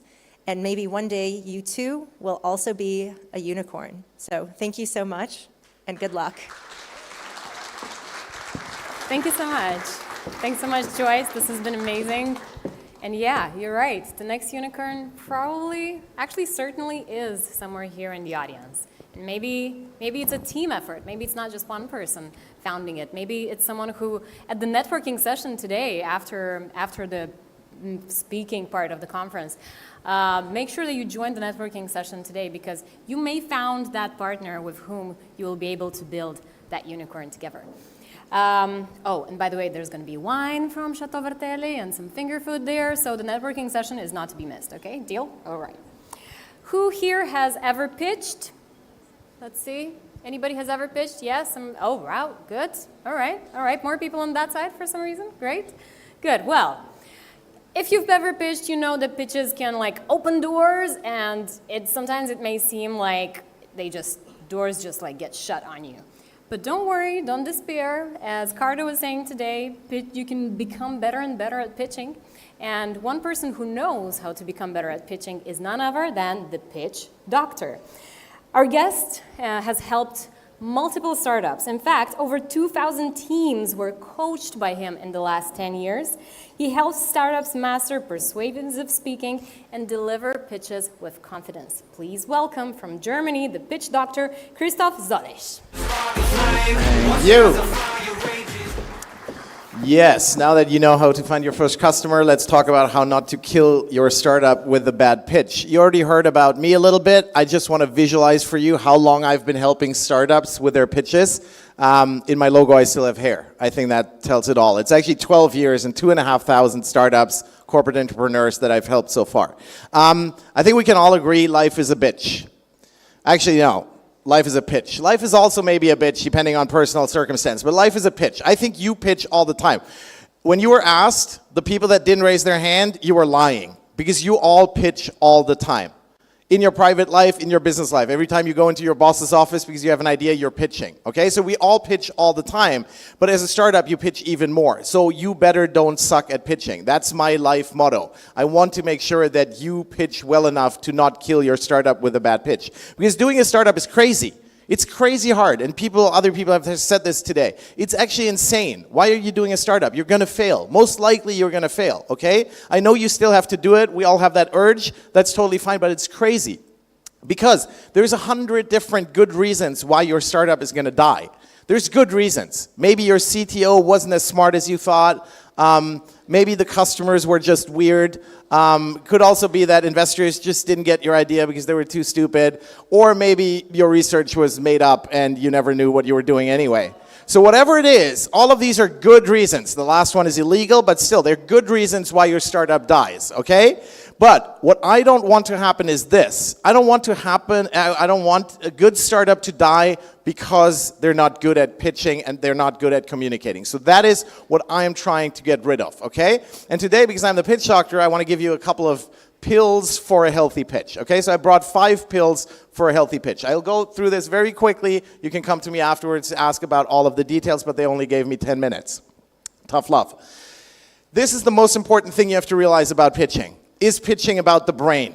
Is it about getting facts from your brain into somebody else's brain, an investor's brain, and then the investor's brain says, great idea, I'll invest in this? No, it is not. Pitching is not about the brain. The most important organ when it comes to pitching is actually the heart. Pitches are at the core about emotions, okay? When you talk to important people, when you talk to investors, they live in a world of noise. Every single investor in here is being pitched 100 times a day. At a conference, maybe even more. And at the same time, they still get emails from startups that say, hey, invest in my startup, invest in my startup. They live in a world of noise, which leads to one thing, and it's going to be heartbreaking. So hold on to your seat when I show this next slide. They don't give a shit, okay? They don't care about your startup. For you, your startup is your baby. You think about it all the time. It's the most important thing in your life. For the investor, you're one of 1,000. There's 999 other startups just waiting to take your spot. So they're not waiting for you. They're not, oh yeah, this is so exciting. This startup is so exciting. No, they don't care until you make them care. And that's what you have to do with your pitches. And the pitches I saw earlier today were unfortunately making a little bit of this mistake. There is no bonus points if you have all the information. If you have all the, yeah, you check this box and you had this slide and you had this slide and you had this slide. If you don't make the people care about what you're talking about, none of that other stuff matters. But if you make them care, but you leave out some of the details, they'll actually come and ask you about the details because you made them care. So focus your pitch on making them care. If the pulse doesn't go up by people when they listen to your first pitch, nothing is going to happen. You're just going to be one of the 999 where they go like, yeah, okay, next one, it doesn't matter. This is actually a quote from an investor. He said, if the first pitch doesn't make my pulse go up, I'm not going to look at the startup. Everybody does this. He was aware of it, but other people do the same thing. It's just not exciting. Okay, I'll look at the next pitch. So make people's pulse go up. Become one of the few startups that they care about. Because then obviously the brain comes in. But first you have to get that emotional reaction, you have to make them care, and then the brain goes like, oh, is this actually a good idea? So just making the pulse go up is not enough. You then have to also deliver the goods, of course. But don't optimize your 3-minute or 5-minute pitch for that. Optimize it for making sure they care enough to come to talk to you afterwards. That's my first pill. My second pill is about the 5 questions that you have to answer in your pitch. And the first one is the most important one. It's the question why. Why are you doing what you're doing? Why does this need to exist? Why does the world and your customer need what you're building? And again, some of the pitches we saw today did not answer this question sufficiently, or specifically they answered it somewhere in the pitch or sometimes even in the Q&A. And that's too late. This question you have to answer at the beginning of your pitch. Why are you doing this? Who needs this? And why do they need it? So that's the biggest question you have to answer. The second really big question, specifically when you talk to investors, is why us? Why are you the team that is going to make this happen? Because investors don't invest in ideas. They hear the same idea from 10 people, 10 teams at the same time. They need to believe that, yes, this is an idea that can be successful, and this is the team that I'm betting on. So you have to tell them exactly why are you the perfect team to make this a success. The third question also starts with why, because the question, why now? Startups don't exist in a vacuum. We just had a discussion over lunch where somebody said, I tried to build the same startup 5 years ago. But that doesn't matter. Because something doesn't work 5 years ago, it doesn't mean it doesn't work today. So you have to explain in your pitch what in the world is going on that means that now is the time to be successful with this startup. The fourth question is the question of what I call the economic engine. How do you create leverage? Why do you turn little input into a lot of output with your startup? Because if you raise 15 million euros to turn it into a 15 million euro company, nobody's helped, okay? That's not impressive. You need to take 15 million euros and turn it into 15 billion. That's where it gets interesting. So this, in a lot of pitches, is very simple if you do software. Software as a service scales as long as the market is big enough. If you do anything that's not software, you really have to explain this. I see hardware startups all the time that don't explain how they can make a product really cheaply, but sell it for a lot of money. That's the Apple case. We brainwash people for decades, so they buy anything, no matter how expensive we make it. But that's what you have to tell people in a pitch, otherwise they're not going to believe your economic engine will work. And the fifth question is actually completely different than the other four. Because the other four, you can make up what you want to say. You can make up a why and a why us and a why now and an economic engine. The fifth question decides everything, though. Because that's the question, do you have any proof? Can you actually prove the things that you are making as statements in your pitch? So proof needs to be everywhere in your pitch, as long as you're not proving obvious things. So don't prove things where everybody in the audience would be like, yeah, sure. Yes, everybody has a smartphone today. Yes, cool. We don't need McKinsey studies about that. But anything where your target audience might go, really? Is that the case? That's the stuff that you need to prove. So those are the 5 big questions. Why? Why you? Why now? What's the economic engine? And any proof. The third pill is about the holy grail in pitching. Because pitches are short. 3 minutes is not a long time. And what you need to tell people about your startup is a very complex thing. So there's one solution to that issue, and that's precision. Pitching is about saying exactly what you need to say and nothing else. And that is the hard part. In a pitch, every word counts. I think there's an old saying that in comedy and poetry, every word counts. I would add pitching to that. If you can say something in 20 words instead of 40, that helps you a lot for a 3-minute pitch. Also, make it easy on yourself, especially when we're pitching in English, which is not our native language for a lot of people. Don't use fancy words and try to use long Shakespearean sentences. Yeah? Your pitch is not a place to make your English teacher proud. Use very simple, I call it Lego language. Short block, short sentences, very easy words. Makes it easier for you to do the pitch, and it makes it easier for your audience to understand the pitch as well. And these are the 3 deciding words. Simplify, clarify, shortify. Make everything as simple as possible, as clear as possible, and as short as possible. If you have 3 minutes and you only need 2, that's amazing, okay? The shorter, the better. And that's where all the work goes. Precision is where we spend all the time. When I work with startups in like accelerators, we have multiple sessions over the time of the accelerator, and in the beginning we build a pitch, and it can be 10 minutes, and it's very easy to do. And then we have to drill it down to 3 minutes, and that's the tough part. The fourth pill is about a misunderstanding, because people always think pitching has something to do with acting, and it doesn't. It's not about acting differently on stage. It's about being yourself and feeling good being yourself. You have to get to a point where on a stage you can feel natural and like you're happy to be there without faking anything. And that takes a little bit of time, and you have to work on that. So it's not about being the next Steve Jobs and showing up in a black turtleneck. It's about finding your own style. And my style is to use silly images of dogs and bow ties, but that's hopefully not your style. So you have to figure out what works for you, and you have to work on it so long that you feel comfortable doing it. What you definitely have to do is you have to show your own emotions. Because if you want to trigger emotions in others and make them care about what you do, if I don't have the feeling that you care deeply about the thing you're talking about, I'm not going to care deeply either. And also, have some fun, okay? Because this is legal even in Germany. And I'm German, right? It's legal even in Germany to have fun while pitching, so do that.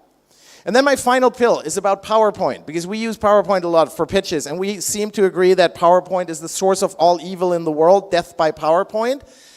I don't believe in that. I think the problem is that we use PowerPoint incorrectly so much that it feels like PowerPoint is automatically a bad thing. If you come home from like a day of work and somebody like your wife or girlfriend or husband or whatever asks you, how was work? And you say, oh, it was a lot of PowerPoint. They wouldn't think, oh, amazing, it was a lot of great PowerPoint. We take PowerPoint to mean shit PowerPoint automatically. And the main reason why that is the case is that we don't understand that it's 2 completely different animals, like this cute penguin and this even cuter wombat, between a public presentation and an emailed slide deck. Those are completely different things. And I want to be honest, we saw email slide decks today here on stage, people standing next to it. The problem is that doesn't work. It's not the same thing. You have to do two different versions of your presentation for these two different use cases. And yes, that's twice the work, but life as an entrepreneur is tough. Okay, if you want to do a good pitch, you have to put that effort in. And don't do hybrids. People make hybrids that are not self-explanatory enough to be sent out, but then there's still too much text on the slide when they're standing next to it. Because if I'm standing next to this slide, what happens is you're reading. And I can look into your eyes and you will be reading this bullshit, it's the same sentences over and over again. You're still reading. Why is that? Because you're smart and you're educated. The more smart and the more educated people are, the more they're conditioned to read text that's put in front of their faces. If I go to a bad part of Berlin, to a bunch of teenagers with this slide, and I say, I want to show you something, and I talk, they still look me in the eyes because they hate reading. But smart people, like investors, will look at the slide and they go like, oh, this is amazing, I can read this, and nobody's paying attention to you. You're competing with your slides for the attention of your audience, and you will lose every single time. So don't put so much text on a slide, okay? Oh, wrong direction. And absolutely, fuck bullet points. Seriously, bullet points are the worst thing in the world. Don't use them, okay? They don't work. Don't put 5 things on one slide. Put one thing on a slide and use pretty pictures to make your point. This is underlining what I'm saying, but it's not taking away all of your attention because you don't look at the picture and you stop listening to me. You're still listening to me, you look at the picture. And the final thing is, one thought per slide when you're doing a public presentation like this. Why would there be multiple things on a slide? It's not printing. You're not saving the trees, okay? Slides are actually free. PowerPoint is not pay per slide. If it was, I would be broke because this was 50 slides in 10 minutes. But slides are totally free. You can use as many as you want. And I want to leave you with this quote by Albert Einstein. I found it on the internet. It's amazing. He was way into pitching and PowerPoint. And he says, presentations don't get longer when you add more slides. Because if you have 3 minutes and you show 10 slides, and then you say the exact same things for the exact same 3 minutes, and you show 30 slides, did your presentation get longer? No, Einstein proved it. They don't get longer, okay? It's just that you're not distracting your audience with the next thing. Show them one thing, talk about it, and then move on. And that was my 5 pills about how to pitch. I'm happy to talk to all of you, ask me questions. That's why I'm here. If you want to connect on LinkedIn, also happy to do that. I always love getting questions from people that I met at conferences when they get to pitching. I hope you don't kill your startup with a bad pitch. Kill it for a good reason. Or succeed. One of you succeed, become a unicorn. Everybody, it's a lottery, okay? You're playing the lottery, but please don't kill your startup with a bad pitch. Thank you.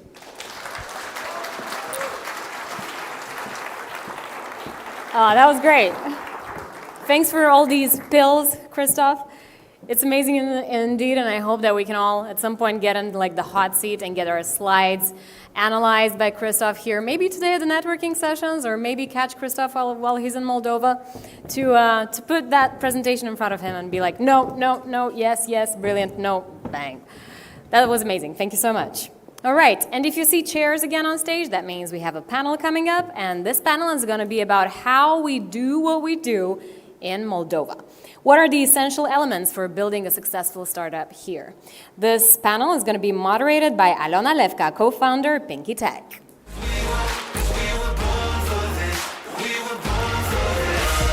She's going to be joined on stage by Dumitru Cioric, Chief Business Development Officer at Fagura. Also, Emil Kikioi, founder and CEO at Bloom Coding. You've seen him today on stage. You've also seen Dmitry Barbasura, founder at SaltEdge. As well as Vitalia Buzu, founder and CEO at Green Soil AG. And Sergiu Kazak, founder at Personizely. Welcome everyone on stage for this panel. The stage is now yours. Thank you.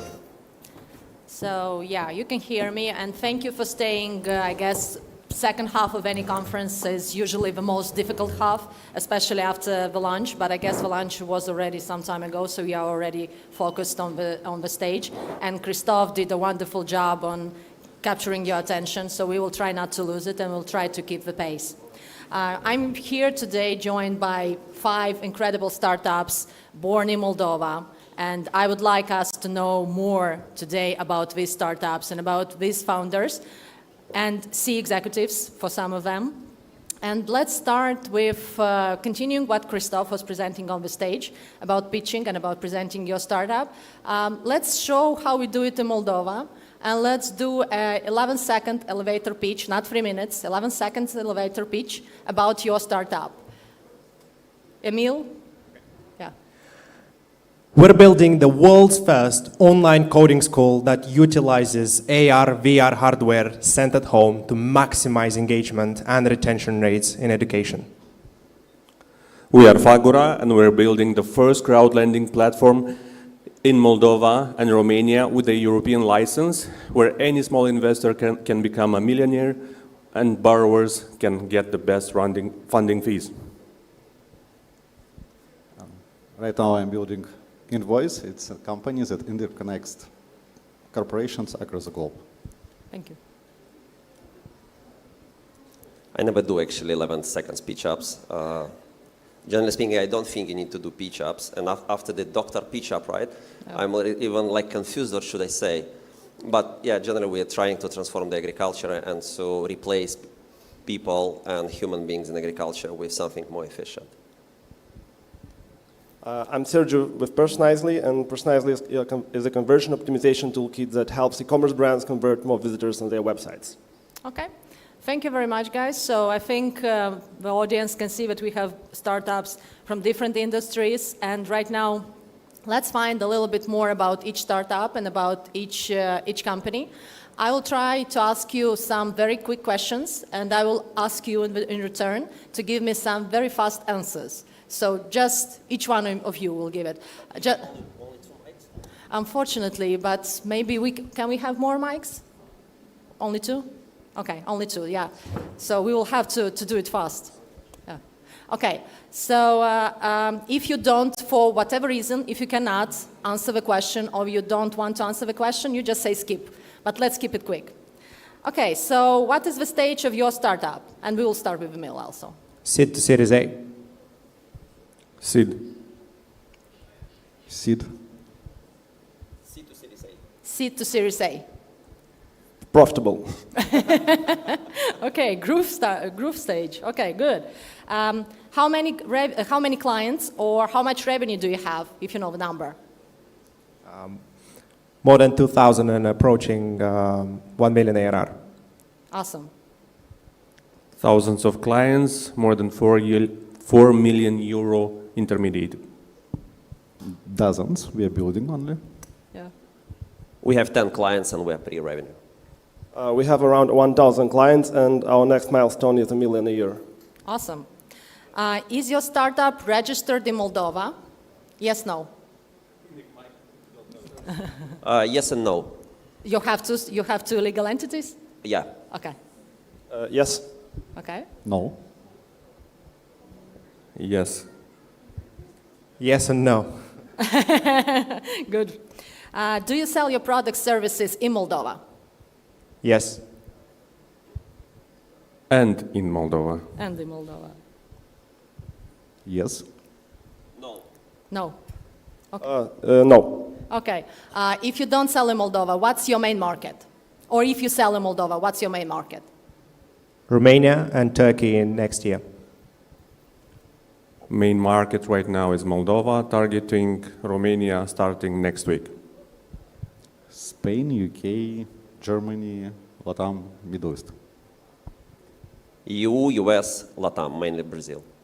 US and EU. Okay, all over the world. Nice. Yeah. Do any of you have investors from Moldova? Angel investors? No. Okay. Very proud of that. Thank you for the trust. Awesome. If you don't have investors from Moldova, what country are your investors coming from?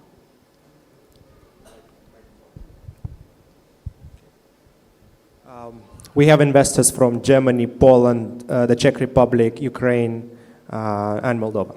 Awesome. Being a crowdfunding platform, we have hundreds of investors from all over the world, mainly from Europe and from Japan. Bootstrapped. Luxembourg. Bootstrapped. Nice. So I wanted to have this short series of question and answers for you to give an overview of the startup landscape that we have here in Moldova.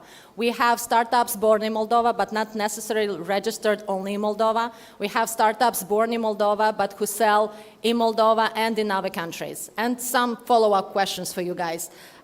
For those who don't sell in Moldova, why? Why don't you sell in Moldova? Because we're B2B, we sell to big corporates like Nestle, PepsiCo, McCain. We simply don't have such clients in Moldova. You are targeting only big companies? Yeah, we're targeting only big food companies. Okay.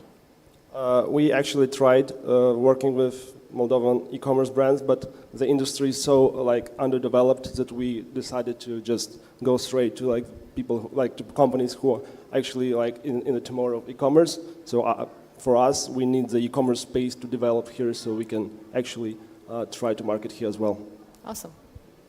Yeah, the market is really small, and convincing investors on Moldovan markets is very hard. Okay. By the way, about investors, thank you, Emil, for saying that. For those who have investors not from Moldova, from other countries, and have legal entities not in Moldova but in other countries, I would guess that your investment went into the other legislation company. Why not in Moldova, if you can share? There's no existing legal infrastructure to attract investments such venture capital and angel investments in Moldova yet. What about this new law that came, the modification actually to the SERELE law? I'm very excited about that. I'm actually considering with my team to move the revenue center of this company and the entire HQ back into Moldova because of that. Okay. Yeah, applauses. Applauses to that. This is another thing that I want fellow startuppers and attendees of the conference to hear, that we have some areas we still need to work on in our startup ecosystem, and we are all here trying to figure out the best way to approach these issues. But let's move on to questions specifically to each one of you. I will be very sincere. These questions were prepared not by me. I used ChatGPT, so if of course. So if the question seems a little bit strange to you, this is because ChatGPT likes to use a lot of buzzwords. But let's try to anyway answer those. First question to Dumitru from Fagora. As fintech startup, expanding into new markets can be very challenging. What considerations and strategies does your company have in place for potential global expansion? Well, the answer is simple and complicated in the same time. When we started Fagora back in 2017-18, we did not have any regulation in Moldova. And the European law still was not very clear on the horizon. So we basically started Fagora on enthusiasm, and after that understood that we have some problems with we don't have the legal framework where to work. We've been very creative and managed to develop the startup without regulation. That means we have created the mother company in Estonia, then we had a company in Moldova, and after that we've registered the company in Romania and just tried to work this way because we did not have a regulation. Now, finally, after many years, we have regulation in Moldova and we have regulation in the European Union. Approaching new markets for us, it's not very simple. Why? Because from my perspective at least, each market is very specific. Specific about the language, you have to test the product, you have to have support in the language of the country you are launching to. It's not just an application that you launched worldwide and it's just in English. So in some cases, English is okay, but in some cases, the local language is a good factor to take account. So we tested the market in Moldova, made investments, crowdfunded money to fuel the development. After that, we're doing the same way in Romania. When you work in different markets, you have to expect the unexpected. And I'll give you an example we've faced in the last year. For instance, we have applied for European crowdfunding license last year in Romania, I believe in October or November, and we thought we will get the license in 2 months or 3 months, and we will be starting operating in Romania in March already. Well, it was June, and we were still receiving questions, details, what is your company about, clarifications from the national regulatory. And the unexpected thing was that we have applied for a license in November last year, but we've received the license just in September this year. So all our plans of expanding the company really fast, we had to chill a bit. Finally, we have a great announcement. Next week, we're launching to Romania, taking Awesome. into account testing, local market, local regulation, and so on. Thank you. Congratulations on that. Yeah. Great. Emil, if you can, you are building a platform for kids, but there are also parents involved in this adventure. How does your edtech startup involve parents in the learning process, and what resources or support system are in place to help parents understand and engage with their child's experience? Yeah, that's a good question. We're in the market of selling to double-sided customers. We name these family units. We have to convince both the kid and the parent. And the product has to work for both of these users, for the kid and the parent. Today, we don't have a lot in terms of parent engagement, except a couple materials that we send with instructions how to help the kids, how to engage them, how to utilize the space in the house for effective learning, and just general coaching that we do in terms of customer support to engage these children more. But we do work a lot with parents in the 7 to 8-year-old category, whereas we actually work with parents during the first 2 lessons together. So the parents actually join the lessons together with the kids and coach them on a character basis to face the difficulties of utilizing a new software, of clicking the right buttons to join the classroom and the platforms and using it effectively. So that's how we do it now. The kids at the 14 years old age are pretty independent. We don't actually ask for the parents to join. But we do ask for the parents to leave the room and give the child the space and safety to be vulnerable with the teachers. And that's been an important learning in our journey. Did you have any questions from the parents asking of similar tools or similar experience for them? Yeah, actually, we've had parents asking if we could teach them coding, so that they could teach their kids coding, and that's a very interesting market to look at. Yeah, so it could be a spin-off for your startup. Maybe, yeah. Okay, great. Next, I have a question for Dmitry. He's present here today as ex-CEO of SaltEdge, but he is also representing his new startup, Invoice. And Dmitry, because you are a serial entrepreneur in fintech startups, I want to ask you a more general question. Can you share any upcoming features or innovations that you believe will shape the future of financial technology? Yes. Okay, sure. Okay. One of this stuff is like invoicing, reporting. For example, in Romania just recently started, where all the companies are obligated to exchange invoice information with government for tax purposes and sometimes between each other. This is something that we are building as well. This is one innovation. It's not yet started, like there is no global standard in this respect, and companies do exchange data with government, but do not exchange data between each other. This is a problem that we are solving right now. I believe it's one of critical innovations that will change how we exchange the data, because we have changed the way how we pay, using cards, using open banking, using access to account and this type of the things.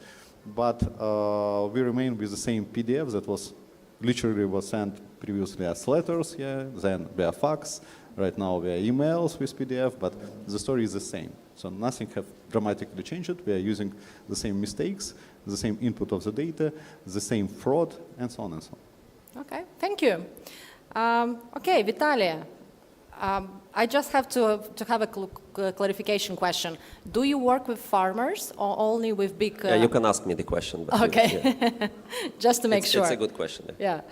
Farmers may have very different levels of tech literacy. How does your platform approach the challenge of ensuring that farmers understand and adopt your solution?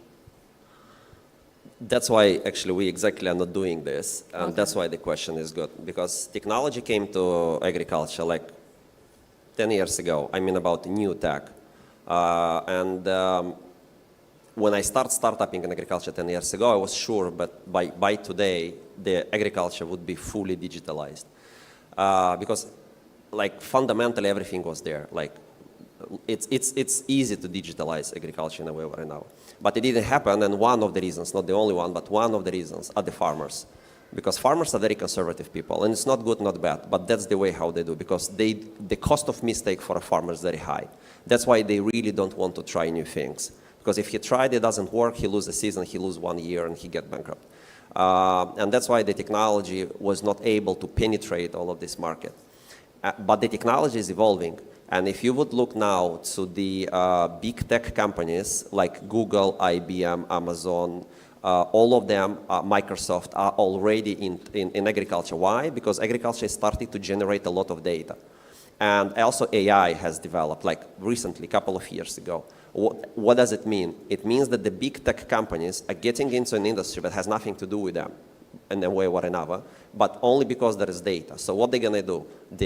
At the end of the day, AI will be much better to say what seeds to be used, what chemical to be used, how to monitor the crop. Much better and more efficient, and honestly speaking, he will not gonna steal money, as most of agronomists are doing in the big companies, and that's a big problem actually, and that's why it will be more efficient. Also, you see the aging. Farmers like 50, 60, they're really tired. They had already 30 seasons in their life, 40, they want to retire. Their kids, they don't want to go into agriculture, or if they want to go there, they want to stay at home and to look at by phone or any other digital means to be able to operate the land. So, and also you see the self-driving cars and tractors coming. And Tesla might take another 20 years for Tesla to be a self-driving car in the city, because there are kids in the city, there are a lot of traffic in the city. But a tractor in the field, even if it's wrong, okay, it can hit something like a tree and nothing more. That's why you have AI. You have aging farmers, and you have the self-driving machineries. And that's why nobody is asking any question, like, what's the problem with the farmers? They are just overstepping the farmers. That's why, and we are actually, when we've been thinking what to do, how to do the business model 10 years ago, initially we started with the farmers. And we've been coming to them, and we've seen this wall of, like, impossible to penetrate it. And we said, okay, let's go then to the other guys, like to the big guys, to the corporates like Bayer, BASF, Syngenta, Nestle, McCain, everybody who is buying something from farmers or is selling something from the farmers. And let's give them a service that will help them to better interact and more efficiently interact with the farmers, regardless of the farmer's proficient in tech. And it happens right now, but all the tech is consolidated by these big companies, and these big companies in the next 5 to 10 years, they will just reshape the agriculture in the way we know it right now. That's why we decided to bet on and when I'm telling we have 10 clients, it's like, doesn't sound like 1,000 clients, but like one client of us, I don't know, like it's a company with $100 billion in revenue. So if you have one client like that, you can live your life in a way. And that's why we focus on them, and that's why we see that B2B is a better model in agriculture. And pretty much there are nobody or very few companies who are going into the same path as we are doing. Because everybody is, because people who comes to start up in agriculture, they're not from agriculture. Like smart IT guys who think that if you do a code, it works by themselves, and it's not. It dies in the fields. And that's why we decided to go the other way. Okay, thank you for a very honest, a very brilliant answer. But one more question. This change of business model, did it also mean for you a change in technology, in development? Did you had to pivot because of... Yes and no, because fundamentally the technology underneath is the same. What you need to do, you need to be able to identify something, right? Mm-hmm. Like for example, as we are identifying by satellite the crops or the practices, right? And then it's the interface or the product management, like what you do with this data, right? It's like blood, you have like a blood test, right? It depends what you do. The same here, we have the data and depends what we can package it into a product for the farmer, or we can package it in the product for the B2B. And we decided to go for it. But underneath is the same It's technology. The same. Okay, thank you, thank you. So another question for Sergio. Customer feedback is very valuable for improvement. How does your startup integrate customer feedback into optimization strategies? Yeah, thank you. I can tell you a lot here about how important the feedback loop is.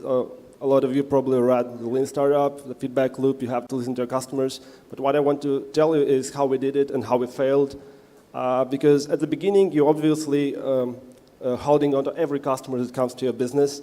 And we had a public roadmap and everything. And we had a persona and we wanted that customer to come, but it's not in the real world, it doesn't work like this. And our first 10 customers, they were all across different industries, and we were listening to all the feedbacks they were giving us. And what it turned out to be, our product started to become a Frankenstein.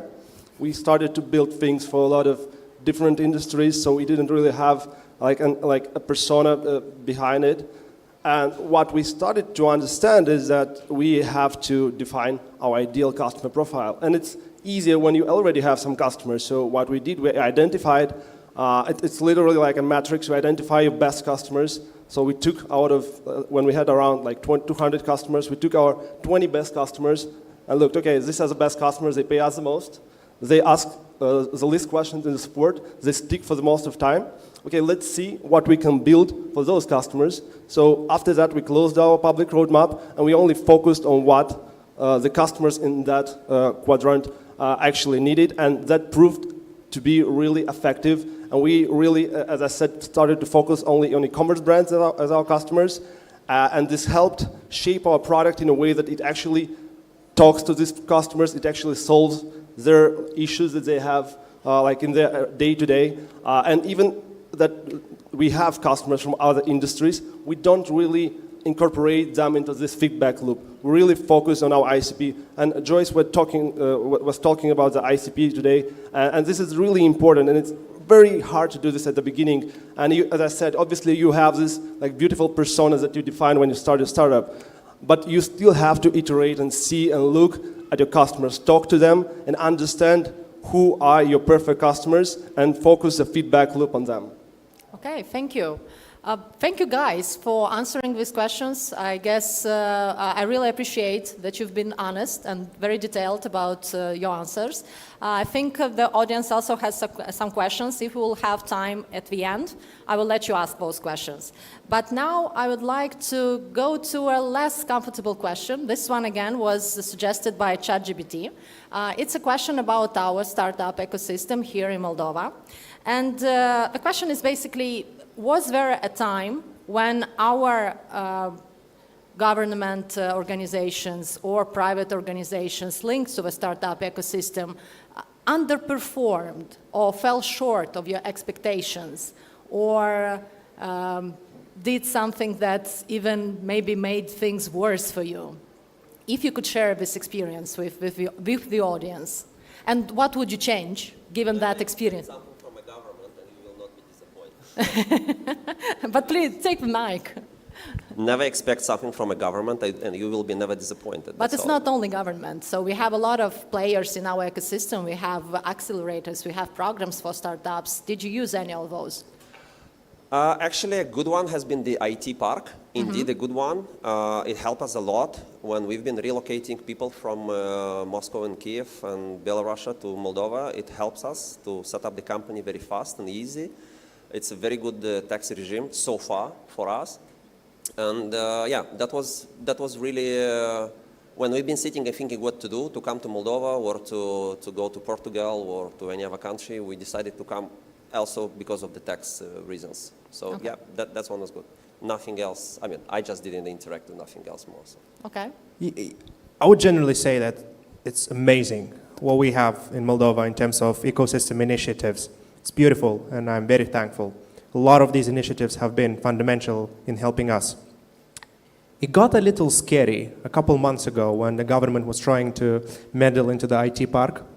And it was actually pretty scary for the whole ecosystem. We weren't even sure if the IT park ecosystem would be stable for the next few years. And we would this is critical for us because in our case, when we pitched investors, we had a strong competitive advantage because of the IT park regime in terms of what we can do with the investment we raise if we build products in Moldova.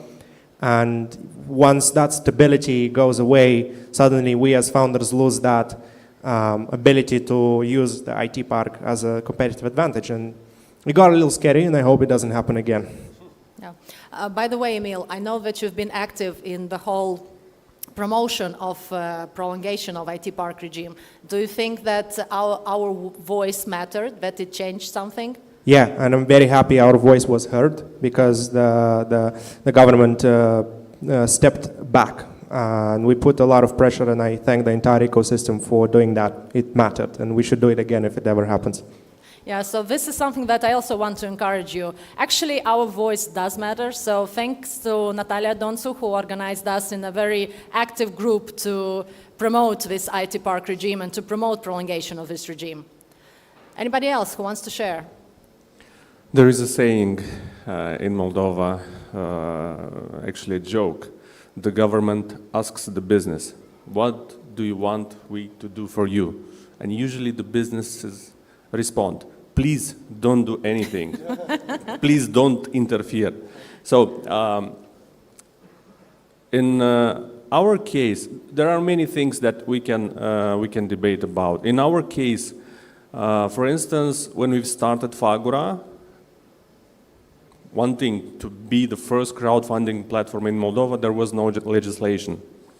It took us 5 years, 4 governments, to get that law in place. We have been promoting it, lobbying it at any level. We've talked with most of the MPs from the power, from the opposition, from the previous power. It took 4 governments to approve a damn law. So, of course, now we are far behind other jurisdictions in this field. Why? Because the first legislation for crowdfunding would start the next year. So we would like to see that when an initiative comes, it should get really fast through the funnel and be approved. Otherwise, we will always be on the 3rd place or 4th place. Thanks. Yeah, thank you. From my point of view, government is always, like any idea from the government, can be seen as an obstacle for existing business and opportunity for startup to build something. So it's a way of seeing how things are changing, and it's a very dynamic because government cannot do nothing. They should do something, otherwise why we pay them taxes and so on. So it's about point of view. Okay. I also have a few words. Actually, I think what the IT Park and the whole ecosystem is doing is really great.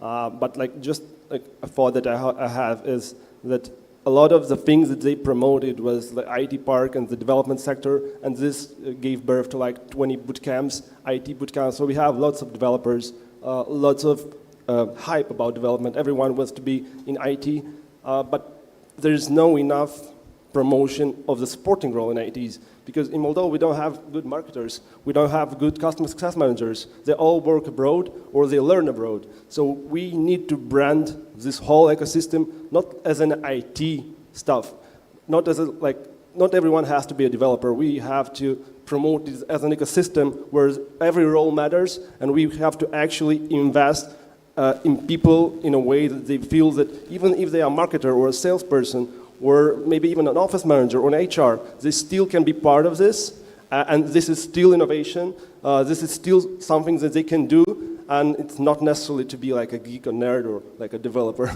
So yeah, that's just my 2 cents.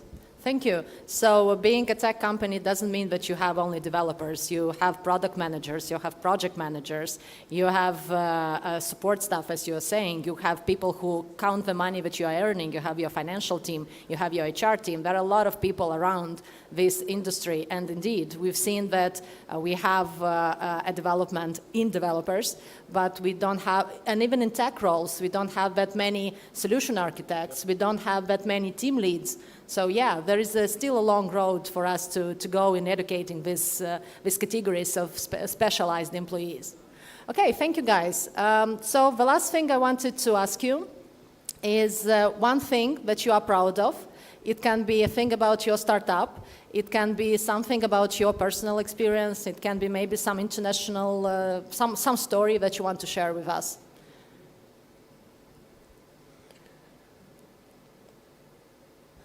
The biggest thing that I am proud of as a startup founder is that we opened the eyes of the entire CEE ecosystem to look at Moldova and fish in this pond and understand that there is great potential for future companies happening right now, right here. I'm very proud of that, being an icebreaker in this region. Yeah, and by the way, Emil, yeah, applause to Emil. And by the way, Emil, you just closed the round of funding. What was the round, so I won't mess up the... Yeah, it happened a couple quarters ago. We closed 1 million from funds like Credo and Innova, which are one of the biggest and most renowned funds in the CEE. Yeah, good job. So those are the first steps to becoming a unicorn, right? You have this ambition. Good. Yeah.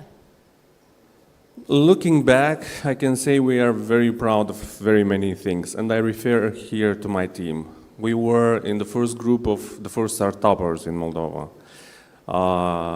We managed to do some exits. We are very proud to be pushing this crowdfunding law and getting it into place. We are very proud to be the first crowdfunding platform in Moldova and why not Romania. Thank you. Nice. From my point of view, I suppose it will be Dream Team that was built during Salt Age time, and the way that we have responded that you will not do it because you are from Moldova. Not, you can do it even if you are from Moldova. It will be a little bit harder, but you can manage it. Okay. Encouraging message for all of us. I will be direct. Okay. I'm very proud of me, honestly speaking. I guess at the end of the day, that's the most important, because we are human beings and you need to motivate yourself. And when you stay in front of your mirror and ask yourself in a dark room, like what you did, how many mistakes you made, how many pivots you had to make, how many losses, you need to be proud of yourself. If you're still alive, if you're still in the business, if you're still going on, you're a good guy, actually. You do something better than wrong, you know, so you should be proud of yourself. Okay. And I'm trying to be. Okay, great. I'm proud of the fact that as a small business from Moldova, we are able to actually bring tangible results to customers all across the world. And I love hearing stories from our customers who are shocked that like a country like Moldova produced a product that actually changes the way their business operates and brings them results that change their lives. Yeah. Thank you, guys. Do we have a possibility to take questions from the audience? No? Okay. Then sorry, guys. I guess you can... next year. Yeah, next year. You can connect with us on LinkedIn. I already see messages coming in with people trying to connect with me. Yes, please write us. I'm sure I'm speaking also for the guys. Write us, ask us questions. Don't write Vitaly. Vitaly will not answer. Too proud or other reasons? You're ignoring people, okay. I guess the rest is willing to answer your questions if you have any. Sorry? Emil too is ignoring, okay. I am not, actually. Emil, you have to do better. Feel free to write and call and catch me anywhere. I'm more than happy to help. Excuse me, and we should catch up. Well, I definitely don't ignore people. I try to make it a point, so please contact us, ask questions, and we will be happy to answer them. Thank you for your attention, thank you for your time, and let's give the last round of applause to our guests.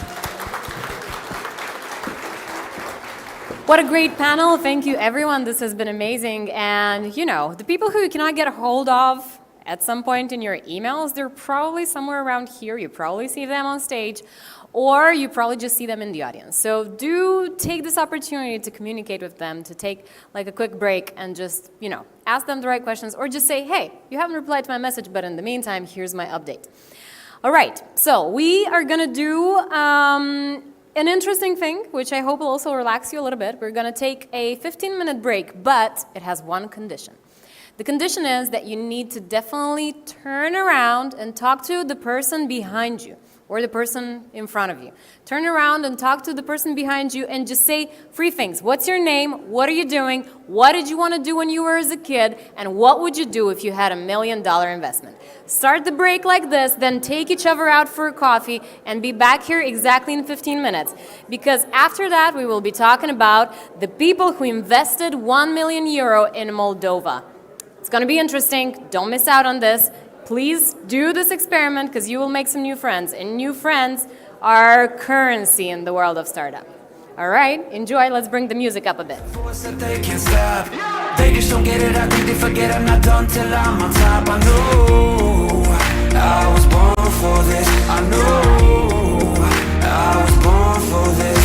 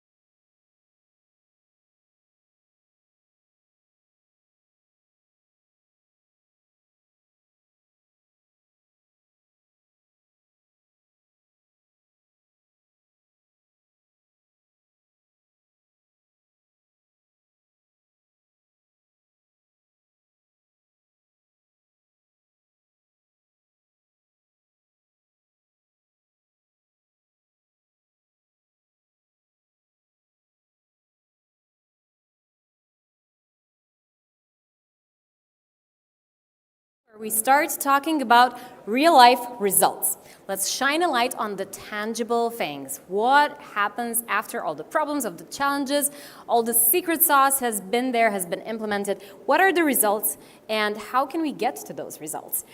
Also in this segment, we will very, very soon find out who is the winner of the pitch contest. But before that, we have several panels and the great opening speech for this segment from the CEO at Mosaic. Mosaic invested €1 million in Moldovan startups. That sounds a lot to me, but Dmitry Namashko here just said, that's not that much. Is it that much or is it not? It's still a great investment. It's a story to tell, and Dmitry Namashko, CEO at Mosaic, will tell us about it right now. Welcome him on stage.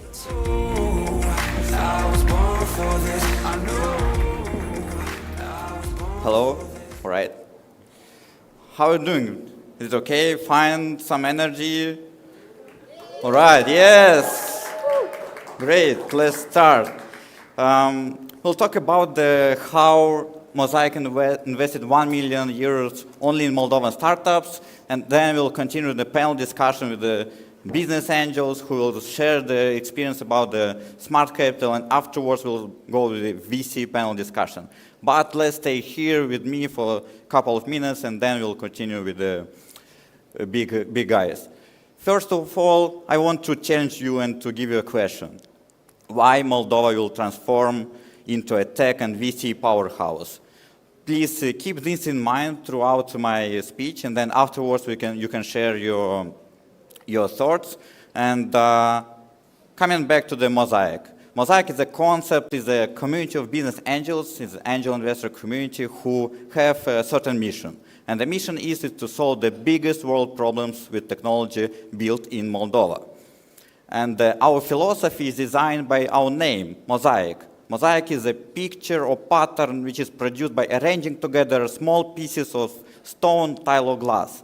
And this is our vision, is to create a venture capital ecosystem in Moldova where beside the capital, startups get some also expertise, knowledge, and they connect with the best experts from the field to dominate their respective category globally.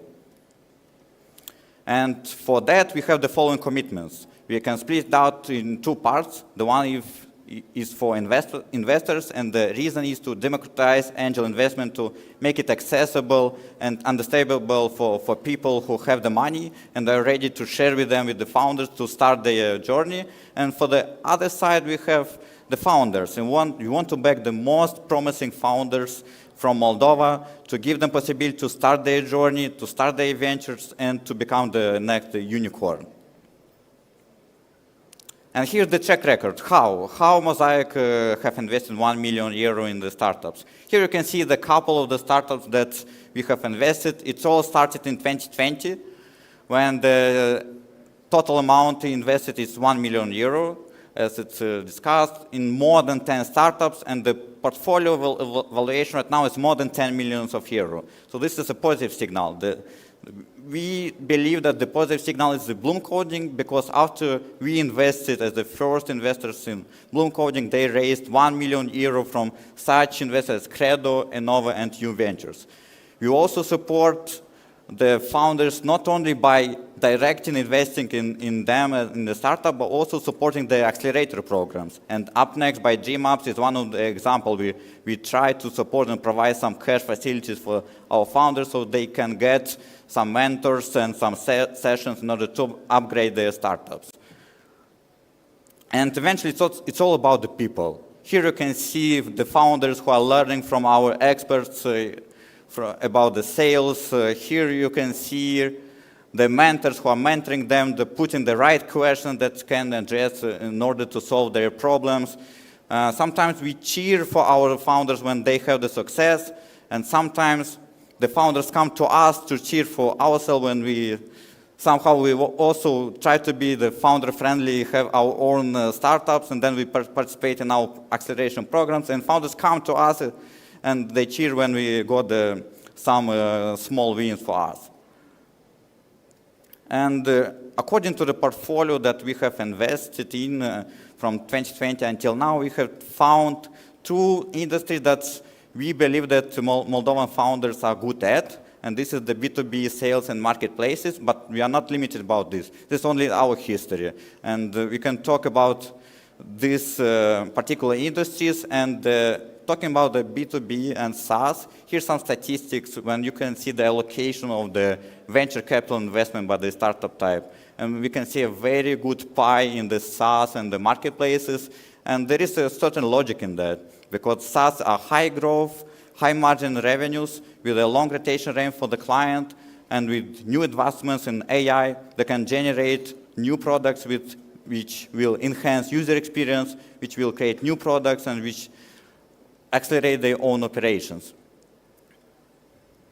The same with the marketplaces. We consider that the gig economy is something that our Moldovan founders are good at, to connecting two funnels and then resolving their problems. It can be doctors, it can be in the babysitting, it can be in delivery. And I think that Moldovan founders really found this niche, and they are attacking this market. And having these hyper-local marketplaces created here in Moldova, they will be the main player for the expansion to the another markets. And eventually, who knows, maybe for the lawyers, doctors, babysitters, it will be the main acquisition for themselves as a full-time job being present in these marketplaces. However, we have a certain challenge here in Moldova, and ecosystem is still not fully functional from this point of view when we are speaking about the venture capital. It means that we need more players present here in order to give the possibility to invest in our founders. And when there is a high level of uncertainty in founders regarding the financing their startups, they create some anxiety for them, because how can I get my product to the next level of round if there is no capital available in the market? Thus, we as Mosaic, we want to have a certain commitment, and we would like to make this commitment publicly with my partner Mihai, because since we are doing this publicly, there is no chance to fail. And here we want to create, as we said, the venture capital ecosystem in Mosaic. We have started with the angel syndicate, providing up to today €1 million, but we are also targeting such platform as the equity crowdfunding. As you know, that in Moldova have voted a crowdfunding law which permits to do this locally for the startups. So we have the capacity to execute this. Our ambition, the bigger ambition, is to have and to build a proper venture capital firm, which is be focused for the early stage startups. And for that, we also need the education in order to increase the investing knowledge for both founders and investors, in order to connect them and truly have this venture capital type of investment. And we have some advantages. I thought about some advantages that why invest in Moldovan startups. It's always happened for the founders in mind when they pitching their ideas to the VCs. And I think that in Moldova we have a great talent pool, mostly the tech talent pool with East-West cultures. Just imagine that we have both, we are connected with European countries and CIS companies. When we understand that culture, we can be in this, having this cultural diversity. I think this is an advantage for us. We are also the capital efficient. According to some statistics also made from the Atomico, in the CEE, it takes less capital to become the unicorn. And we are very attentive, and it's so crucial to understand where this money is going on. So our founders are very attentive to the companies and to the funds that are provided from the investors. And the third one is geographical localization. As Moldova, we are a small country. The same as Estonia is. It provides the possibility not to launch the product here in Moldova, but going globally in other countries. That's why being in the bridge connecting the CIS and Europe, we have the good climate as well, and it permits us to connect with more countries in this perspective. And I put this question at the beginning, why Moldova will transform into a tech and VC powerhouse. In my opinion, and I think that we will be part of this journey, this is because we will have the unicorn. It will create the possibility to make these people understand how to build this unicorn and this 1 billion company where the employees will go out from that company, will create another ones and another ones, and we'll have new generation of founders, a new wave of founders. I think it's possible, and the founders will show us how to do it. That's it for this small introduction. Thank you. Afterwards, we will try with the panel discussion. Please help me with that.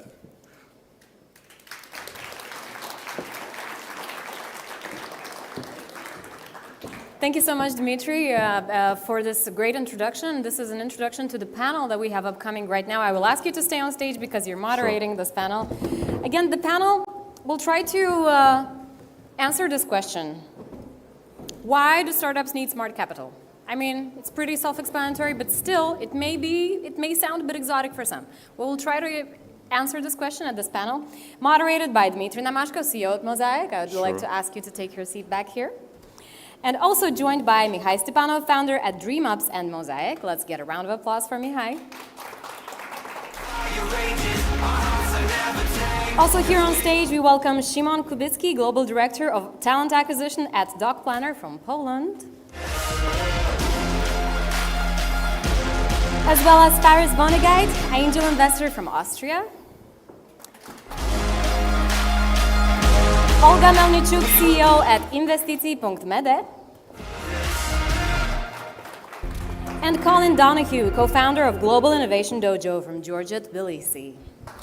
Give a round of applause for our panelists, and the stage is now yours. Yeah, take seat. All right, guys. Let's make it a little bit interactive, and maybe if some of the audience have some questions to address, please raise your hand, and I will try to give you the microphone, since we want to be open to you, and you are the ones who are ready to take this money from them, because these partly angel investors are part of the startup ecosystem. And actually, I will ask you to make a small, brief introduction about yourself, some background, and if you have some notable investments here in Moldova or outside of Moldova, please share one investment of that. Thank you. All right, thanks. It's great to be here. I've been in Georgia for 8 years and really seeing the ecosystem there develop, and it's really exciting to be in Moldova and really to see what you have in store for yourselves. I mean, the future, I believe, is going to be very, very interesting in terms of the growth of this ecosystem. So Global Innovation Dojo, I can talk with people about later. It's a partnership between UC Berkeley Entrepreneurship Center, one of the top ecosystem development folks in the world, and myself, somehow. The most interesting investment that I was involved in that speaks to smart capital was we took a delegation of Georgian startups to Silicon Valley and had researched diaspora, Georgians who were successful in the tech world, who had potential to be investors, and did a dinner in an Airbnb watching the sunset by the Pacific. And why I bring this up is that the founders who went there, government tried to do a lot of things and people weren't getting investment and they just didn't get traction. But when we got these people together, the investors who cared and wanted to help their home country and had these incredible networks and data sources and so on and so forth, when we got them together, the investment that went in was not just money, but it was time. So we had a Georgian guy who had just been very, very successful with his startup. He co-founded the company. He gave them 2 million customer support messages to feed their AI and so on and so forth. So that ended up being a journey where the investor opened doors to customers, opened doors to data, opened doors to money, opened doors to communications and publicity. So I think if you find the right investor, and they have to care about what you're doing, right? But they often are willing to go the extra mile to open doors for you. Yep. Hi everyone, my name is Mihai. I will be very brief. I lived in the US for 6 years.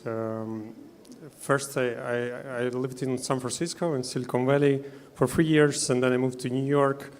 I was a founder, and I believe I'm still am.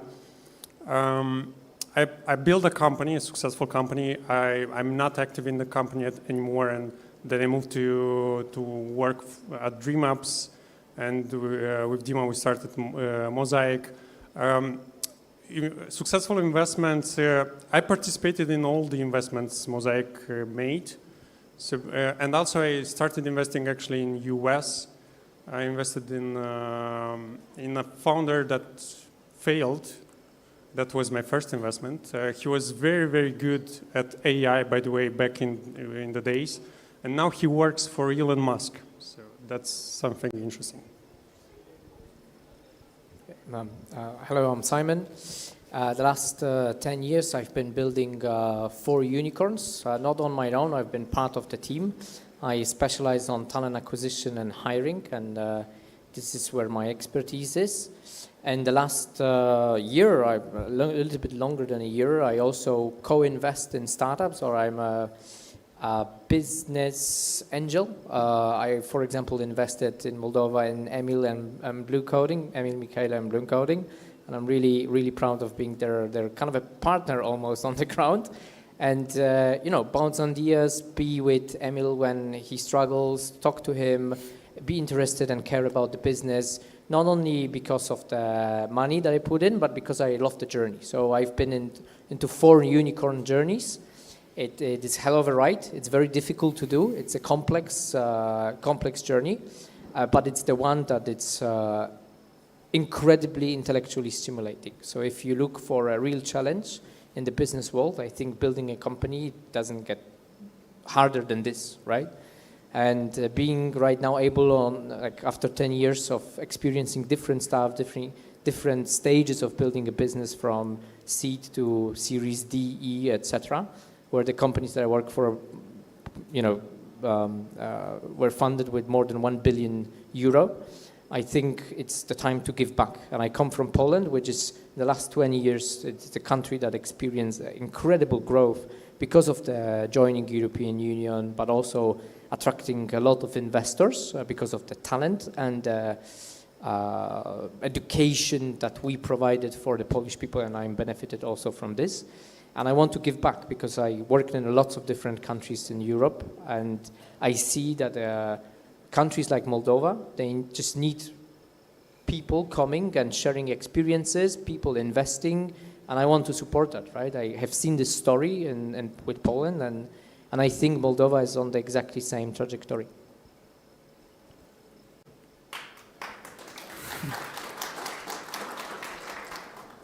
My name is Faris.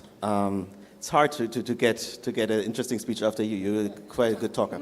I'm from Germany. I come from talent acquisition like Simon. I did this the last 8 years, mostly as a freelancer.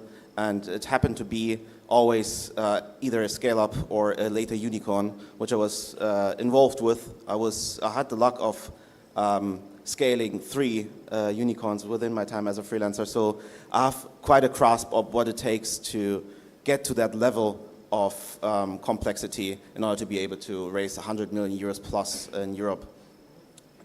What I did was basically building teams and building team structures from a talent acquisition side. Means if you're hiring 300 sales rep, you don't only just need sales reps, you need the leadership. How do you develop the leadership? You need HR departments, you need accountants, and the whole organization based on how you make revenue, right? And this is what I mainly did the last 8 years. And for me, the story is the same. I enjoyed working as a freelancer, but it kind of tends to be always the same, and it's always around money. And this is not something which I enjoy to an extent. So I kind of changed the trajectory, going away from being hands-on as an interim, more or less being an advisor in the back end and investing my own money. I founded 2 companies myself in the last 5 years, which I bootstrapped. So I try to give back something to society. And also with my investments, I'm trying to invest in companies which tend towards society. Bloom Coding is my investment as well. Simon and I were co-investing there. So we're pretty happy to be here and pretty happy that we invested in Bloom Coding. And yeah, happy to be here. Thanks. I feel it's like a Bloom Coding mafia here. My name is Olga, and I represent Investitim MD. This is a consulting company. We support companies, various types of companies, to find resources, financial resources for growth and launch, or launch and growth. We also work with startups, and this is the main core what we do. Besides that, I co-founded Business Angels Moldova, which is another angel group from Moldova. One startup that we invested, or I invested in 5 startups so far from Moldova. One of them is Unde.io, which is did you use ticketing for Mundi, right? So you already know Unde.io, all of you, because you bought tickets or you were granted tickets through the platform of Unde. And it's a very interesting story because when they appeared in XY Accelerator, they were like wild guys. They looked like Vikings. They were talking about some rave events, like doing rave events and doing platform for rave events. Like, what? And I remember we were discussing taking them, and I was saying, like, I have no idea why. I really like them. I hate the idea, but let's see. So we took them, we helped them, they pivoted, and now we have Unde.io who already works in Moldova, but also in Romania. They're helping Romanian organizers do their events. And I'm really hoping, and I know it will happen, that next year they will conquer the Europe. So cool, thank you. Let's proceed first time with the definition. And actually, since you all go with the consultancy, you can provide the definition of the smart capital. Please give some overview, I don't know, make the elevator pitch of the smart capital up to 1 minute. What does it mean for... Me again? Well, smart capital, it's money, but not only money. It's something more than just money. It's network, it's education, it's additional access to people. It's everything that goes beyond, and it's extremely necessary to have, especially when you have a very early stage startup. Because these guys, they need more advice. Like, sometimes money is not enough. Sometimes money for them is not even the problem. The problem is, what do you do with them? How do you invest them wisely? How do you grow with those money? So that's about smart capital from my side. Yep. Cool. Sums it up pretty good, I'd say. I mean, where's the value at? If I'm just giving money, I could be a bank. I could give you a loan, get my interest, and that's it, or equity. No. Being an angel investor, being an investor in general, means always value add through your own knowledge. And this is also like an advice. If you are looking out for an investor, don't just look for the money. Who is the perfect fit for you personally? I couldn't imagine myself investing in a company where I don't get along with the founder, who's the person who's pitching the company to me. It needs to be a connection there in order for me to be able to invest, because in the end, we're spending time together. It's not just my money. I also invest my time, my energy, and my passion in it. And I need to like the person, and the person needs to like me. So look out for the people you like rather than the money which you see behind them. Yep, cool. Actually, I would like to move around a little bit and to give some more questions in order to have more interactive. The question will be for you, Colin. You are mostly, your expertise in the startup building, you're making the communities, you're connecting more parts.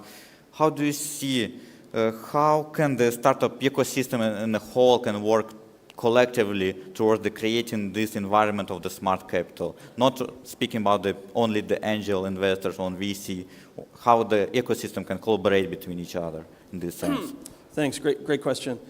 So there are two things on that. One is the development of the ecosystem. One of the things that was very interesting in Georgia is in the beginning, everybody was like, I'm the coolest startup, they don't know what they're doing, they're losers. Oh, I have to protect my idea, I can't tell you unless you sign an NDA.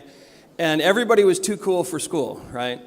And so one of the cultural transformations in building the ecosystem was communicating that this is a small ecosystem, right? We're all in it together. Any success of anyone in the room is a success for everyone because it opens doors, right? And at the time, nobody had heard of Georgia, and now more people have, and I'm sure that's also going to be happening with Moldova. So the ecosystem, I think people have to look at how you can maximize connections outside of just the ecosystem itself, right? So we have folks, so this guy Gega went to Y Combinator. He comes back from Y Combinator. He had Ryan from Anyway, so there's this angel, this unicorn founder who was on his cap table. He didn't just keep that to himself, he introduced other people to Ryan, and so that opens up doors for the ecosystem. So I think one of the big things is getting more connections and more relationships outside of Moldova, right? Particularly in the centers of capital and talent, Silicon Valley, London, so on and so forth. That if founders are representing not just their company, but also making connections for the ecosystem, that really increases the rate of change and increases the access to these very developed or experienced investors externally. Yep, so cool. And moving on to the Simon, I would like to share to you, the question would be mostly about the vision as you as a business angel and the vision that the founder wants to provide. How this alignment works between the founder has the certain vision and you need to help him somehow. Firstly, do you have some red flags in terms of the vision that you will not support too? Something that you would like to not be investor in? And if yes, what kind of the indices? And if sharing a little bit about this collaboration regarding the vision and helping them to achieve this one. Yeah, I think it's like in any relationship, right? If I see that I can add value to this relation with this particular founder or particular group of pair of founders or group of founders, then it's going to be enjoyable and valuable relationship for me, right?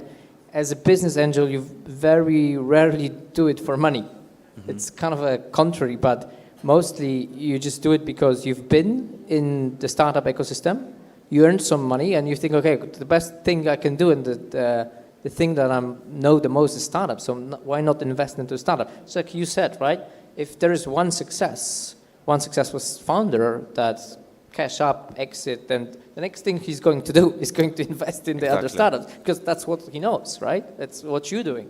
So for me, it's kind of, okay, do I see the value in this relationship? Can I provide the value? Is it the value something that the founders or the founder is looking for? And it will be that enjoyable journey for us, right? Because business angel is not about capital. Business angel is about, mostly they say either capital, either time, right?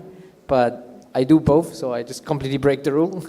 And I think on the end it's about, okay, is it the value there in this relationship? Are we able to help each other in this relationship?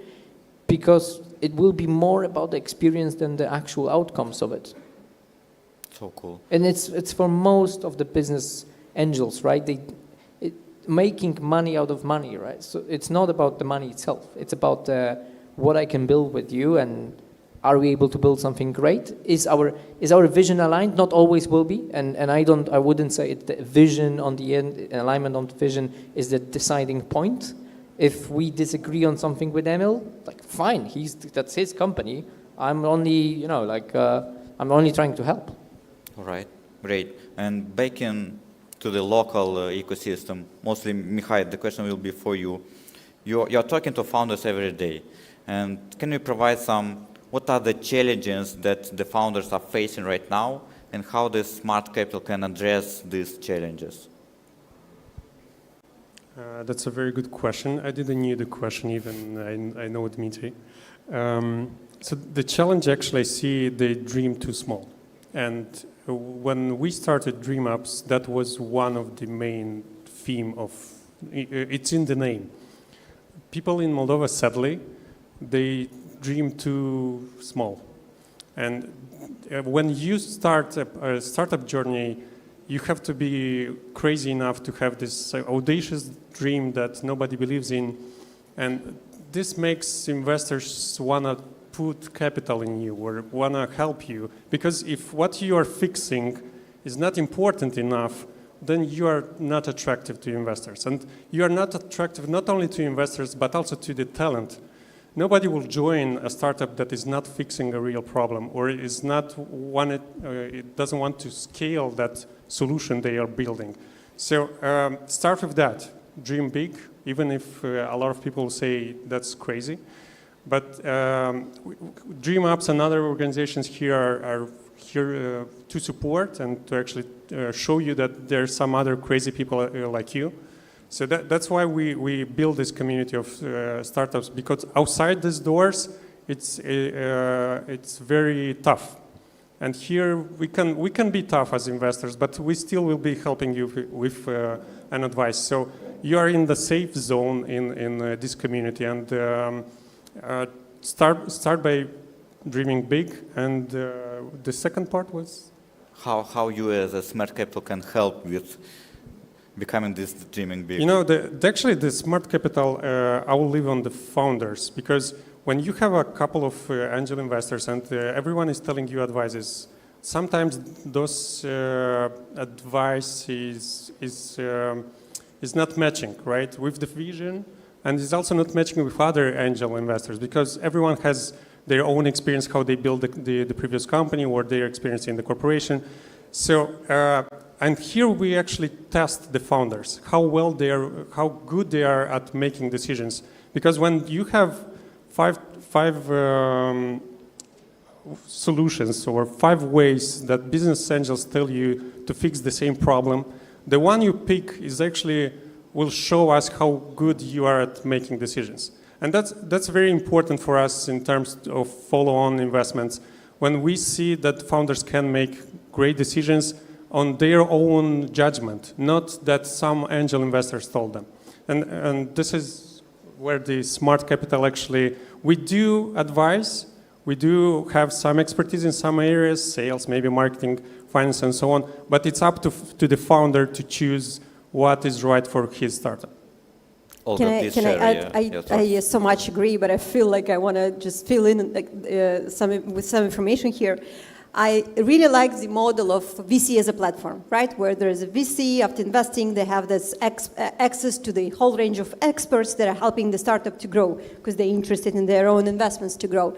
I think business angels can also serve as a platform. Either as a community of business angels that is serving by providing the smart capital to the investments. And I remember there was we had a chat with the Portuguese VC last week. He's like a founder, ex-founder, and he was saying, never ever mess up with startup's plan.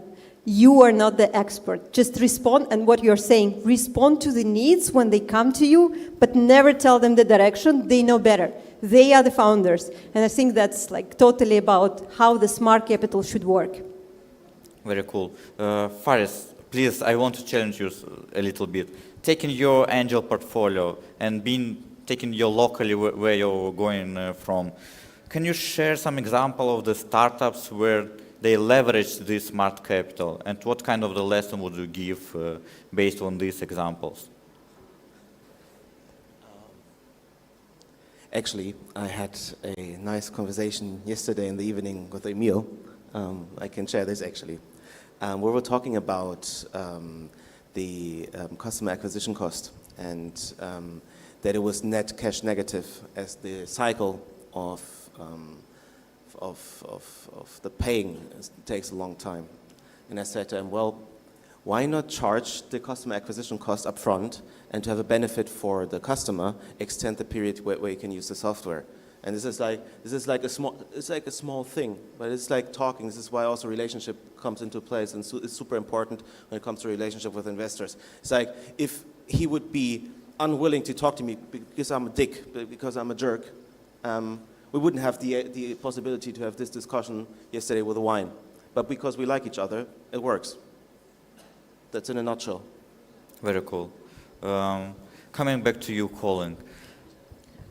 I'm so curious about your experience in Georgia. Can you describe a little bit, having some do you have some similarities between the Moldovan founders here and the Georgia? Because taking the geography, we are pretty similar in regarding the population, the total surface.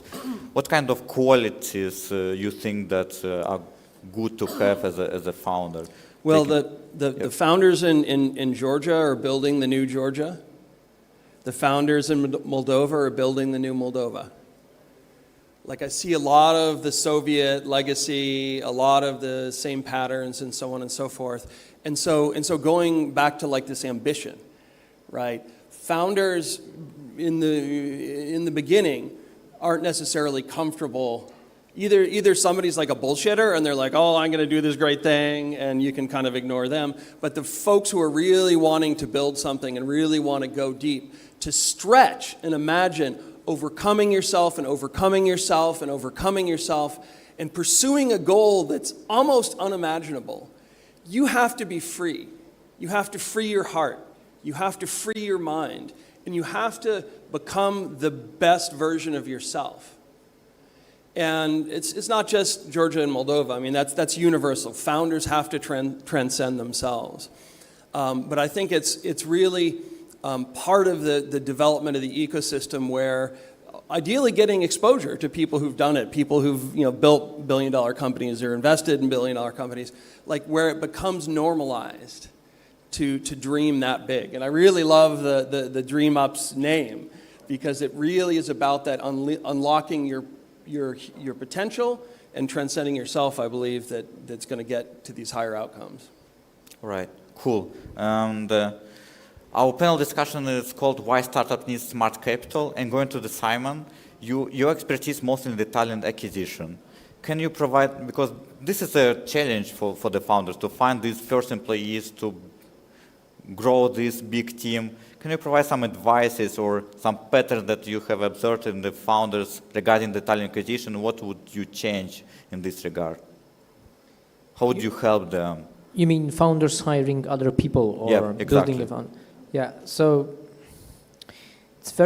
you're building a completely different team when you're building a startup team comparing to when you're building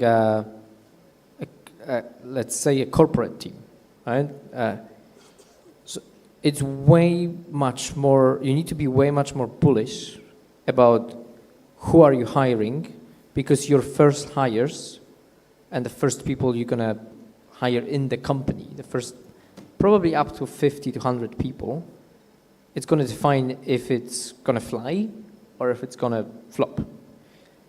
And there is no, like, I always saw three things, these three elements that founders, successful founders of unicorns, as well as you looked in the people that supposed to join on this journey from 0 to 100 people, because it's the most intense, work-intense, and the hardest time.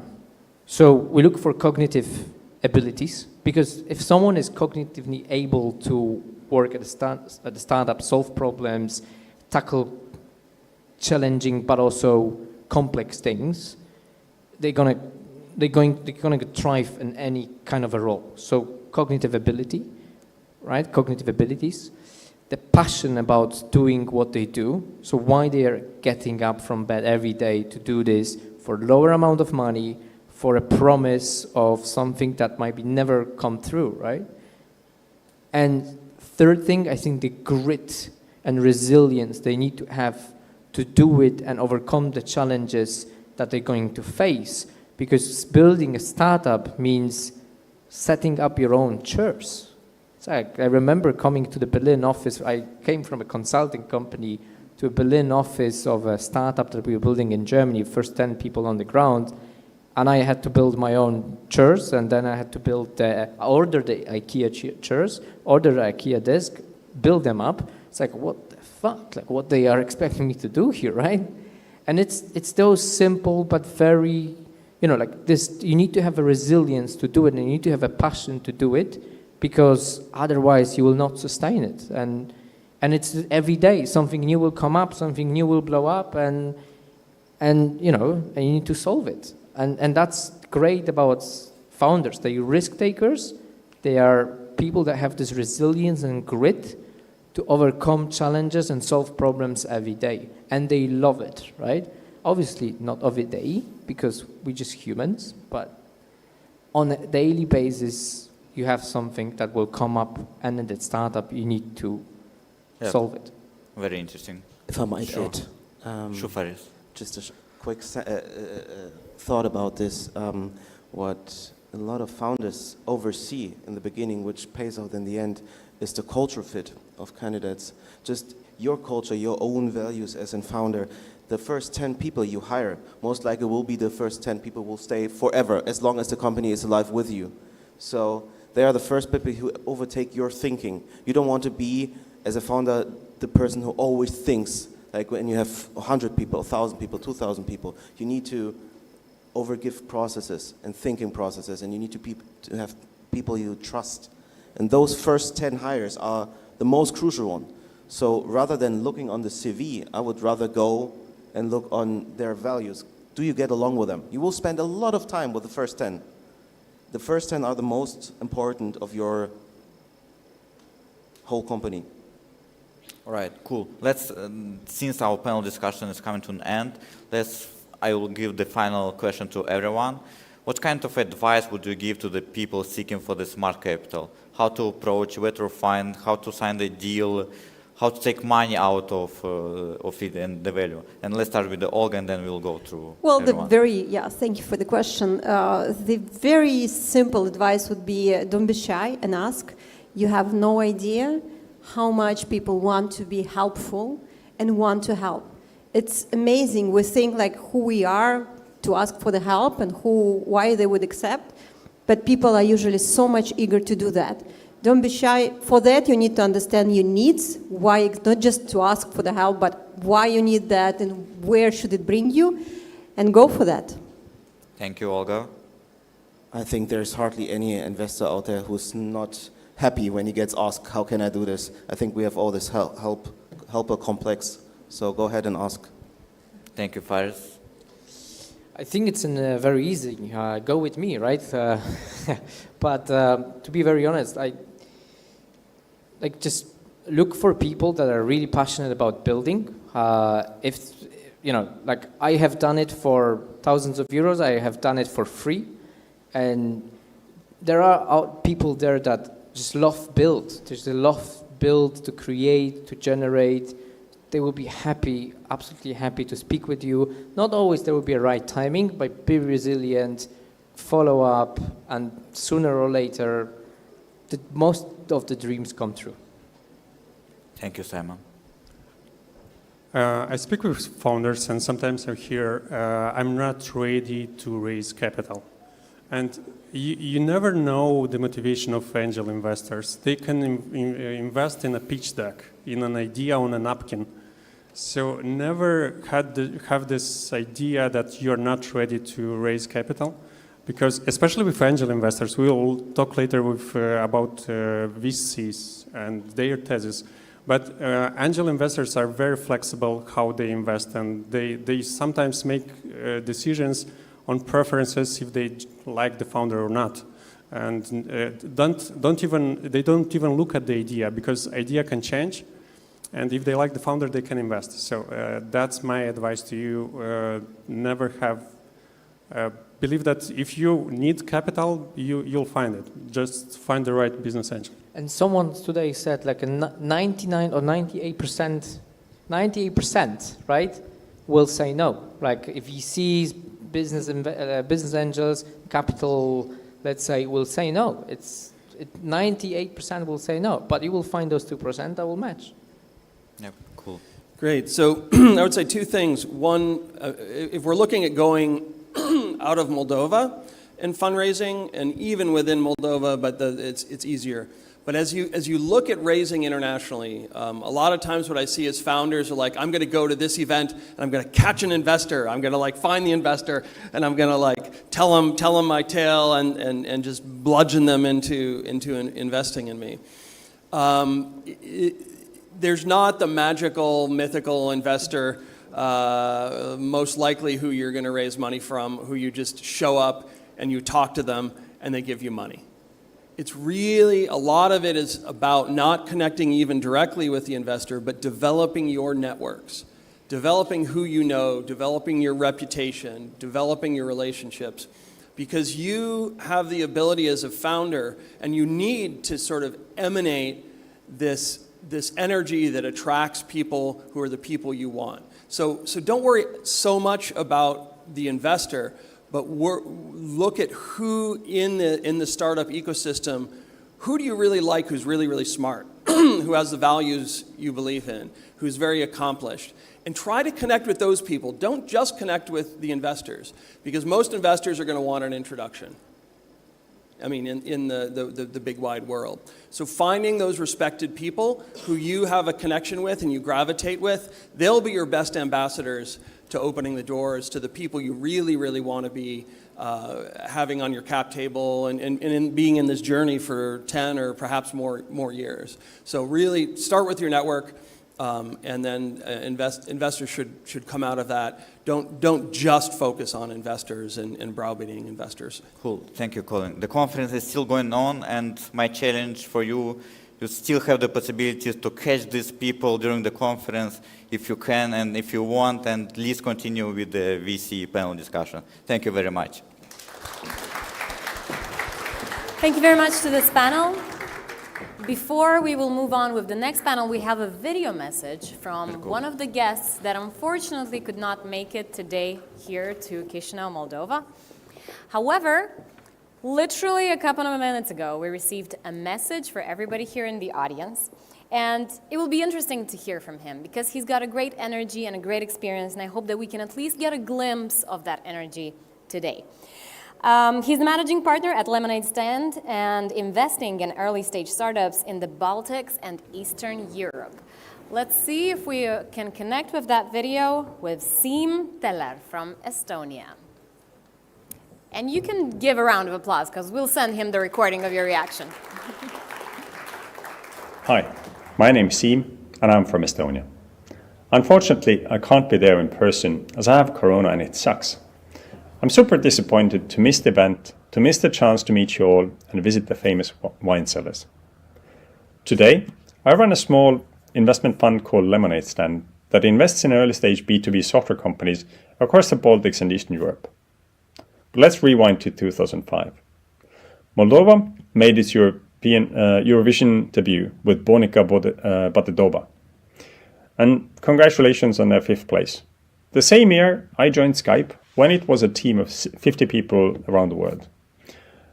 Maybe you don't remember it, but it used to be this revolutionary software that allowed anyone to call each other around the world for free, and it kind of worked. And it didn't quite look like this, but close enough. By that time, I had been building stuff online for about 10 years, and I had poured my enthusiasm into all things digital in both my work and my hobby projects. For example, I helped build the biggest Estonian web portal that brought me together with the original engineering team at Skype. I was a prolific blogger and a photography nut and started Estonia's most popular photography website together with a couple of friends. As you know, the beauty of small countries is that it takes surprisingly little to stand out. And Estonia is around half the population of Moldova. Of course, the downside of small countries is that they are very small and you start hitting the limits very quickly. But my takeaway from that time, and actually has been a theme throughout my life, is that the people you meet, especially the smartest and the most entrepreneurial and the ones who are willing to take you on a journey, your own curiosity and hustle to go after interesting opportunities and actually just do stuff for the fun of it and share what you're learning with the others means that you start creating this huge surface area of luck where interesting opportunities start coming your way, and it's up to you to start grabbing them. And one of those opportunities was when I was invited to join Skype to solve a very specific problem of localization, an area that I had to become an expert in one of my previous companies. And the challenge was how to make Skype available in 30 plus languages and have a process and team in place to constantly keep all those languages up to date across the website, the marketing communications, support materials, and so on. And because I was enthusiastic and you can say naive in pointing out other shortcomings in the company, that did not go unpunished. I was quickly handed the responsibility for Skype.com and all projects that happened on it. So new product launches, marketing campaigns, partnerships with companies like Facebook or the mobile operator 3 in the UK. And mind you, this was pre-mobile, so the website was the main distribution channel that had 30 million plus monthly visitors. I had a team in place that was doing everything from planning to design to coding and maintaining the website as well. What was probably the strongest aspect of working at Skype were the people. I was mentored by a lot of very smart people. Some of them were my peers, some of those were my bosses. I've kept up with them over the years. Some people I hired into the company, and same thing, I've continued to work with them either in different companies or they've turned into founders and I've invested in them, or I can recommend them to companies in my portfolio to hire. Now, this wasn't just specific to me, the people aspect. Skype spew out this tons of people who had experienced the rocket ship ride once and wanted to see if they can replicate this. So they went and became founders, or they went and became investors because of the acquisitions. A lot of the employees had liquidity. And this graph is from a very fresh State of European Tech that is trying to show the impact that Skype ecosystem has had, not just in Europe, but the global tech scene, with almost 1,000 companies started and 65,000 employees. And on a very personal level, I have this visualization of my network from 2013, where LinkedIn still allowed to do this. And you can see different clusters, and the green is my Estonian Skype network, and orange is my global Skype network. So super strong and dense network of people that have been very, very useful in the future. Of course, there are other networks as well, and I'm trying to see if I can recreate this graph now, where I've tripled, quadrupled my network size. But yeah, the takeaway again is people and curiosity plus hustle equals luck. And what this meant for the next phase of my life is sort of like, you know how in the movies you get this 1-2 minute segment where the hero is training for the challenges to come. I didn't really have a plan to become a full-time investor when I left Skype in 2010.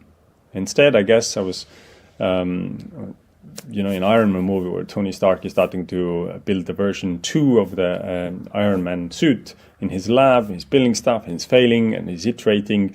And I did the same. I went back to very small startups, as I felt that this was the place where I had the most to add. Some of those failed, some had modest success, some got acquired. I hired people, I had to fire some people. I have been let go as well. I moved from Estonia to Boston, to London, and then Berlin to get the international experience as well, working in venture-backed startups mostly. And borrowing from sports, I was doing repetitions, getting better at something while continuously growing my network by saying yes to all sorts of opportunities. And that increased the chance of interesting stuff happening to me. I also made the first angel investments during that time. Some failed. Some are still sort of cooking and will be pretty big exits when they finally happen. But it's a very long-term thing. So the investment I made in 2014, the company is doing 400 million euros revenue annually, but it still hasn't exited. So my money is still locked up in that company. So it's very, very long term for the founders, for the employees, and for the investors. Why I was able to make those investments was I had modest cash from the exit at Skype. But more importantly, I knew people and I had some information thanks to the network that there's something extraordinary about these startups. One of them failed, so not all the information is good, but do it enough times and you start seeing the winners. Now, I told you the story, but I didn't really tell you how I became an investor. Frankly, this was not the planned career move. I have a business partner in Lemonade Stand, and a mutual friend of ours turned to him asking for funding for their startup. He came to me asking for advice as he didn't have any experience with software companies. And my recommendation was not to make just one investment or two investments, but rather build a portfolio, just to de-risk this one specific bet. One thing led to another, and we ended up setting up Lemonade Stand, where I came up with a strategy. I'm dealing with deal flow thanks to the network that I have built up over 20 years. I'm making the investment decisions, and crucially, I'm helping the portfolio companies with things that I'm stronger in, so marketing, sales, and fundraising. We've now invested in over 40 startups across East Europe, in fintech, insurance, proptech, sustainability, biotech, developer tools, and so on and so on. And Lemonade Stand in a snapshot is an evergreen family fund of 10 million euros. We're focused on pre-seed and seed stage, in Baltics and East Europe, as I said, B2B software, kind of sector agnostic, but I am looking for ideally companies that are using machine learning and AI to solve real business problems. And if they bring some sort of positive impact to the world, be that sustainability, healthcare, the speed of innovation, that's a strong plus. It's a small fund, so we're not a lead investor, but we're very collaborative with local angels, local funds, international funds. Is Lemonade Stand a success? I don't know yet. Startups are super long term. Average unicorn takes 10 plus years to build. So ask me again in 5 years. There are, however, positive signals. Plenty of startups I've invested in have raised follow-on funding. They found customers that care about their products and are successful in hiring top talent, but no exit so far. Now, I want to give you one example that relates to Moldova about hustle and luck. I received this email back in August 2020 from Dmitry to talk about something called Mosaic. And a month later, we met in Tallinn. 6 months later, I was listening to some Moldovan startups pitch online, gave them some questions and some feedback. And today I was supposed to be in Chisinau. It didn't quite happen. But Dmitri's hustle and reaching out to people was my luck, because now I know people in a new region for me. And this is how building up networks works. You just have to try to talk to a lot of people. You'll find the ones where you have a match and that can help you and will help you to get good at this. Now, I don't even remember why I put this picture in here, but VCs in the Baltics are not saviors, not sharks, but they are then the fuel that you might need to grow your company. So happy to talk about this. I'm not in Chisinau today, but okay. Let's see this better. I'm not in Chisinau today, but I will be in 2024 to make hopefully my first investments in Moldova. My name is Siim. I'm from Lemonade Stand. I invest in early stage B2B software companies. Are you building something unique? Please reach out. You can email me anytime at st@lemonadestand.ee. Thank you very much.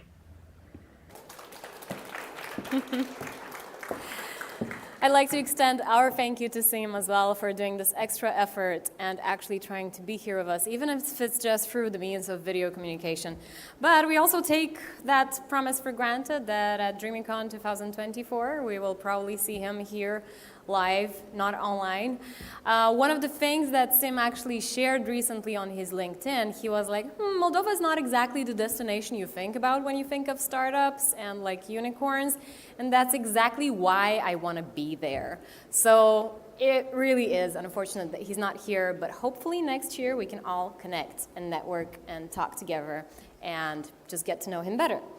All right, and speaking of talking, by the way, I think it's time to move on to the next panel here. It's going to be about venture capital firms, and this is going to be a talk about how to grow the scalable startups. The moderator will be Mihai Stepanov, founder of Dreamups and Mosaic. He's joined by Yurio Oyasar, investor partner at Change Ventures from Estonia. as well as Katarina Kovalenko, associate at Depo Ventures from Czechia. And Stella Zemna, country representative at Western NIS Enterprise Fund. All right, thank you. Thank you very much. The stage is yours. Hi, everyone.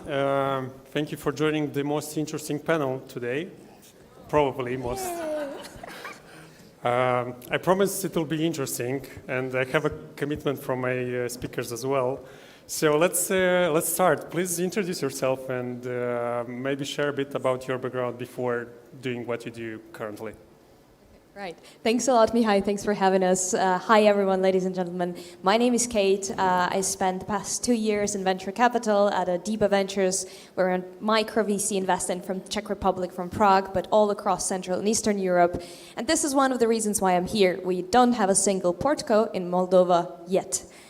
So yeah, that's pretty much about me. We're investing in pre-seed seed stage. So if you're building something, hit us up, and passing the baton to Irio. Yeah, I just had Seem on my phone. He asked me how it went, and I said it went great. I also found out that you used a form letter. I'm like, what the fuck? I got the exact same email as Seem did. So the same damn email got me here too. It's all you. My mistake.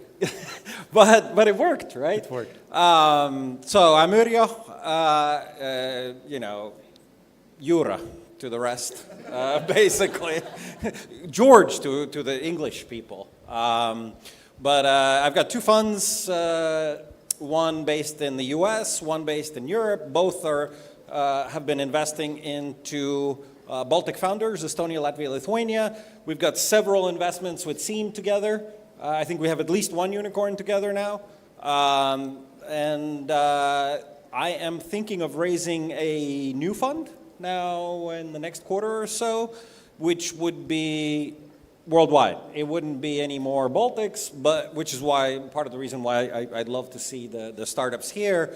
And the focus would be on immigrant founders, basically cross-cultural, cross-border teams. Because I've seen that those seem to be the most exciting, most interesting teams, is when you're getting talent from a couple of different countries working together. That's about me. I'll do a keynote later if anybody's still here in an hour or two. Hello, my name is Stella Zemna. I still did not invest in the unicorn in Moldova, which I hope to do. Now I'm country representative of Western NIS Enterprise Fund. My background is financial, but actually all my jobs were related to people. I really believe in people, and I invested a lot of my time in people. And that's why I think being part of this amazing journey, it's another way to invest in people. That's me. Thank you. We are doing great on time. I have a lot of questions, and I just want to keep going. So my question, we talked about angel investing, and I want to touch a bit on the difference between angel investing and VC firms. And what's your thesis of investment? You mentioned that shortly a bit. And maybe Stella, you want to tell us the UNICEF fund, what is their focus? Yes. Shall I start? Sure. Western NIS Enterprise Fund is actually 29 years in Moldova. And every time I'm amazed that people just heard the first time about it. And 29 years ago and until now, they invested in over 136 companies, over 188 million. And in Moldova, they invested, because the fund is for Ukraine and Moldova. You understand Ukraine is a little bit larger, so they invested in more companies there. But in Moldova, they invested in 10 companies. And you know, companies that you might know, Maib, Purcar, Vitanta at one point, Glass Container Company. All the companies that Western NIS invested in Moldova were highly profitable. So that's why, for example, now the fund has two programs. One is investment, but the other one is development program. So we invest a lot in education. We want to make sure that we kind of contribute to build the ecosystem. We invest in different policies to make sure that the startups can be opened very fast. not die until you close one. So all sorts of things that means grants. For example, you know now ODA just closed a grant for startups and innovation. We got 110 applications for grants, free money basically, of 20 to 25,000 euro per company. So I think anyone who is in this room, I hope they applied for the grants, because, you know, prior getting to VCs and seed and all the other ways of getting money, I think the first stage should be the free money that the government or the other companies are providing. So Western is doing that part too. But like I wanted to talk also about something that you might know or might not know. So in 2017, Western NS developed a U-Venture, which is venture capital in Ukraine and in Moldova. Apparently, they invested, not apparently, but they invested in 10 companies, but just one in Moldova. It was Bloom Coding. Today, it's a lot about them. I hope next time we will talk about other companies as well. And it's very important to understand what they actually want when they want to invest in those companies. I'm sure all day long people were telling you what they want from you in order to invest in you. But basically, what I feel that we are lacking is a little bit of global vision, if you want. So when you build up a startup and you think locally, it's almost like a lot of venture funds telling you no to invest in you. So I really hope in the future we can do something thinking about African countries, thinking about US, Silicon Valley, and not only very locally, because otherwise for us as investment funds, it's very difficult to take the decision to invest in you. I will stop.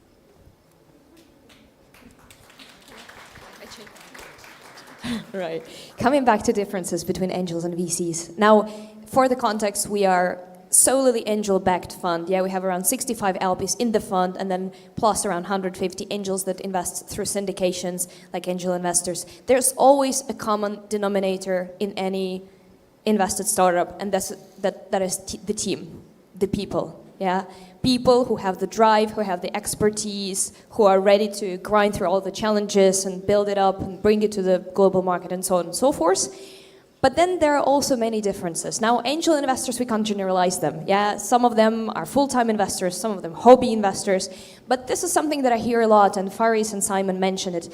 You know, yeah, there has to be a feeling for the project. There has to be, like, the belief, or like some you know, we have to be able to drink wine. And so, all right, we believe that. Our general partners also establish some relationship.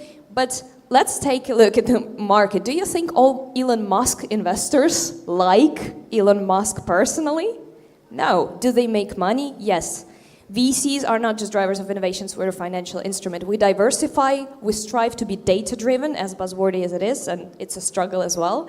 And we cannot afford to be driven just with an emotion. Yeah, we have to be driven by the market and by the returns that we bring to our LPs, quite often high net worth individuals. And this is something that we try to get across to our angels as well, that they have to decide for themselves. Are you a hobby investor? Is this your gig? Or do you want to build a diversified portfolio, which is 20 to 25 companies? Or you don't want to be a full-time investor, and then you just give your money to the fund and it diversifies it for themselves. So I think this is the core difference. And then based on that, our evaluation criteria also differs a bit. The way I look at it is, you guys I'm sure have seen those movies, 21, Rounders, all this kind of stuff. There's people who play poker, and it's like, oh, I've got a feeling on this hand. That's angels. I can't invest based on any feelings, right? An angel can go out and get lottery tickets with his money. He can set that shit on fire. Nothing will happen. If I do that, I literally will go to jail.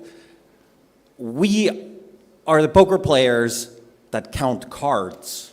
We can't pick the winners, but we know how many aces have gone down. We know how many cards are left in the deck. We know how many queens have gone onto the table so we can stack the odds slightly ahead of the house. We don't know the winners, but we professionally count cards. By the way, fun fact, did you know it's illegal to do math in Las Vegas? There's literally a law. You're not allowed to do math in your head in Las Vegas because that's card counting and it's illegal according to Nevada law. So we're taking that illegal advantage of really approaching it, just like you said, portfolio theory, working all of that mathematically and placing our bets to create a successful portfolio.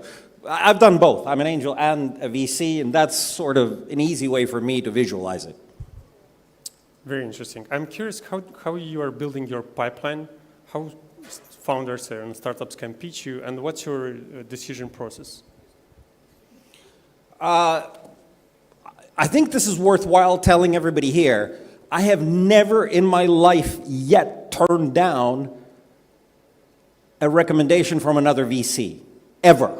So it's 100% success rate if another VC says, hey, meet these guys, they seem really interested. 100% of the time I have taken that meeting. I have never in my life yet turned down if one of my portfolio founders says, hey, I've got this friend who's working on something. Never, not once. So if you want 100% success rate, start working through the LPs. I would never turn down, an LP, somebody who gave me money, that, oh, maybe you should talk to him. I will. So that's kind of what Seem was talking about also. Creating those networks, that creates your luck in the end. For us, the vast majority comes through those recommendations. Our LPs, our founders we've already invested into, VCs from all around the world sending us messages, hey, check these people out. That's where our deal flow comes from. Maybe just to make sure the audience understands, when Idio says they didn't turn down, that means they didn't turn down the first meeting. Right. I actually recently run data analysis for the 2023, and we had around 1,600 deals overall in our pipeline, like top of the funnel, right? And we invested in 10 of them. So no is going to be an answer. But then what's interesting is we had around 652 in inbound, called inbound. None of them worked through the investment committee, even though we look at them. But quite often there's some context missing or there's some reference missing. I honestly cannot say why exactly it is, but all of those companies that we invested in were either sometimes scouted by us, but very often there was a recommendation, there was a warm intro from an investor, from a fan, from an LP, from somebody who knows you. I do not believe that we should ignore cold inbound, so our team always goes through this, but I really like the point of view that I heard from one of the angel investors, I think from Ireland, and that's something that you hear. If you can sell yourself to the ecosystem that's around you, how are you gonna sell yourself to your customers? And we're not that exclusive. Maybe in US they are, but in Europe, startup events are accessible for general public. Go there, speak to people, meet startups, talk to them about their investors, and then you're gonna get on the table. But yeah, email also works. Yeah, in our case, I am the contact point, so I'm gonna make your life very easy, so you can come and find me. For us, it's important to have a pitch deck. Basically after the pitch deck you will have a meeting, the first meeting with the people who are deciding on the investing or not in the company. But one thing which is very important, which I saw and I would like to touch upon, is the fact that you cannot come just with a prototype without having any traction and asking for money. I saw so many ideas, like so many ideas. They are brilliant, but they actually kind of lack insights from the market. They lack traction. And people, and even these VCs, for example, in Ukraine, they had 100 VCs, 100 companies that applied, and actually they picked 5 out of it. So, and most of them, they didn't have any sort of ideas on how they can expand globally, or they didn't have insights on the market, or it's just a prototype, it's a robot, but like it doesn't do much. So then why you would expect to have an ad? Yes. So basically, it's a very simple way to decide when and how to give the money. And on your side, I would like really to see startups that do their homework. That's very important. Maybe if I can quickly chip in on that. Totally agreed. I think different funds, different stages, yeah, like pre-seed, seed, Series A, obviously. But then I loved what Dropbox did. You know, when they, I don't know if you heard the story, but what Dropbox did, they built a very basic version of their product. It wasn't even ready fully, but they put a landing page and they put a video and they created a waiting list. So like fake sales, right? And people actually were signing up. They didn't really have financial traction, but they validated the interest of the market. And this is what we want to see at early stage. We understand you're not going to have like 50K MRR if you started half a year ago. But why do you do this? Is there market interest? And this is the validation which can be done in such creative ways. I love what Airbnb did, right? They were running out of money. They were literally out, right? Yet they were doing something interesting. In order to pay the employees, they started selling cereal. It was the election when Obama was running for president. What they did is they bought generic cereal. They made their own Obama O's boxes, and they sold Obama O's cereal, making like $400,000 or $500,000, which has got the interest in the investors. Like, who are these fuckers? Who's selling cereal to raise money for their startup and actually is successful at it, got them enough to pay the bills and got the interest of the investors, and that's what allowed them to survive, to succeed. Interesting. So I want to touch a bit on the meetings you didn't took. So tell me maybe where you had a startup on your desk, but you decided not to invest. An anti-portfolio startup that became successful. You had the opportunity to invest. You didn't. I got a good one. So this guy comes to me, and I've known him before, and I've looked at projects before from the same guy. Really smart guy, really nice, had an interesting project that almost invested in, and comes to me with this shit idea. And I'm like, okay, fine, tell it to me again. It's like, okay, well, it's a taxi company, and on the screen you see the taxi coming to you, and like, you can get them and you see when they arrive. And I'm like, yeah, it's called Uber. Right. And he's like, no, but it's different. I'm like, how is it different? Well, you don't have to pay, it's already, and I'm like, yeah, that's Uber. And I was like, there's no way, there's no chance this is gonna go anywhere. Well, it's Bolt, so at that time, I've done the calculation, and it's a painful one. I'd have over 100 million today from that investment. No way. But what I didn't understand, and something that only later as a VC, it finally clicked in my head, is sometimes the innovation isn't the product, but is the business model. And where Martin and his brother, what they were doing is like, we're going to do exactly Uber, but we're going to go to the places where Uber won't. Uber won't go to Tbilisi. Like, oh my God, scary, right? Uber won't go to Armenia, Azerbaijan, won't go to these places. Uber, doesn't want to do business in Africa. And boom, that's where they went. They're like, people still need to get around in Tbilisi. People still need a taxi in Nairobi.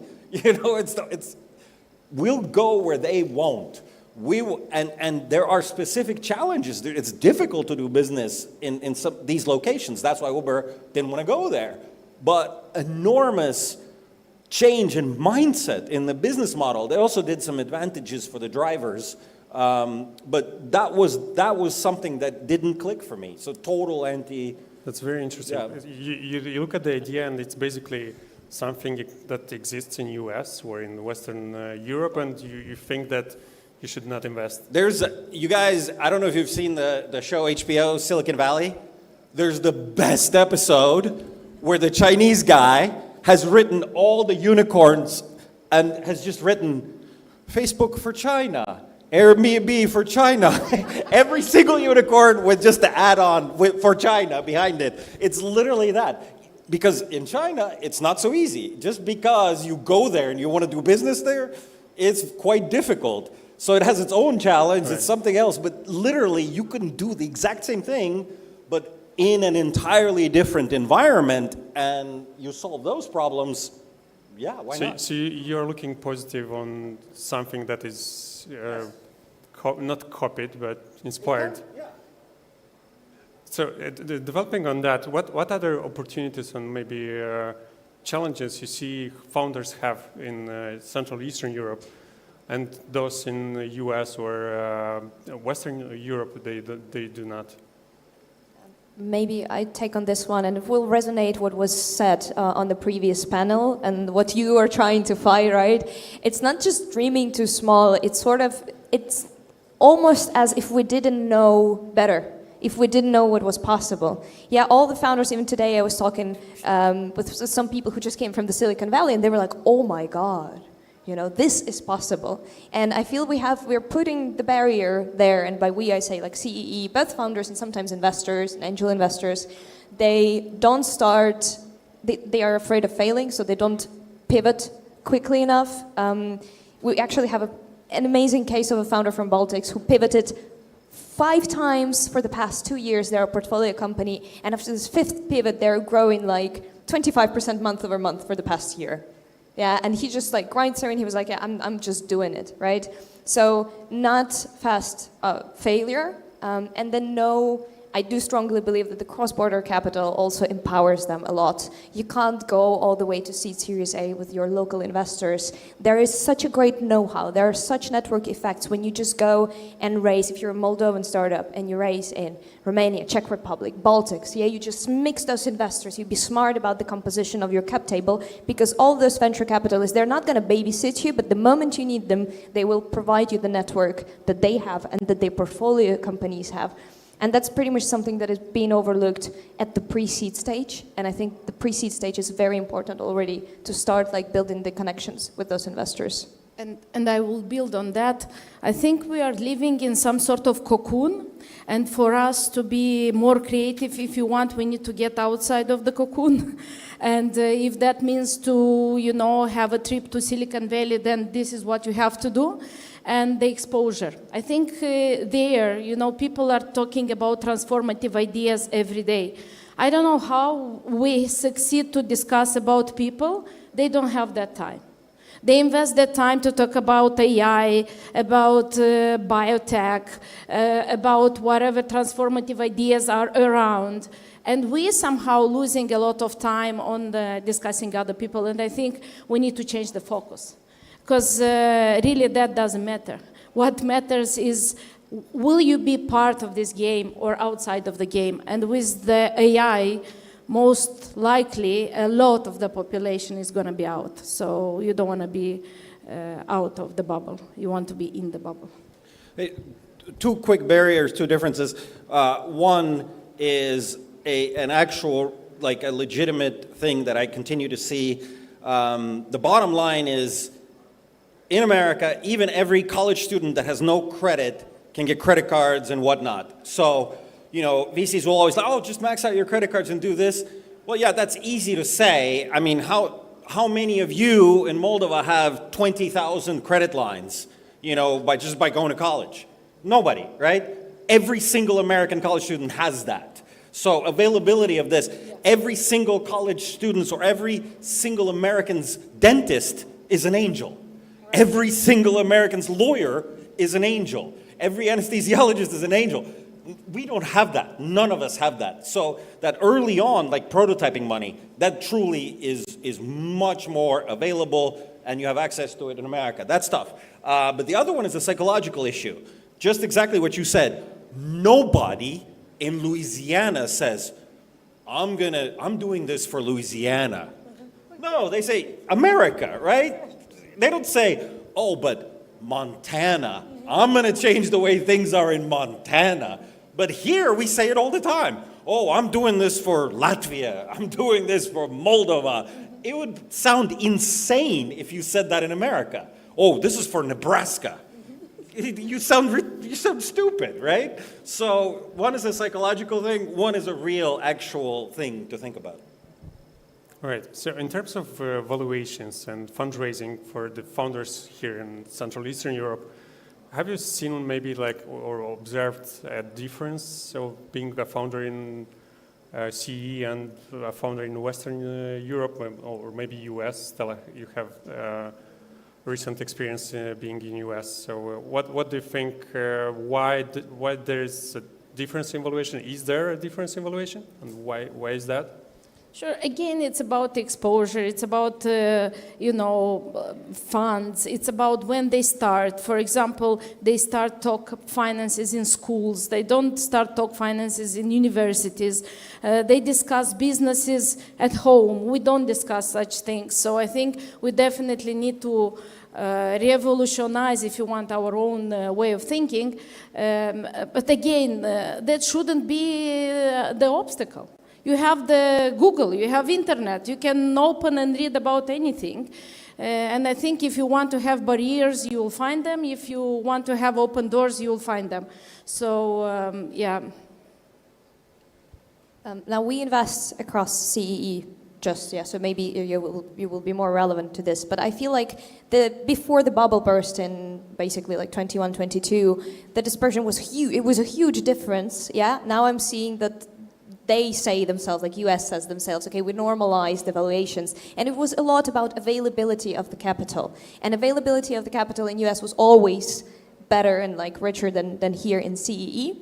And here I feel like if we talk about countries, not like V4 and Baltics, but Balkans, Moldova, Ukraine, quite often founders think about valuation as how much do I actually value? But this is never like this on early stage.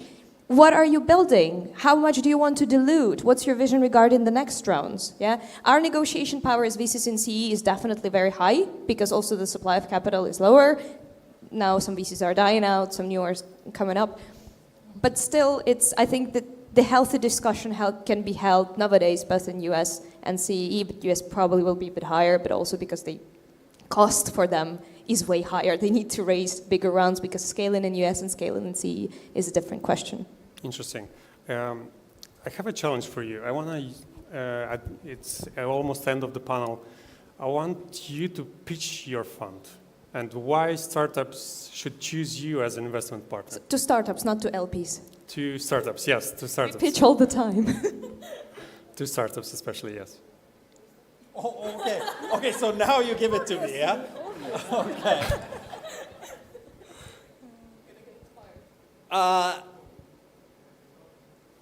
The reason why I got into this business is because this is the way to change the world.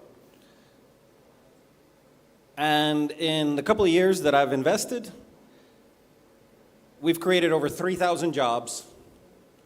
The startups that work with us have gone on to raise over 400 million euros.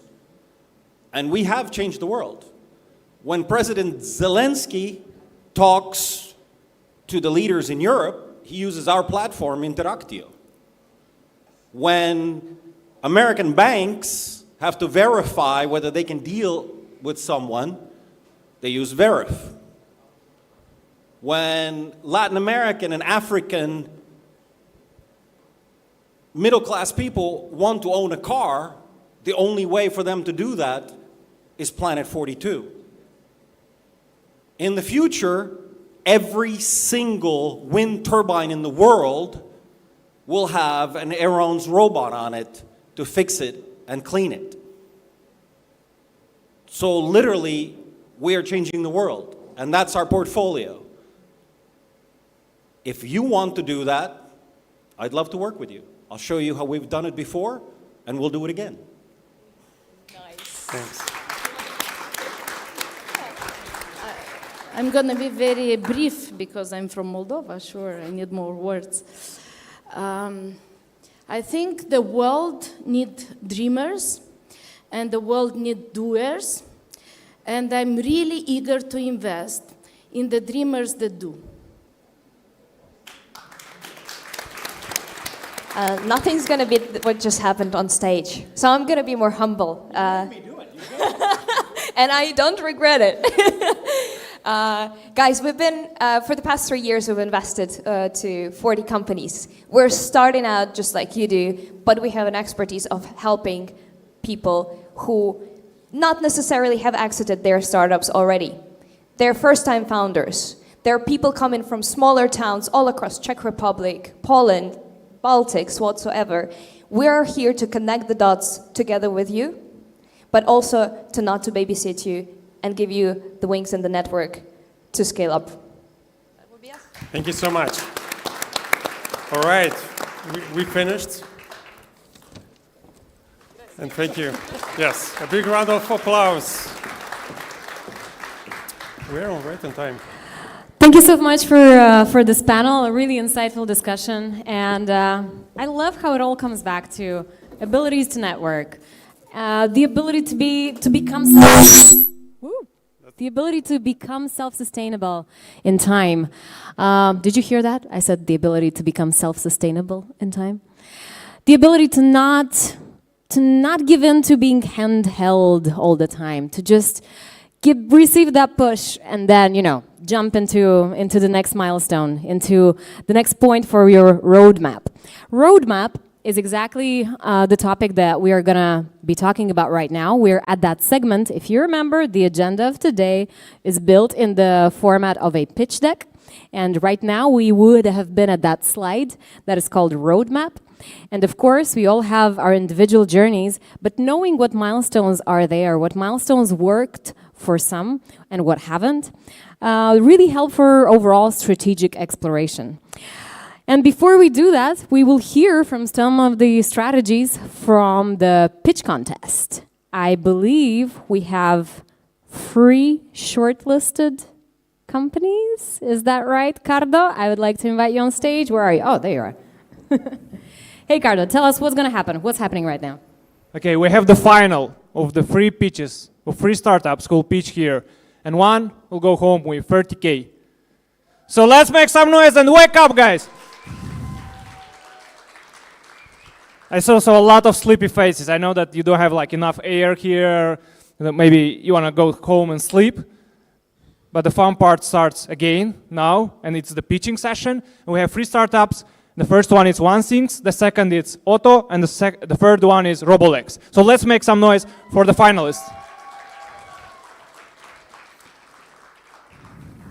Okay, for this round we have another rule, so we'll take 2 questions from the audience for the startups. So please pay attention and ask a question to the startups. So we have 2 questions for startup. They have 3 minutes, 2 questions, and at the end of the conference we'll announce the winner. Great? So with that being said, we'll start with the first startup, OneThings founder Ioan Olar. Please welcome him.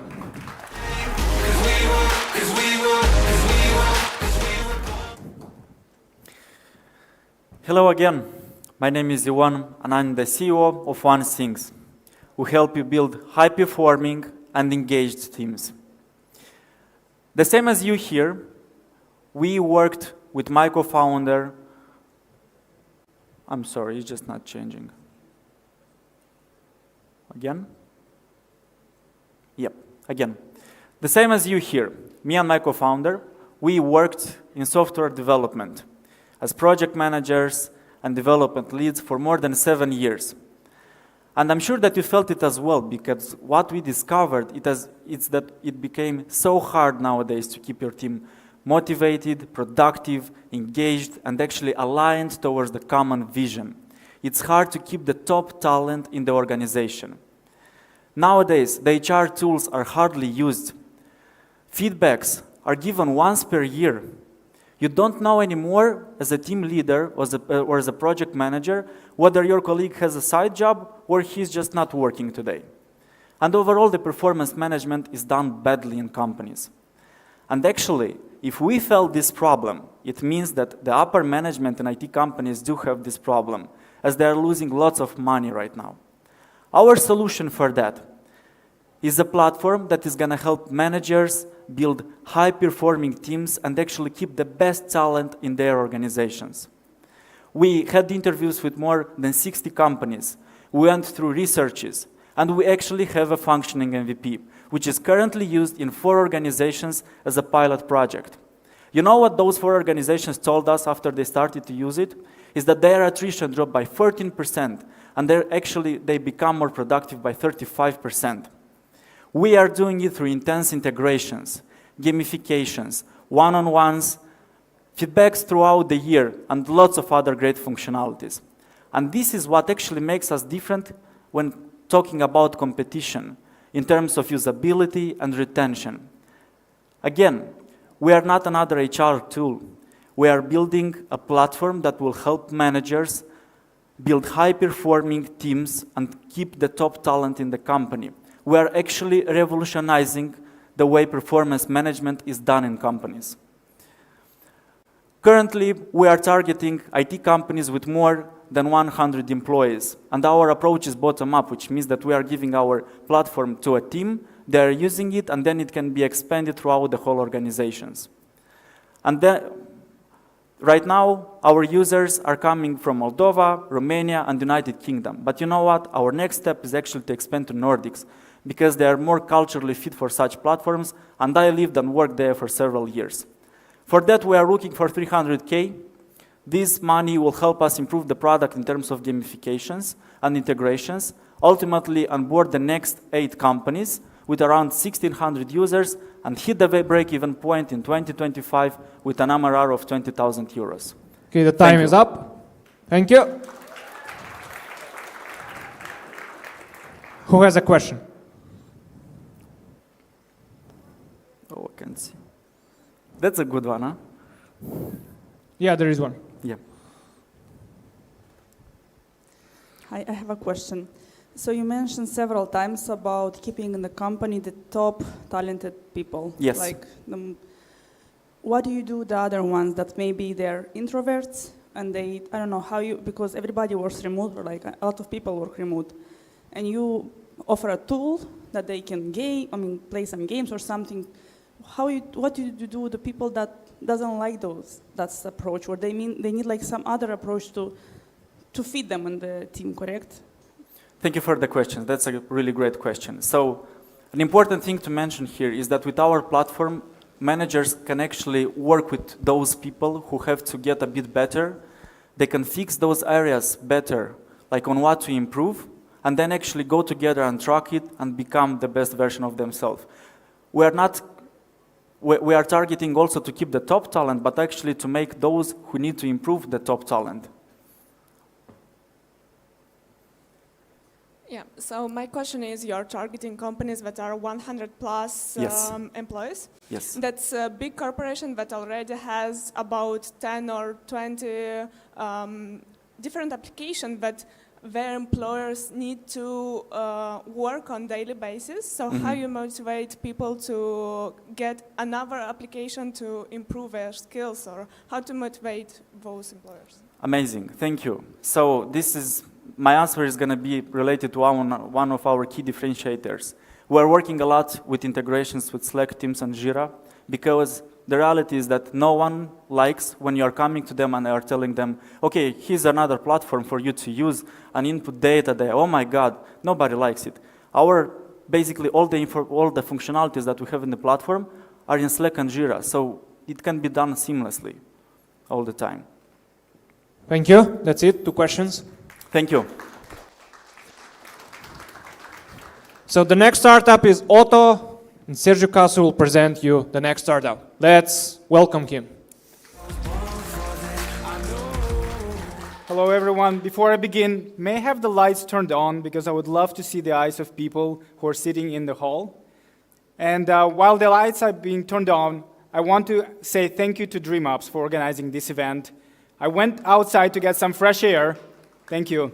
And an investor actually approached me and said that he would like to exchange contacts because he's interested to learn more and invest. So you have already done a great job, and thank you, and I wish good luck to all the participants.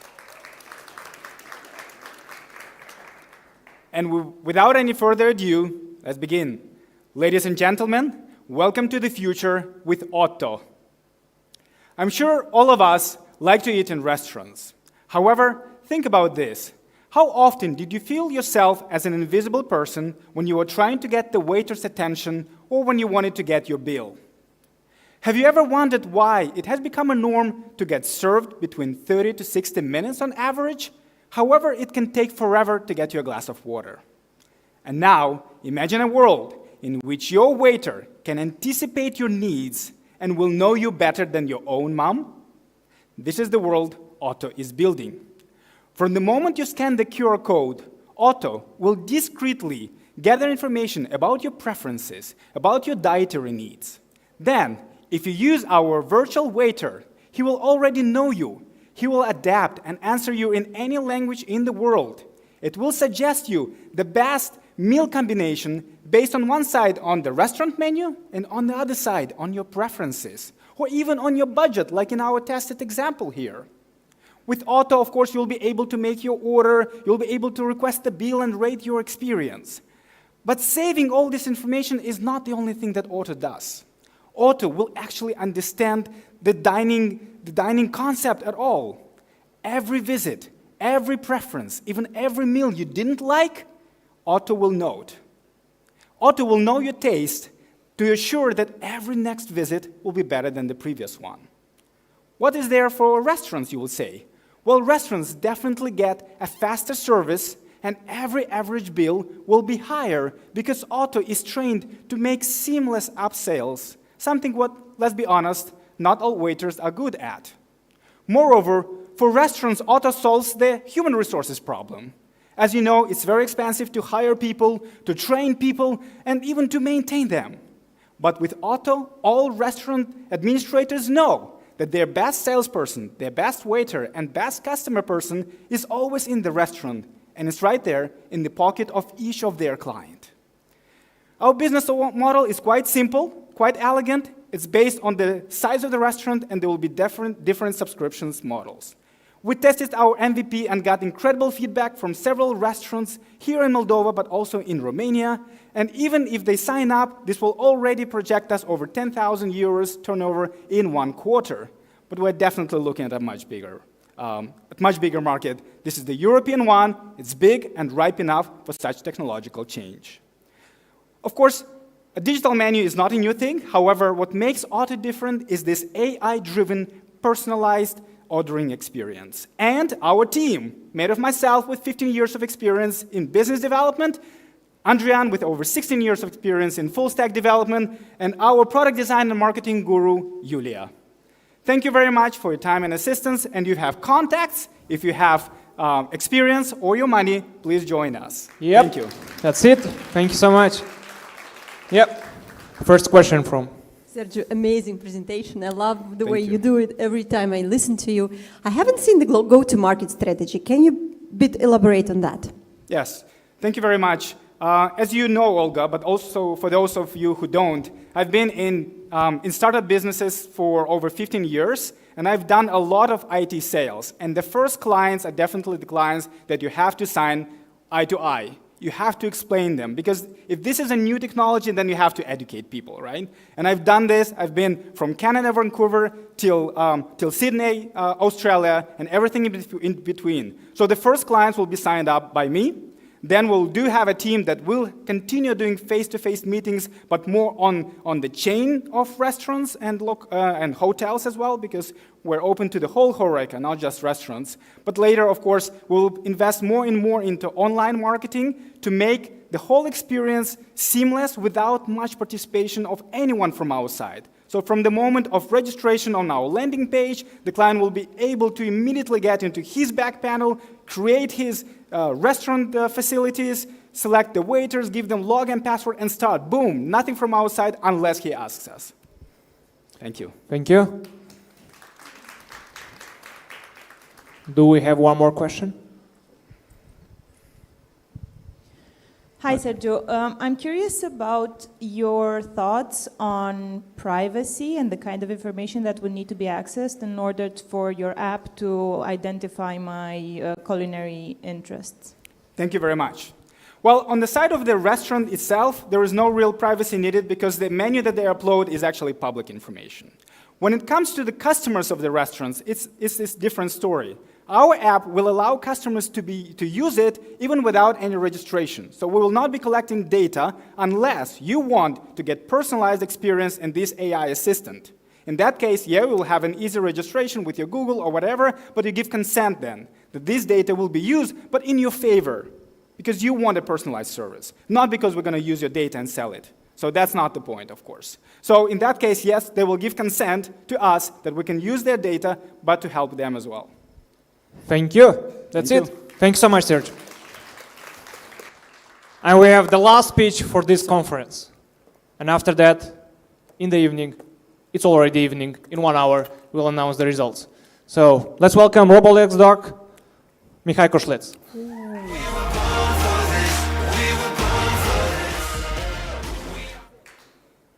I'm gonna sit closer to the stuff, so no technical issues this time. Cool, I'm Mihai, and I'm one of the builders of Roblox docs.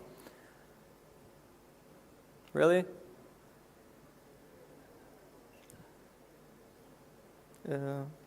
Again?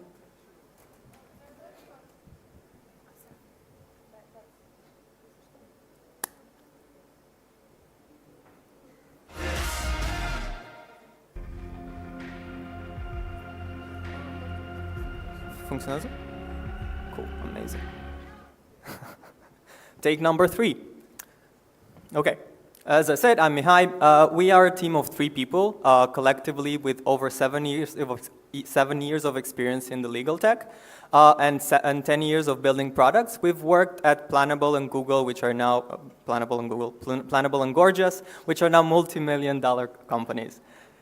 We're tackling legal debt collection as 43% of small and medium enterprises do not go after their small debt, which poses cash flow issues and blocked growth. And they usually don't go because it doesn't make financial sense to pay €50 to get 100 back, because the services of the lawyers are expensive. And to give you some clarity on why it's expensive is because for each claim they have to analyze the document, search their templates, enter the party data, adjust the template to fit the specific case, search for insert the latest legal provisions, do the math for interest rate, inflation rate, state tax, do over your math so you didn't mistake and cost your clients money, as usually it does, and imagine doing it for 10 times a day. Probably, I'm not going to say that I'm going to kill myself because I'm not a lawyer, but yeah. It usually takes one hour to create a claim, and thousands of claims are lost because there are errors or used templates that reference different legislations.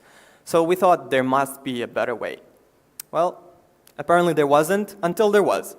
We are helping you to craft your legal documents in under a minute, and we do that by simply letting you upload your invoice or your contract or any confirmation of your debt. You just press the button, you get your claim, and then you go do with what you need to do with the claim. We are making lawyers 60 times faster, and we're saving them 90% of their manual input.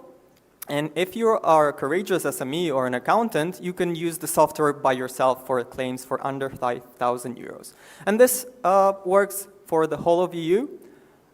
Each country in the EU can benefit from this. Whereas us, we do business as a service, we do subscription and on-demand payments.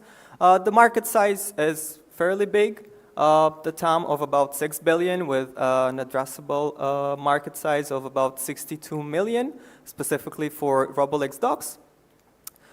We have currently launched the MVP. We're trying to get some feedback on that. We're graduates of the Up Next Accelerator, which should finish this month. We are looking to open a seed investment round soon to expand into the EU, and we want to build an AI legal assistant as an end goal. We are asking for about 1.2 million specifically for product and country-by-country expansion.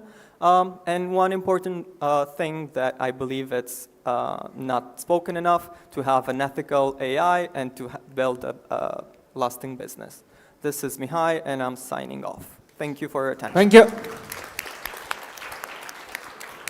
Okay, who has a question? Any lawyers? Sure. Yeah.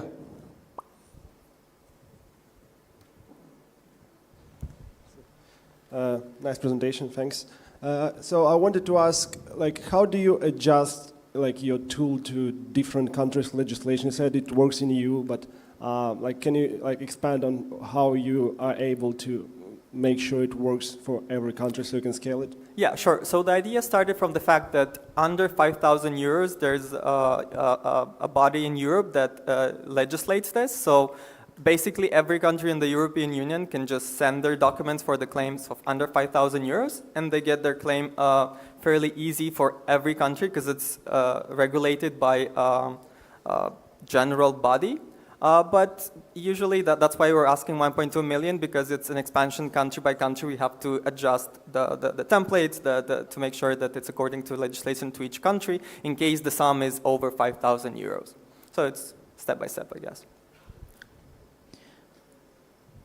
Congrats on your presentation. Here I am. Oh, yeah. I have a question. Do you plan to narrow down your initial niche on a specific type of claims or on a specific type of business? It doesn't really matter the niche of the debt claim. Money is money, and if you're owed money, you're owed money. But we, as talking about the niche, this is kind of the first step, as I mentioned, specifically Robolex docs, because just collecting the debt is a small niche, even by the 6 billion market size. There's space to grow. So that's why we're planning to expand our services, not just by debt, but also including generating HR documents for your company, or legislating contracts between importer and exporter so they can make sure that the contract is updated and correct. That's it. Thank you so much. Come on, you didn't have a lunch? Let's make some noise for all the startups. Great. So we had 7 startups. The judges were here. They selected 3 startups. 3 startup pitched, and one will remain, one will go home with the prize at the end of the event. So please be here, don't go home. You're gonna miss the prize. And now I'll invite my co-host, Lydia, to continue with our event. We have a couple of more panel and speeches left, and I hope you'll be here, so please don't leave. We have just 1 more hour, right, left.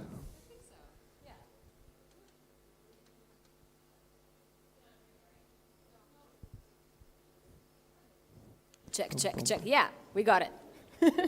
Thank you. All right, so thank you very much for this. Again, as Cardo said, the next step in the pitching contest is really to just find out who the winner is. There's a 30,000 euro investment prize here, and I don't know, it's very exciting, very exciting. As well, as exciting as this prize is also the remaining speakers and panelists that are coming here with us on stage. The first one is talking about talent. And we know that talent is, we can consider talent like raw material maybe, but it takes collaboration and it takes commitment to actually put that talent to work and to transform it into something that brings results. To talk about talent, we have the Global Director of Talent Acquisition at Doc Planner, Szymon Kubicki. Please welcome him on stage.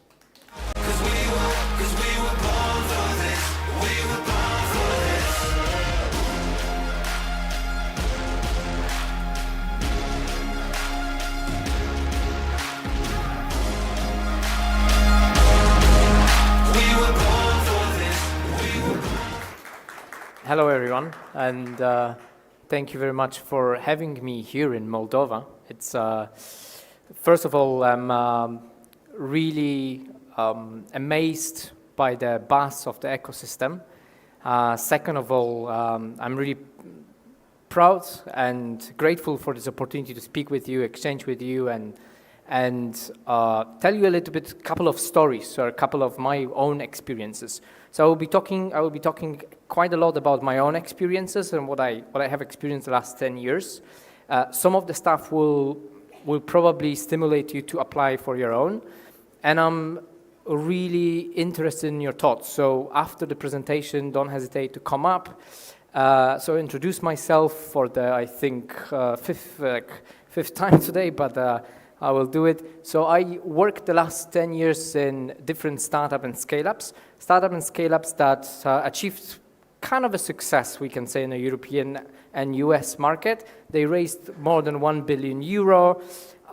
They today make significant hundreds of millions of revenues, and they employ more than probably 5,000-6,000 people. And I was responsible to scale and build those teams. So I've been at Doctolib, Yext, Spendesk, which is a French fintech, and today Doctolib, which is the first Polish unicorn. And also what I do after hours, and this is my kind of entrepreneurial side. I'm a talent advisor, but also a business angel or angel investor. I also cooperate very closely with a top Polish VC called Innovators, and I'm proud angel investor in Bloom Coding, obviously from Moldova. So what I will be speaking today is the blueprint for building a dream team in 4 unicorn startups. So once again, it's all about my experiences, what I have seen as a blueprint, but it will be a little bit different for everybody. It will be not very specific, but it's a kind of at the point, right? Because there's a lot in terms of execution. Having an idea and having this blueprint will not actually make anything or create any value for you. But taking this blueprint and executing, putting it into action is everything, right? Having a plan is one, having a strategy, having a pitch deck, it's all fine, right? That's great for the investors or whatever. What it actually matters is the execution. There's a nice sentence that I had, like deliver what you promise, right? So if you have something that you are kind of promising to yourself, let's deliver.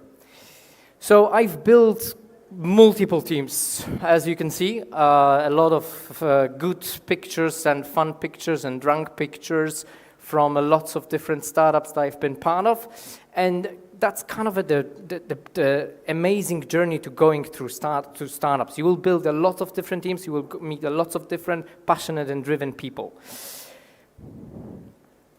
Yeah, as I said, a lot of teams, a lot of teams. So what's the problem, right? The problem with hiring and the problem with building teams is actually we try to predict future. So we are hiring people based on our best knowledge and abilities, but we actually don't know if they're going to work, if they're going to perform. So hiring is predicting future, but as like with investing into startups, there are certain elements that you are able to control. More elements you control, more data you have about people you are hiring, better decisions you can make. Because hiring are your biggest investment. Most of the money that you will gather from VCs, investors from your revenue will go into hiring, either into operational hiring, either into the salaries of the people that you will hire. Between 90 to 70% in the first 5, 6, 7 years of your startup will go into the salaries. So what is my blueprint, what I have learned from the last 10 years of building those teams? So my blueprint is having a mission, one goal, the culture that you're building, that you're setting up into this team, the leadership that you're providing and the example that you are able to set, and closed, honest relationships. And we can discuss which one is the most important, which one is the leverage for you. But if you are able to master those 4, you're able to build a dream unicorn startup. So what is mission and one goal? I give you a couple of examples. So at Docplanner, we have this goal of providing more human healthcare, right? So more human experience in healthcare. And we actually want to also build a more human work experience. And we really care about that, right? So we have one mission that the whole team is sharing. It is super important that you align everyone in your team on this one mission, and that you're very clear and very strict about executing this one mission that you together aligned, that you commit to. We also had it at Spendesk, and Rod, who is a quite successful entrepreneur, already exited one startup right now, building Spendesk, he set a very clear vision and company goals. The goals are building a team at Spendesk, right? The commitment to the people, the time that we spend together, the value that we provide, and the culture that we are building. So it's incredibly important. It was incredibly important for him that he's able not only to provide a better product to the customers and the value to the customers, but it's actually building the value for the people that he hired and that he had in a company. And I will never forget the story when we were sitting just beginning of COVID, the very uncertain time. No one really faced it, right? You cannot ask a VC what you're going to do in the pandemic. It never happened before. And I remember him being very strict about, we're not going to lay off anybody. We are going to make the decisions, all the decisions in terms of the salary, in terms of the cost, in terms of the business. We're going to stick to our mission, and we are going to be very strict about people go first, right? And as a founder, you're really supposed to, or you really should stick to the goals that you have, right? Align to this one goal, commit to this one goal, execute with this one goal in mind. And obviously, then we went into the execution. My part was to execute what we committed to. So we had this idea that actually winning through our people and culture will allow us to grow as a company. And we did it. We built a fantastic business in countries like UK, US, France, Germany, Spain, and Italy. The Spanish is making more than 100 million of ARR today. It's a unicorn, and it gathered more than 300 million euro in funding. Culture, building your culture in the team. Again, an example from Spendesk, being bold in life at work. Our culture was not only something that we were building internally for us to have a certain environment and behaviors that we all shared, the values that we all shared, but it was something how we communicated also externally with our customers and with potential candidates that wanted to join us. It was our unique value proposition on the talent market. And it's one of the most important markets that you will compete with, because you will compete with Google, you will compete with Amazon, you will compete with Spendesk. Today, the market is very global. You're competing with everyone. Having a defined culture allows you to translate it into the EVPs, it's like USP, but on the talent market.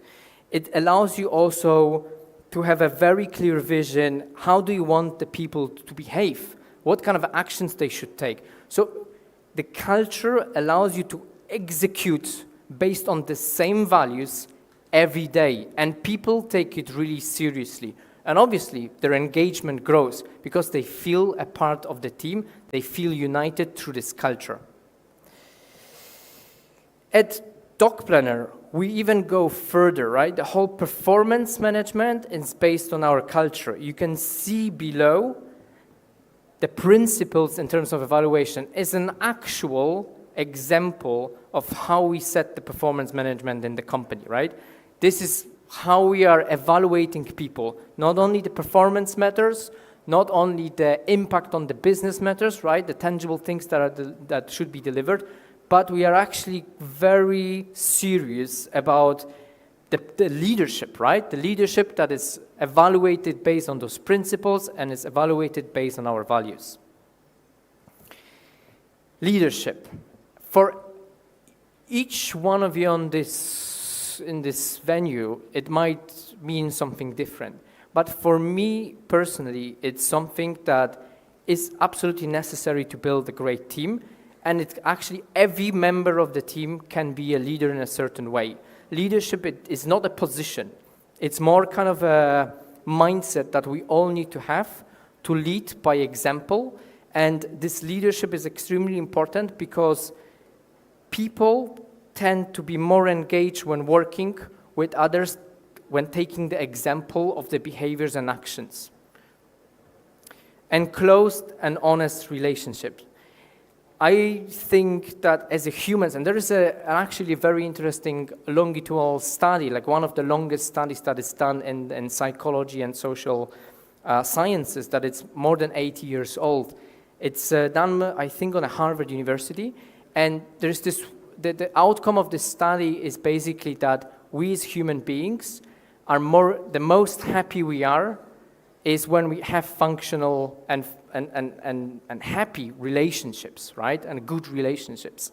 So if you are able to, in your company, create an environment, a culture where people have close and honest relationships, you are able to keep people longer in your company, more productive and more engaged. So if you are building a next unicorn, you will have a lot of obstacles on the way. And one of the things that you will have to manage is to be very close, but also very honest with the people that you have, especially the people that you have from the beginning of the journey, right? Because they will have to grow with you and with the company through lots of different stages. And one of the biggest problems, and I think biggest issues when executing these close and honest relationships, especially when you are, young as a person, is to provide feedback that is radical but caring. And something that comes from Kim Scott's book, Radical Candor, I think many of you know it, but one of the best things that you can provide actually to your team to make it engaged and performing is caring but challenging directly feedback that is constructive to bring people on track on performance once again. So that's it from my side in terms of building the dream teams at Unicorns. And thank you very much again for having me, and I hope Moldova will soon build a dream team that will build another unicorn. Thank you very much, Simon. We hope that you enjoyed today's networking session, which is going to happen shortly, but also stay with us for the panel and a couple of speeches before we wrap up today. Thank you. Thank you very much. All right, well, we know that collaborations, they're powerful. They can shift paradigms, they can move things, make things happen, they kickstart innovation, and they energize networks, existing networks, but also they create new networks. Let's talk about that in the upcoming panel. The upcoming panel is moderated by Cristian Cernano, Senior Entrepreneurship and Startups Manager at Future Technologies Activity. He's going to be joined by ecosystem players. Alona Rotaro, CEO Dreamups. Mary Nemchuk, CEO and founder Technovator. Traian Chivriga, partner at XY Partners. Doina Ciobanu, Communications Officer at Startup Moldova.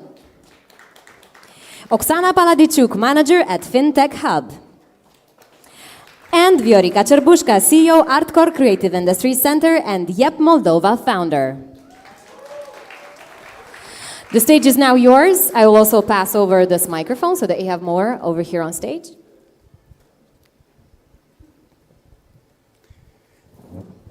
I'm very happy to be here with basically the people who work every day on building the startup community here in Moldova, the ones that are helping each of the startups to get to the next stage, regardless of the stages where they are at the moment. So these are some of the people that work very hard to get you the help and the community and the guidance to get to the next stage. Let's start with a short round of introductions on who these people are, what their organizations are. And I would like each of you to basically give a 1-minute pitch of what do you do, what is your organization's secret sauce, and why do you do it? Let's start with Alona. Hello again, everybody. My name is Alona, part of Dreamups team. We do a full ecosystem of opportunities for developing tech startups in Moldova. And our secret sauce is working with a global community of founders and investors who help us in Moldova grow the unicorn. And we are focused on tech startups. My name is Mary Nemchuk, and I came from a big family, which means that we have very focused on the human potential and family spirit, which bring me to make different type of connections in different ways, in different environments I have been. And actually, I'm very human being lover, which I believe in the human potential in different ways. This is our Technovator secret sauce of growing talents in different ways, and as in companies, in public sector, and startups, and make huge connections, different type of connections. Hi everyone, my name is Trajan. I'm partner at XY Partners, so we are a local incubator. Since 2019, I just checked yesterday, we incubated and helped create 300 plus companies. We do it in programs, in batches, following, for instance, Techstars or YC type of formats. We focus on tech startups and we help them apply to big accelerators in the world, including YC, and we help e-commerce businesses to go fully international. So yeah, that's it. Hi everyone, I am Verika Cerbushka. I am a founder of YEP Moldova and also CEO of Artcore. YEP Moldova is the organization that develops early stage startups. Our vision is to shape a new generation of entrepreneurs, and we do this through different acceleration programs, hackathons, and startup events. We have during this year, we had a creative acceleration program, a program for women, for young entrepreneurs, and also I'm very happy to announce that a Moldovan team will be represented in democracy summer in Copenhagen, and all of them are our residents and our participants. I'm very happy for this. Hello everyone, my name is Oksana. I'm managing the FinTech Hub, and FinTech Hub is an environment where great ideas happen, where a great event happens. And during the past almost 2 years, we've organized, co-organized or hosted different events with our environmental ecosystem partners, for the ecosystem partners and for the startups. Meaning we are encouraging not only fintech industry development, but also tech environment and assuring a just transition for the Moldovan economy and going internationally. Thank you. Hello everyone, my name is Doina, and today I represent Startup Moldova. So Startup Moldova is a non-profit organization that empowers Moldovan tech startups for growth and innovation. We have seen an extremely increasing global expansion of our startups, and as an organization, we're here to help startups throughout processes, legal framework in the Republic of Moldova. We are here to help them throughout programs that will boost the innovation here in the Republic of Moldova. And we help, and with the help of all of this beautiful organization, to increase the economical growth and innovation throughout the economic ecosystem from the Republic of Moldova. Thank you very much. As a bit of context before I go to the next questions for our panelists, I want to share a bit of a framework of how we hope all together to help Moldova build the next unicorn.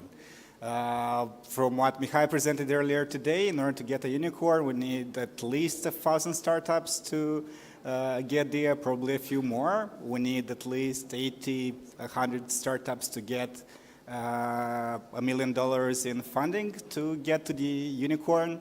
So how do we do it? Well, we basically hope to get the help for the startups at each of their development stage, or in other words, at each of the points where the startups get into some bottleneck or some challenges. The very simplified version of how the startup journey looks like, or how the startup funnel looks like, we get from the talent pool, where we need to get as many enthusiastic founders to join the startup world and to start their ideas. Then we get the idea generation stage, where basically those founders have to find some ideas that excite them and that are relevant for the market and the world. Then we go to the moment when they need to build an MVP, which again is another challenge. Then we have the first sales, then we have to grow those sales. And in order to do this, we have lots of programs organized by the people here. What we focus with the organization, or what these accelerators and the hubs are focusing, goes mainly somewhere in between the talent and the scale phase. The talent is usually with the help of the educational programs with schools and universities. And well, for scaling, the most challenging part is getting the financing, where you heard a lot of how to do and where the financing comes from. Now, it's not easy. For each stage, we have different types of programs that are there to help. For education, we are looking for entrepreneurial skills, IT skills, product management, all of which are needed for us to have in the talent pool from Moldova in order to get this thing started. And then we have various types of activities at each of the stages. In early stages, we have hackathons, then accelerators, mentorship, which is needed pretty much cross-board. And then towards the end, we need startups to practice pitching, because we don't want them to fail when they face the investors, and then to organize the access to finance. And across board, we need infrastructure, we need hubs, and we also need ecosystem-wide support with legal frameworks, legal support, but also making Moldova known on the international stage. And we'd like to arrange the discussion around each of these stages. So let's start from the talent development. We have some of the organizations here that help people get into the right skills and right mindset. I would like to maybe ask for all of you, or for those that are involved in the talent development programs, to raise your hands. And then I'll give the stage to, well, actually, let's go with the hand raising first. So who of you has programs that help the talents develop? Who with product management, with IT skills, and so on? You can be a bit more courageous. Okay, so I guess everybody have something in different stages, but specifically on talents, what we saw is that first question regarding startups is, what is your product? And speaking of products, we understand that there is so much inspiration, so much desire to do those products, but there is no understanding in the end, deep understanding of how is the process. And we decided that it's not sufficient knowledge and understanding of how it works, and we started to develop product management community, doing meetups on different things regarding growing those talents on product management, and we are very excited to see how community is growing on this direction. Another thing is that on students level, when we see and we are doing yearly different types of initiatives to make these talents, I mean students, more productive, more proactive in the connection with business environment. And here we have a community of students that are in charge with startups and are ready to work with them. Also, we are developing a career aid platform, which is mostly on switching from different type of areas in tech. And the last, it's the hackathon, the biggest hackathon that we have organized, Deep Tech Giga Hack, which is most focused on deep tech, of course. And why? It's because researchers are not understanding how tech world works. And from other side, tech guys, I mean geeks, don't have deep understanding of things that could work broader or globally. So we see this connection very, very important. And we will move forward on these directions. Okay, we at Dreamups, I would say that we have a whole vertical related to education. We do education about entrepreneurship, especially in Romanian language, to convert more people to discover the world of startups. And we do it in schools, and we love the approach of huge numbers. And here maybe Verika will say more, because I'm always surprised by how many people she has in her students or pupils' schools programs about startups. We managed to bring together 200 people, and that's already a huge effort from our side. And then I see she has 1,000. I'm like, my God, how is doing that? So that's a huge. We have to support you in that, and we have to learn from you, because we need even more. And I'm thinking to donors usually, we need even more. We need 5,000, 10,000 people to understand that. But besides startups in school, we have a startup program in university as well, and we have product school as well. We launched this year a new product ourselves, which is product skills from zero, and a product school of product management and leadership for IT companies to convert them to building internal added value products. And maybe I'm missing something, because we have also a national program which is innovation related to environment, but I told about that earlier. Hopefully you heard that. Yes, very shortly I'll say that we have 2 programs for teenagers from 12 till 19 years old. It's Money 101 and Startup 101. It's about financial education, financial literacy, and entrepreneurship education. We have, for Startup 101, we had already the 3rd edition, and each year we had 1,000 plus students. This year, 1,300. It's not easy to work. It's an online program, but the idea is to bring these kids together from Oknitsa, from the north till to the south, from Transnistria. We had Ukrainian kids, and this community is very nice. They are working together. They are learning from each other, and I think that this is how we can change the mindset. And this is the idea. We have to change the mindset and to teach them that being an entrepreneur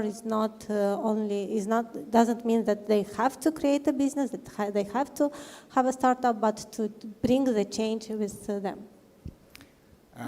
Well, one second, please. While we are mainly focusing on upskilling people in the fintech sector, giving the knowledge of how the fintech technologies work and how they can integrate them into the businesses. I am very happy that the kids have these opportunities to learn and to grow. I'm really excited about what's going to happen with the startup ecosystem when all of those kids that now are in schools and universities are going to graduate and grow and then become the future founders. And here in the room, I've already heard from 2 or 3 people that already have some ideas for startups, who are working on some ideas, and they are curious what they can do and how they can structure their work around it. And this is the part where the acceleration programs come in. I know that many of you have acceleration programs. Some of them start with idea stage, some of them start from an MVP, some of them are looking towards scaling of the startups. So here I would like to ask again, what is the experience with getting already the founders into these programs? What are the programs available? Because I know there's lots of interest, and also this would be very useful for the people to know. And basically, what is the first step when someone should start working on a startup? Who should they reach, and in which cases?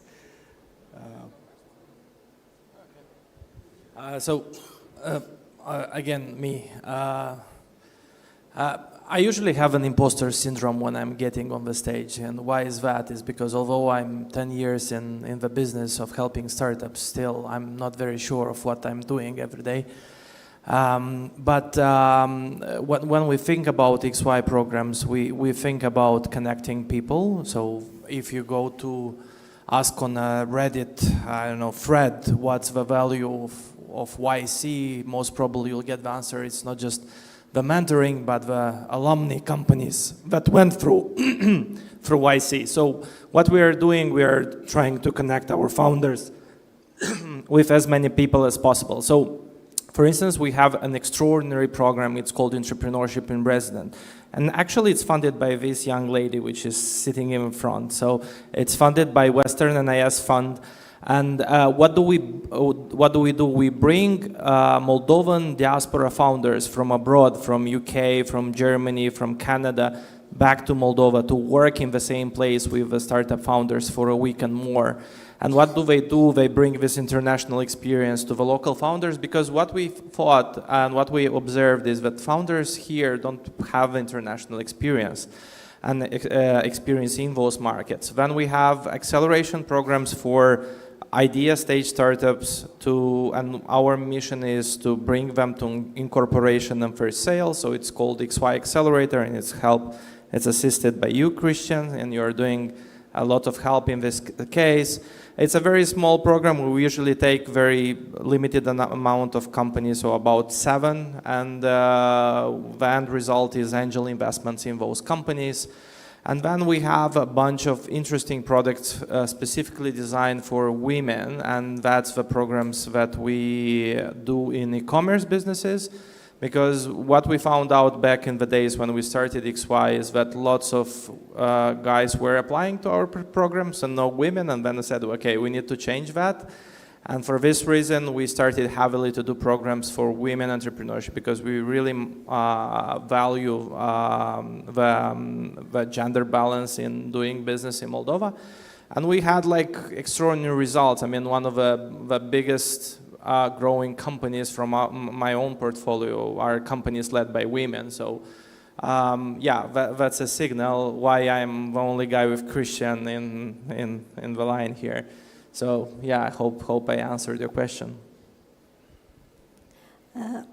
Yes, as I told, we have acceleration programs also for women, and it goes very well. We work, mostly our women are entrepreneurs, they have SMEs, but with a great potential for export and very nice products. Also, we have a creative acceleration program. It was the first one that we developed, and this is because I'm also working in Artcore. It was easy to find, and it was very clear why I'm doing this. We have very talented people. We have in Artcore we have a dream to make from Moldova the next creative nation, and I think we can do this through startups, through developing and growing startups in this field. Also, we have. We used to work with SMEs and helping them to digitalize their businesses. And during this year, I counted we have provided more than, not more, but around 100K grants for businesses and for startups in order to help them to grow. And I think this is what will help them to get to the next stage and to be ready to be ready for investment.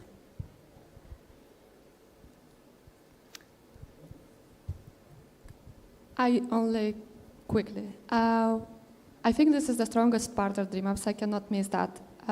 We do accelerators since the beginning of Dreamups, and we started with Idea Stage Accelerator, Global Brand Founder Institute. And then we pivoted to our own Idea Stage Accelerator, which is fully remote in English, and we cover 10 countries, where we have around 30 teams per year, and we want to double this number next year, because, again, we want to contribute even more to the mission, which Mihai earlier today explained, with having more people try and having more people launch, and then significantly grow our chances. And also, we have this traction accelerator, which is the first traction accelerator in Moldova, which was launched only this year, which is the first accelerator where we give money and we take equity Before that, it's next year it will be a free of charge program, the idea stage. So we'd like to make that very, very clear. Thanks. Thank you. So now we got already to the stage where the startups have graduated from the accelerators. They went from usually idea on MVP to some sales, to some already practical results, and it's the part where they usually need to get some financing or to help scale further. And again, here we have a few types of activities that you guys are organizing, including pitching events and, well, exposure to the international investors as well. As you've heard from the VCs, usually the best results and the best results for them is when someone is recommended. And this is the part where, again, these teams can introduce you to the investors and their networks as well. Could you share a bit of the experiences there and how is to organize the pitching events? How is it to connect with the VCs? What's the work that you do in those areas? Okay, so all about connection, as Christian mentioned, at Startup Moldova, we actually bring up this connection. We have a huge startup database of the startups from the Republic of Moldova on our website, where anyone, even an investor, a venture capital, or anyone can check and see what startups actually we have, on which stage they are, and come to us. We will recommend them, send them their pitch deck, and eventually make a connection. With that said, we have resources for startups at Startup Moldova. We bring up, first of all, model documents for startups that they can use and actually have a good and solid legal framework at their startup, because this is so important. If a startup don't have a solid framework from the early stage, then we cannot consider them like a mature startup to work with for future investment, for future fundings. Also, what we would like to say is that international and global exposure is very important for us. We connect startups with investors, with venture capital throughout global events. We take them, we go with them to international events, and we connect with everyone as they do, because we also want to show up that an organization, the Startup Moldova, can support, be near this beautiful organization, and do what is called teamwork, because teamwork is what makes it work. One more thing that I would like to mention, and talking about resources for startups, is that okay, we are here in Chișinău, everything is beautiful, we have regions as well. So Startup Moldova is doing, and is implementing the Digital Impact Program focused on Cahul region from the Republic of Moldova. This year, 6 beneficiaries got grants with around 40,000 euros and have been implemented and are implementing solutions in AgTech, EdTech, and many more. Even few solutions you've seen today on the stages, they are implementing on Cahul. So what I'm trying to say, that we're focusing on the Republic of Moldova, on the regions, for the startups, for the ecosystem players, and not least for us. I would like to mention that as a hub, we've been working on 2 directions. On the one hand, we've been mentoring and supporting stakeholders, like other regional hubs, universities, and business support organizations to access opportunities for their development, capacity development. On the other hand, we've been supporting companies to participate in B2Bs and contact international potential partners, and preparing them as well as guiding them in accessing financing through different means for their businesses. Shortly, I'll say that I think that my job in our acceleration is to help startups to understand when they are ready to go for investments, and having an idea is not sufficient to ask for investments. And also having a background in finances, I think it's important for startups also to understand that they have to maybe to bootstrap. So we don't provide the investments, but we have in our network more than 100 investors and VCs. So when we see that startups are ready, we recommend them to start the communication. And also, as Doina said, I think it's very important to have international exposure, and for this we are helping startups to go to different conferences, events abroad, so they can connect to partners, to investors also by themselves. I can say. In terms of acceleration process, we also have a tool we designed by not specifically an accelerator program, but as ongoing accelerator. It's called business tracking, which is a network of professionals that helps startups and usual businesses in a specific tool, a specific path. But in terms of getting international and going out, because Moldova is small, it's very promising, but it's not enough. We have to be connected to the world, and we are proud to successfully organize a trip in Silicon Valley at TechCrunch.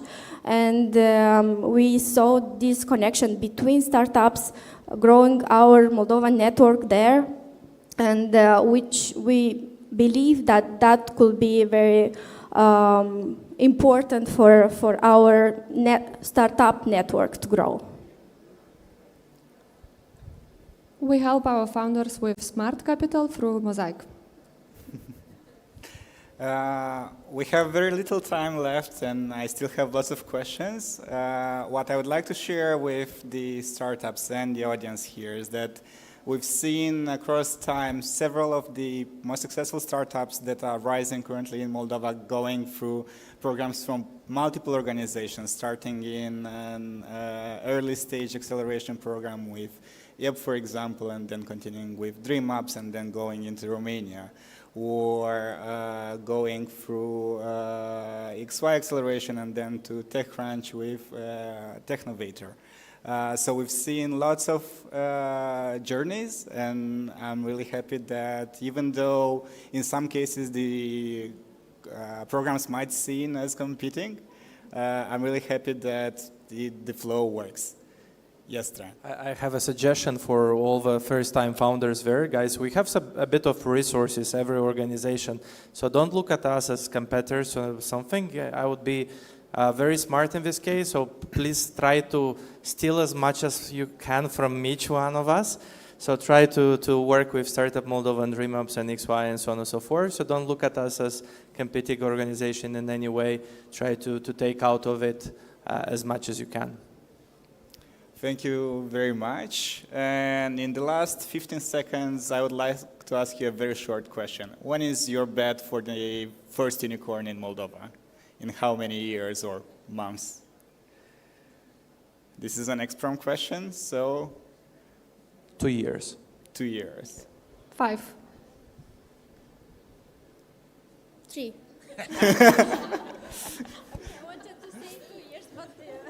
Okay, so... 2 years ago, when I had a podcast, I said in 5-7 years, so I think like 5-3. Counting down. We're just thinking that soon. All right, so in less than 5 years, based on the predictions here, we should get our first unicorn. We know there are many rising stars, and I hope some of the startups that already passed through the programs are going to be the first ones, and many more to follow. Thank you very much. And a very last thought. As Trajan mentioned, please check all of the organizations. They have amazing resources. Many of them haven't been mentioned on the stage. It should probably take half an hour for each of them to present only their programs. So please check them out. On Startup Moldova, there is also a page with resources for all the stages, including our stakeholders that are not here with us on stage. So there's lots of stuff, there's lots of support, and we will be here for you. Thank you very much.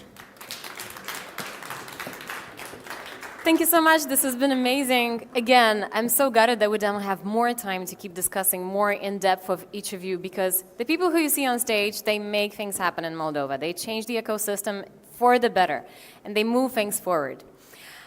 Next up, we are gonna talk about Estonia, or Moldova, or Estonia, or can Estonia be a roadmap for Moldova? I think that most of us have probably Googled, how does Estonia, because Estonia has become such a great example of how to be proactive and to set an example into how to make the best out of the resources that you have and how to differentiate yourself on a global level and, not play by the rules, invent your own and then make those rules become the rules that become an example for global business communities. One of the things that I read on the LinkedIn account for our next guest is change has no boundaries. Once he says ambition, he backs it up. Please welcome investment partner at Change Ventures, Yrjö Ojasar from Estonia. There you go. Yeah, I'm back on stage again, so you got to listen to me again. But quick 3 shout-outs. Dreamicon, awesome event. Thank you very much. I was there in Estonia for the first Latitude event. In fact, it was a shitty little fucking conference for lawyers. People don't know this, they don't talk about it, but it was only for lawyers. And the entire audience was just full of lawyers, and we all pretended like to be selling each other something, right? But today, I don't know, 300-400 VCs from different VC companies are there every time now, in line. Thousands of startups, literally, at Latitude. And this looks a lot better than what we started with. So that's great. That's awesome. So there's the shout out to you. I've got another one, Lydia. I've done this shit before. This is hard. She makes it look easy. She comes out here, says a few things, no big deal, goes back out. This is hard work, okay? It's tough to keep it going all day long. She's here more than any of us speakers. So, Lydia.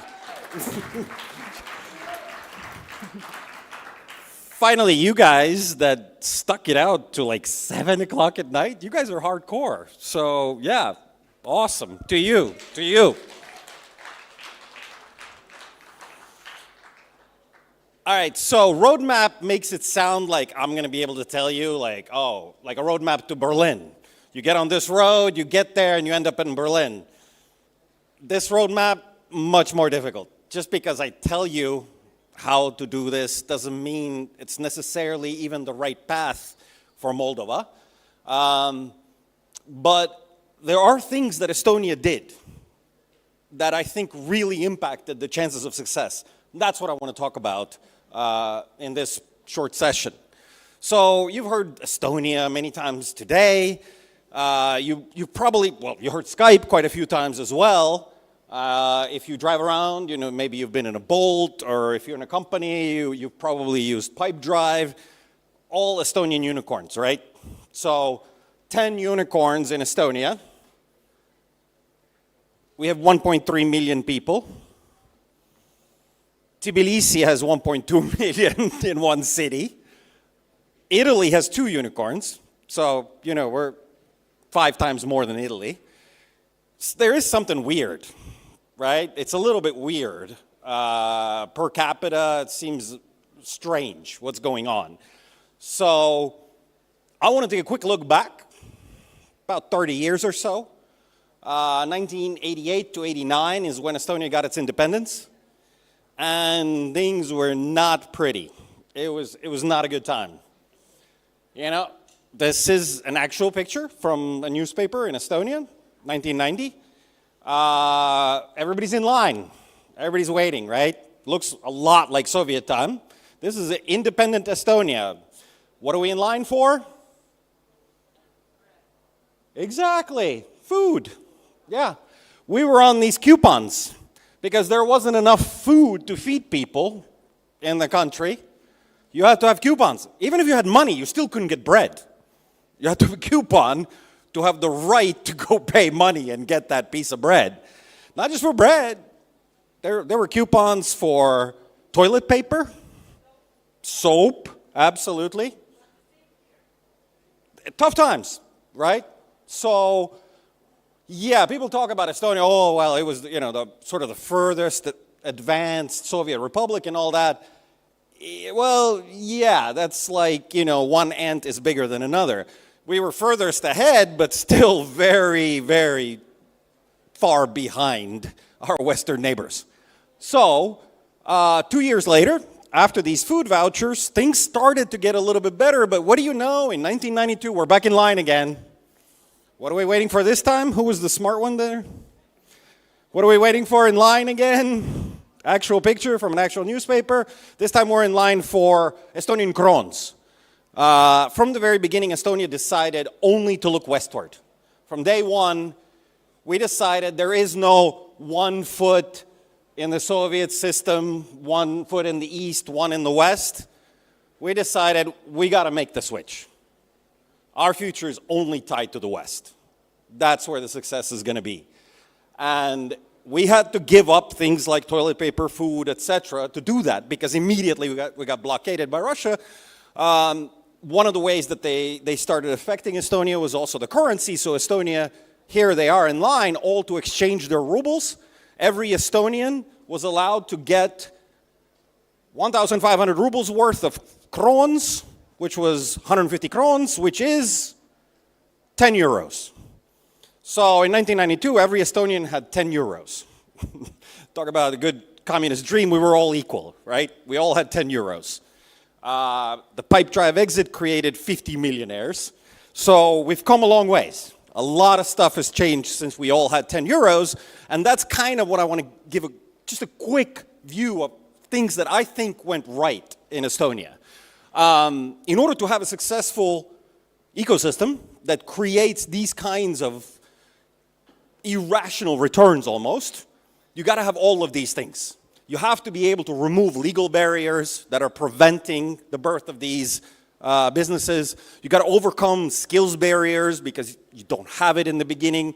You have to reduce the financial barriers because, hey, everybody's got 10 euros. And you have to overcome the mental barrier, which I think is the biggest one of these. So, what do we do with legal barriers? Well, we basically transcribed the entire commercial law from German and American law. German because it was the European code-based system. Our laws are the same way, set up as codes. American because of Milton Friedman, sort of market economics. We created a business tax of 0% to this day. If you have a business in Estonia, you don't pay tax until you distribute. That's a big thing because it encourages you to keep investing in your business. As long as you keep hiring new people, buying new equipment, getting new IP, you don't pay a cent forever. Never have to pay it. Only when you start taking the cash out, paying dividends to the owners, then you pay 20% dividend tax. Income tax, we started with a flat tax, one of the 3 or 4 countries in the world that had a flat tax, 20%, very predictable. Also created a culture where people were like, you know what, 20 is not that much, I'll pay it. Because initially people were like, fuck that, I'm not giving my money to the government. What do I get for it? So a lot of what we call envelope pay was happening, but a really simple, predictable, flat, clear, no hooks, no tricks tax system helped people to actually start paying. And finally, options tax, especially important for startups. You could encourage your employees to stay with the company. 3 years, if you stay with the company, no tax on the options. That's a huge thing, because as a startup, one thing you don't have is a lot of money. So you have to get talent to somehow stay with you, work with you. Well, the way you do it is offer them a part in the business. So you offer them the options. These were the key legal changes that were made. Skills. It's not enough to change the laws. The people have to actually know what they're doing, too. You got to have all of these skills, right? You can't create unicorns unless you're able to sell, market, raise the financing, and all of that.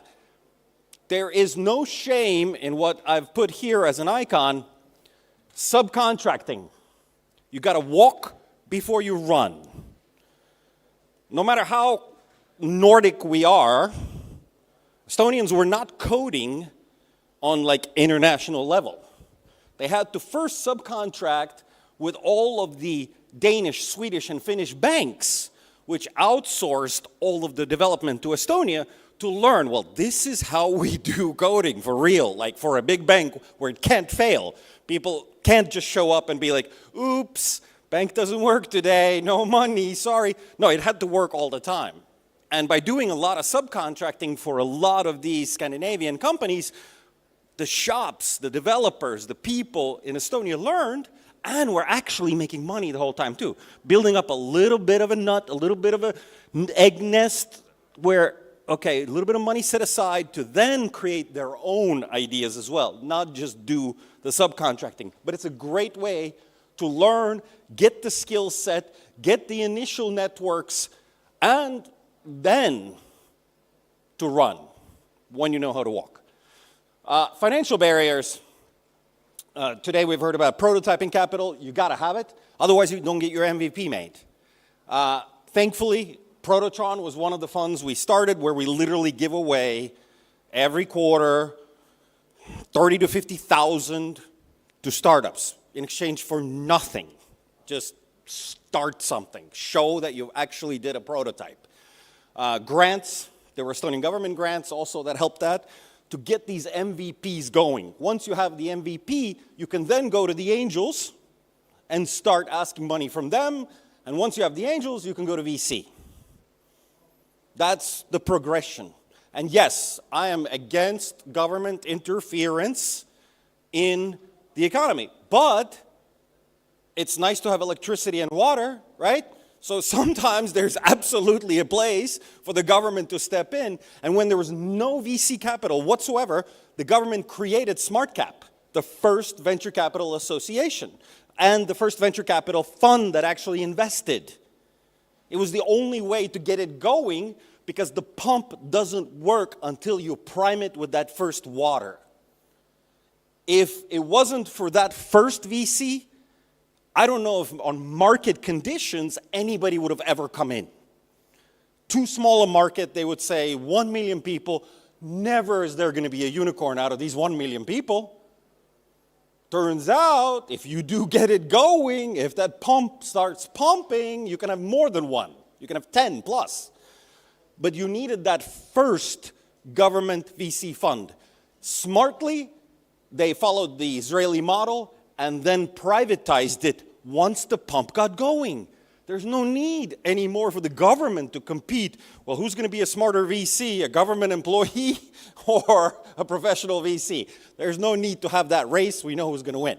So they got out of the business, just like in Israel, and now there's 7 funds in Tallinn, 300,000 people, 7 funds, yeah, we have enough VC capital now. So financial barriers, gone.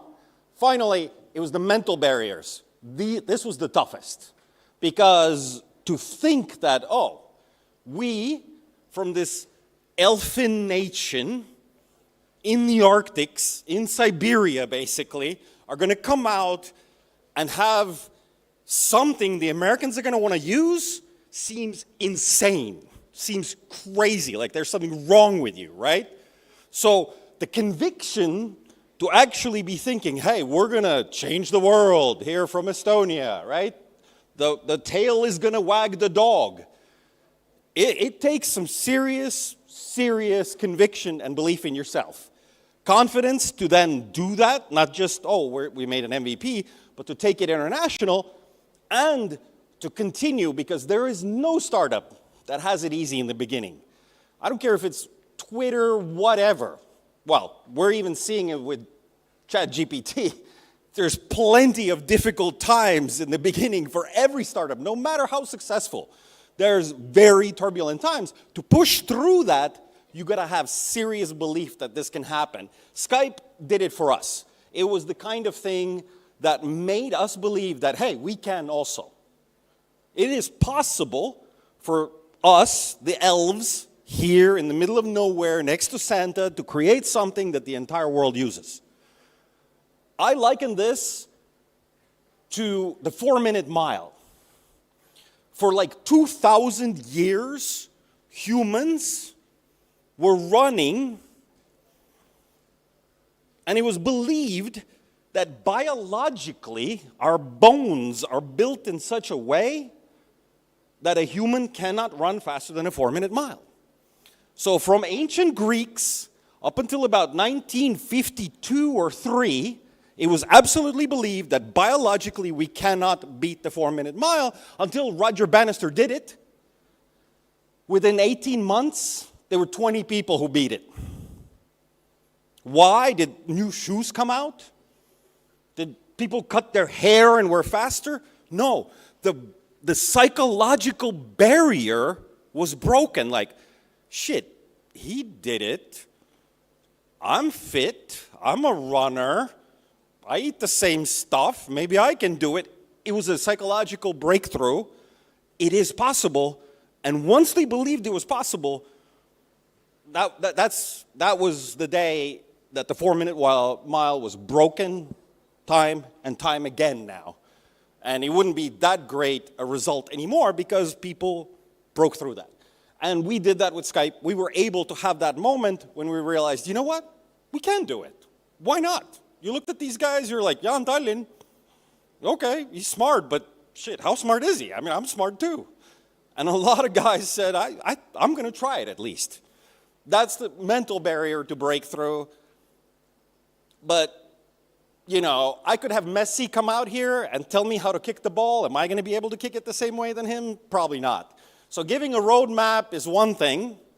But maybe some of the things I've showed you tell you at least what not to do, and maybe what might be some good things to do that could account for our success. And I certainly see a lot of those elements here in Moldova.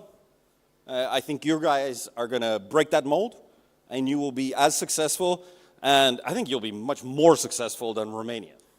So, that's all I got. Oh, finish it off. Here's a little special treat for you guys. Our president, Lennart Meri. If you fly to Tallinn, it's the Lennart Meri Airport. My favorite quote of all time. Right as he got to office, I showed you some pictures. He says, the situation is shit, but this is the fertilizer that we're gonna build on.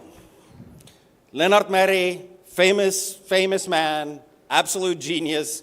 He was able to take the shit and grow amazing flowers on it. So, something to think about. Okay?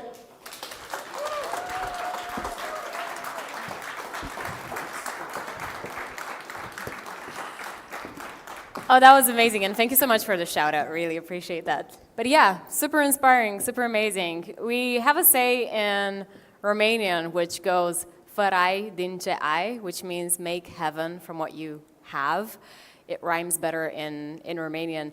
But I think it kind of carries into the same idea that with the resources that we have, we could actually meet some of the needs that are out there in the world. We are approaching the final part of the pitch deck agenda formula of today's event. The last point in the pitch deck is called the ask. That's what wraps up the pitch deck. Is the call to action, is the next big step that could repurpose the startup into the right direction. Here to talk about what the journey of a startup in Moldova could be, please welcome tech innovation expert Tal Catran.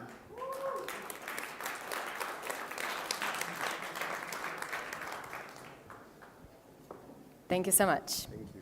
Do you need this one? No. Great. No.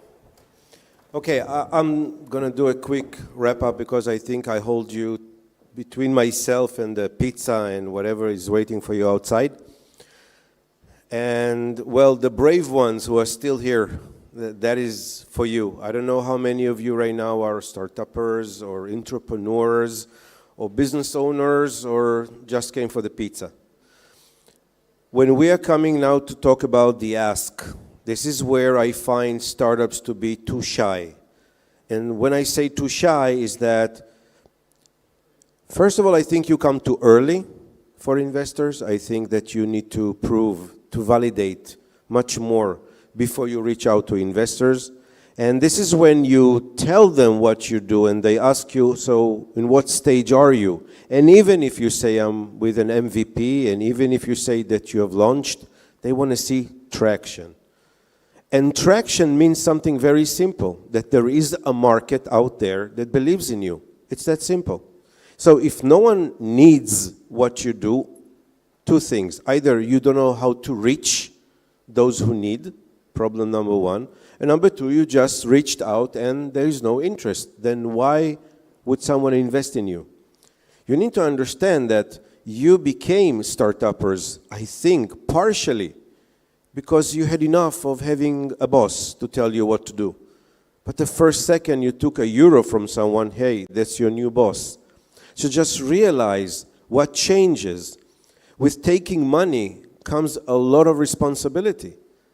Those people who would give you the money would become your managers in a way. By the way, no investor ever intends to become the CEO of the startup he invests in. When it happens, that is really bad. So what I want to argue from the beginning is, I think you're reaching to investors too early. Your valuation is not something to be proud of. And again, when you don't have something to believe, the whole ask, the whole negotiation, the whole due diligence is going sideways. It's because you don't have much to show that you yourself will believe in your startup, let alone your investors. So that's point number one. Point number two, you all know it. You want the money. And for that money, you will promise everything and anything you will be asked. Big, big mistake. If you will not deliver, this money will go away. Don't be mistaken. When you are taking private people's money, they will not give it just to give. And I wish you had more VCs here. You don't. You have about a 1, unless you're able to raise money from the outside, which in most cases will also suck you and send you from where the money came. So what I want to say about it is that you need to be honest with yourselves. It means that when you say, and this is the money I'm looking to raise, number one, explain what you're going to do with the money. And I hope I'm not surprising you. Yes, you are supposed to take a salary. It's part of the investment. So don't be surprised, but a reasonable one. That's number one. And number two, the rest of the money goes into development. That's it and that's all. Any of you who stands here and repeats the nonsense of marketing does not understand why you as a CEO, why you receive your salary. To do exactly that, marketing. You don't take money for marketing. It's too early for you to take money for marketing.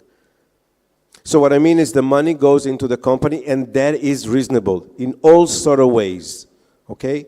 Then comes the next problem is that for some reason, which is clear, of course, you feel that if you will say the money that you really need, then who will give it to you? And learn from that. Every round, unless for some reason someone is willing to give you the money for safe, convertible loans or something, you are going to give away, bye-bye, 20 to 30% of your equity. How many times can you do that? Well, check and see that when Waze, developed in Israel, was acquired by Google, the founder of Waze had less than 2% of the company. Yes, $1.1 billion exit for less than 2%. And this is how it goes. Every round, you're going to say bye-bye to a lot of your equity. So, raise a ton of money. A ton of money that will make sense, that will give you this breath to move forward. And if you think to spend it on marketing, again, you are wrong. The only thing you're going to do is invest it into the development. So don't be too quick. I know how hard it is when someone is flashing money at your face. I know. It's near impossible to say no. And you will be willing to sell your soul to the devil, and this is exactly what you will do if you will agree. Agree to something that you cannot deliver because this money will never reach you. You just find yourself in court with your face down. So understand, first of all, when is the right time to start is after you validated. Validated, you have paying customer, little.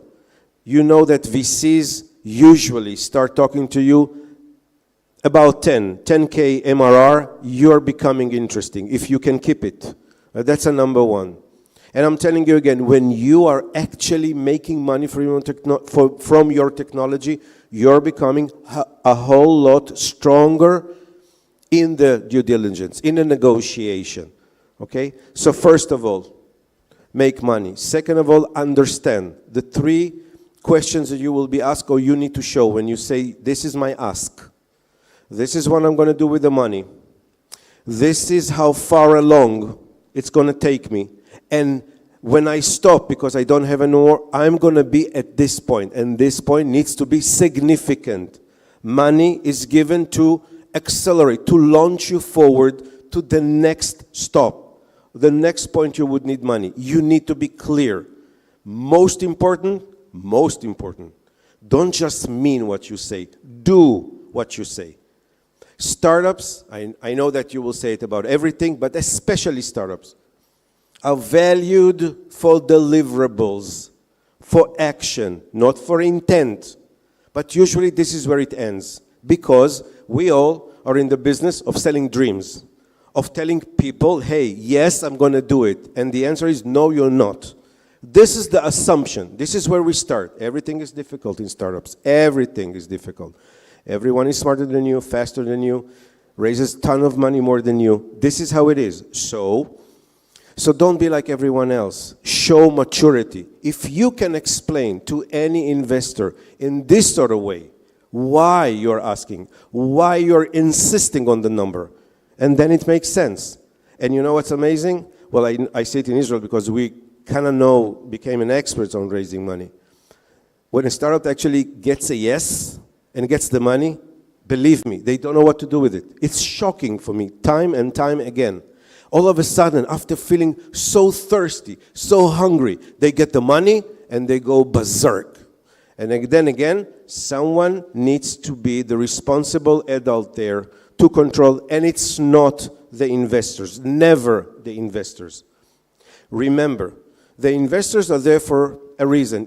I know that you like to raise what you call smart money. Believe me, I have yet to see stupid money. Money is money. But show maturity. Show you know what to do with the money. Yeah, 1 minute. I want to close this part of a wake-up call, okay? Again, I truly think it was an amazing day. I've been here in March, and this is the kind of I don't know, another part of the road. And I want to say, first of all, from my side, since I've been with the Dreamicon team planning this whole event from beginning. You don't know what nights we had, what challenges we faced, and how much was invested by this amazing, amazing team of girls, I want to say, that knew to know everything start to finish. It was an amazing school for the team and a show of showmanship, I would say, for Dreamups, for taking this.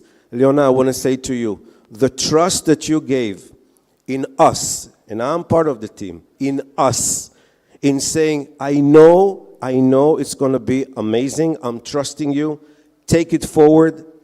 It was not easy, even to receive this from you, and you gave it with all your heart, And I want to say again, I don't know where the team is, but I think I would love them to be here right now. If you can make this happen, the Dreamicon team, I think you should all, girls, come here, because what you did today is beyond words, beyond words. It's countless hours of debating and thinking what's the content, who to bring, how to bring. Come, the floor is yours. This is for you. This is all for you. Alena, come.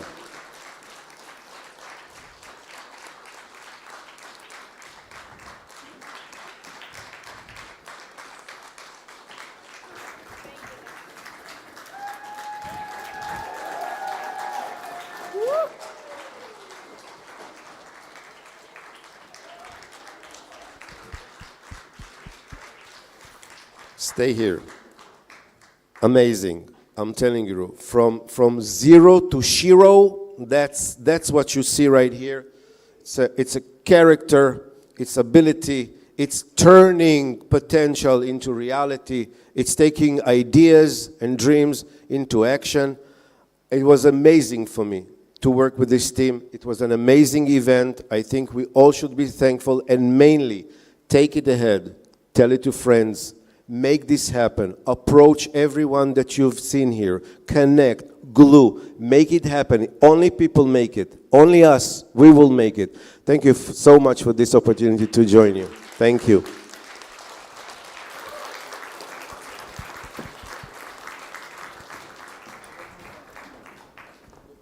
Maybe I will say thank you also to Tal, who really was there for us, and he was not joking when he said that I delegated this task of leading and mentoring our team in developing the conference. So I'm so grateful for our partners who supported us in that, and you who was there with us. Thank you very much. Really. We did a great job. I think everybody agrees with that. And I can take one more minute to say to Tal, thanks for this, putting everything in place and having a great event and empowering our team of girls that they can make it, because it's our first conference. And I think it's a success.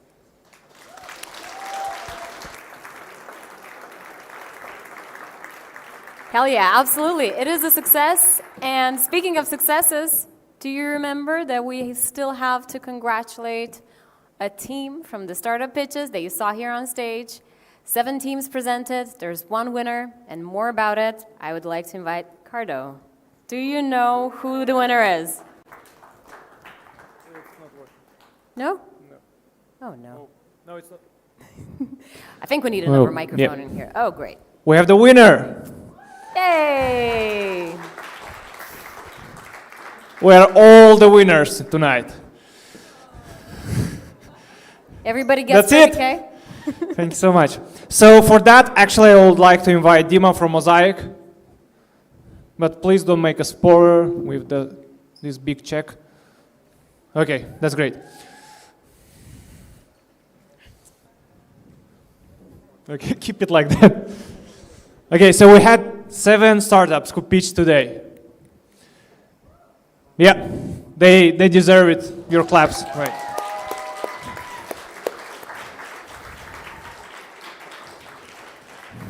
So we had many applicants, 7 were selected to pitch today in front of you on the first half of the day. 7 of them did. In the evening, 3 of them remain in the final to pitch, and 1 will remain to go home with the prize, right? And the winner is 3, 2, 1, Robolex.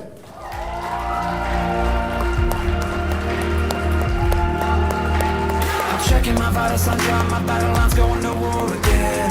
Feeling the rhythm inside of my chest, all I need is just a pen. I know I was born for this. I know I was born for this. Don't care for the critics, my words are like physics, a force that they can't stop. They just don't get it, I think they forget I'm not done till I'm on top. I know I was born for this. I know I was born for this. I believe we can write our story. I believe we can be an army. We are the warriors who learn to love the pain. We come from different places but have the same name. Cause we were born for this. So thank you for all the teams who pitched today. This is just the beginning, and building startup is hard, and building startups in Moldova, it's even harder, but we can make it. So thank you so much. You're not alone in this journey, and we will support you on your journey. Thank you so much. That has been amazing. What an amazing event. Dreamicon 2023. This is the very first conference of this type by the amazing team at Dreamups. Thank you so much for putting this together. I'm sure that we all have our notes. We all have everything, you know, we have our ideas that we will take with us. And some of them are that we know how to become a unicorn now, hopefully. At least we know what effort is implied, and at least we know what ingredients we should be looking after. As Joyce was saying earlier today, I think the very first unicorn is here amongst those who are still here with us this evening. And of course, another takeaway is that investors are great, but make sure that you become a magnet for your community, because in collaboration, great things can happen. I'm honored, truly, to stand in front of such a dynamic and forward-thinking audience. Dreamicon is definitely a catalyst for change. Dreamups is open for collaboration. If you want to know more about what this is, if you haven't understood anything, or if you know it all, join forces with Dreamups and push things together forward. And right now, we will have the networking session. Don't just go for the wine. Do seek collaborations. Share your expertise. Ask the questions. Everybody who stays here is here for that. And I'm sure that shortly we will make Moldova the home for the new wave of global impactful opportunities. Thank you very much. That's it, folks. Group picture. Oh, group picture, of course, towards the end. Everybody, come up here. Everybody who's in the audience as well. You know, we've done that before. You know how it goes. And we can put the music up so that it's like more, we walk more in tempo. Group picture, everybody here, come on stage.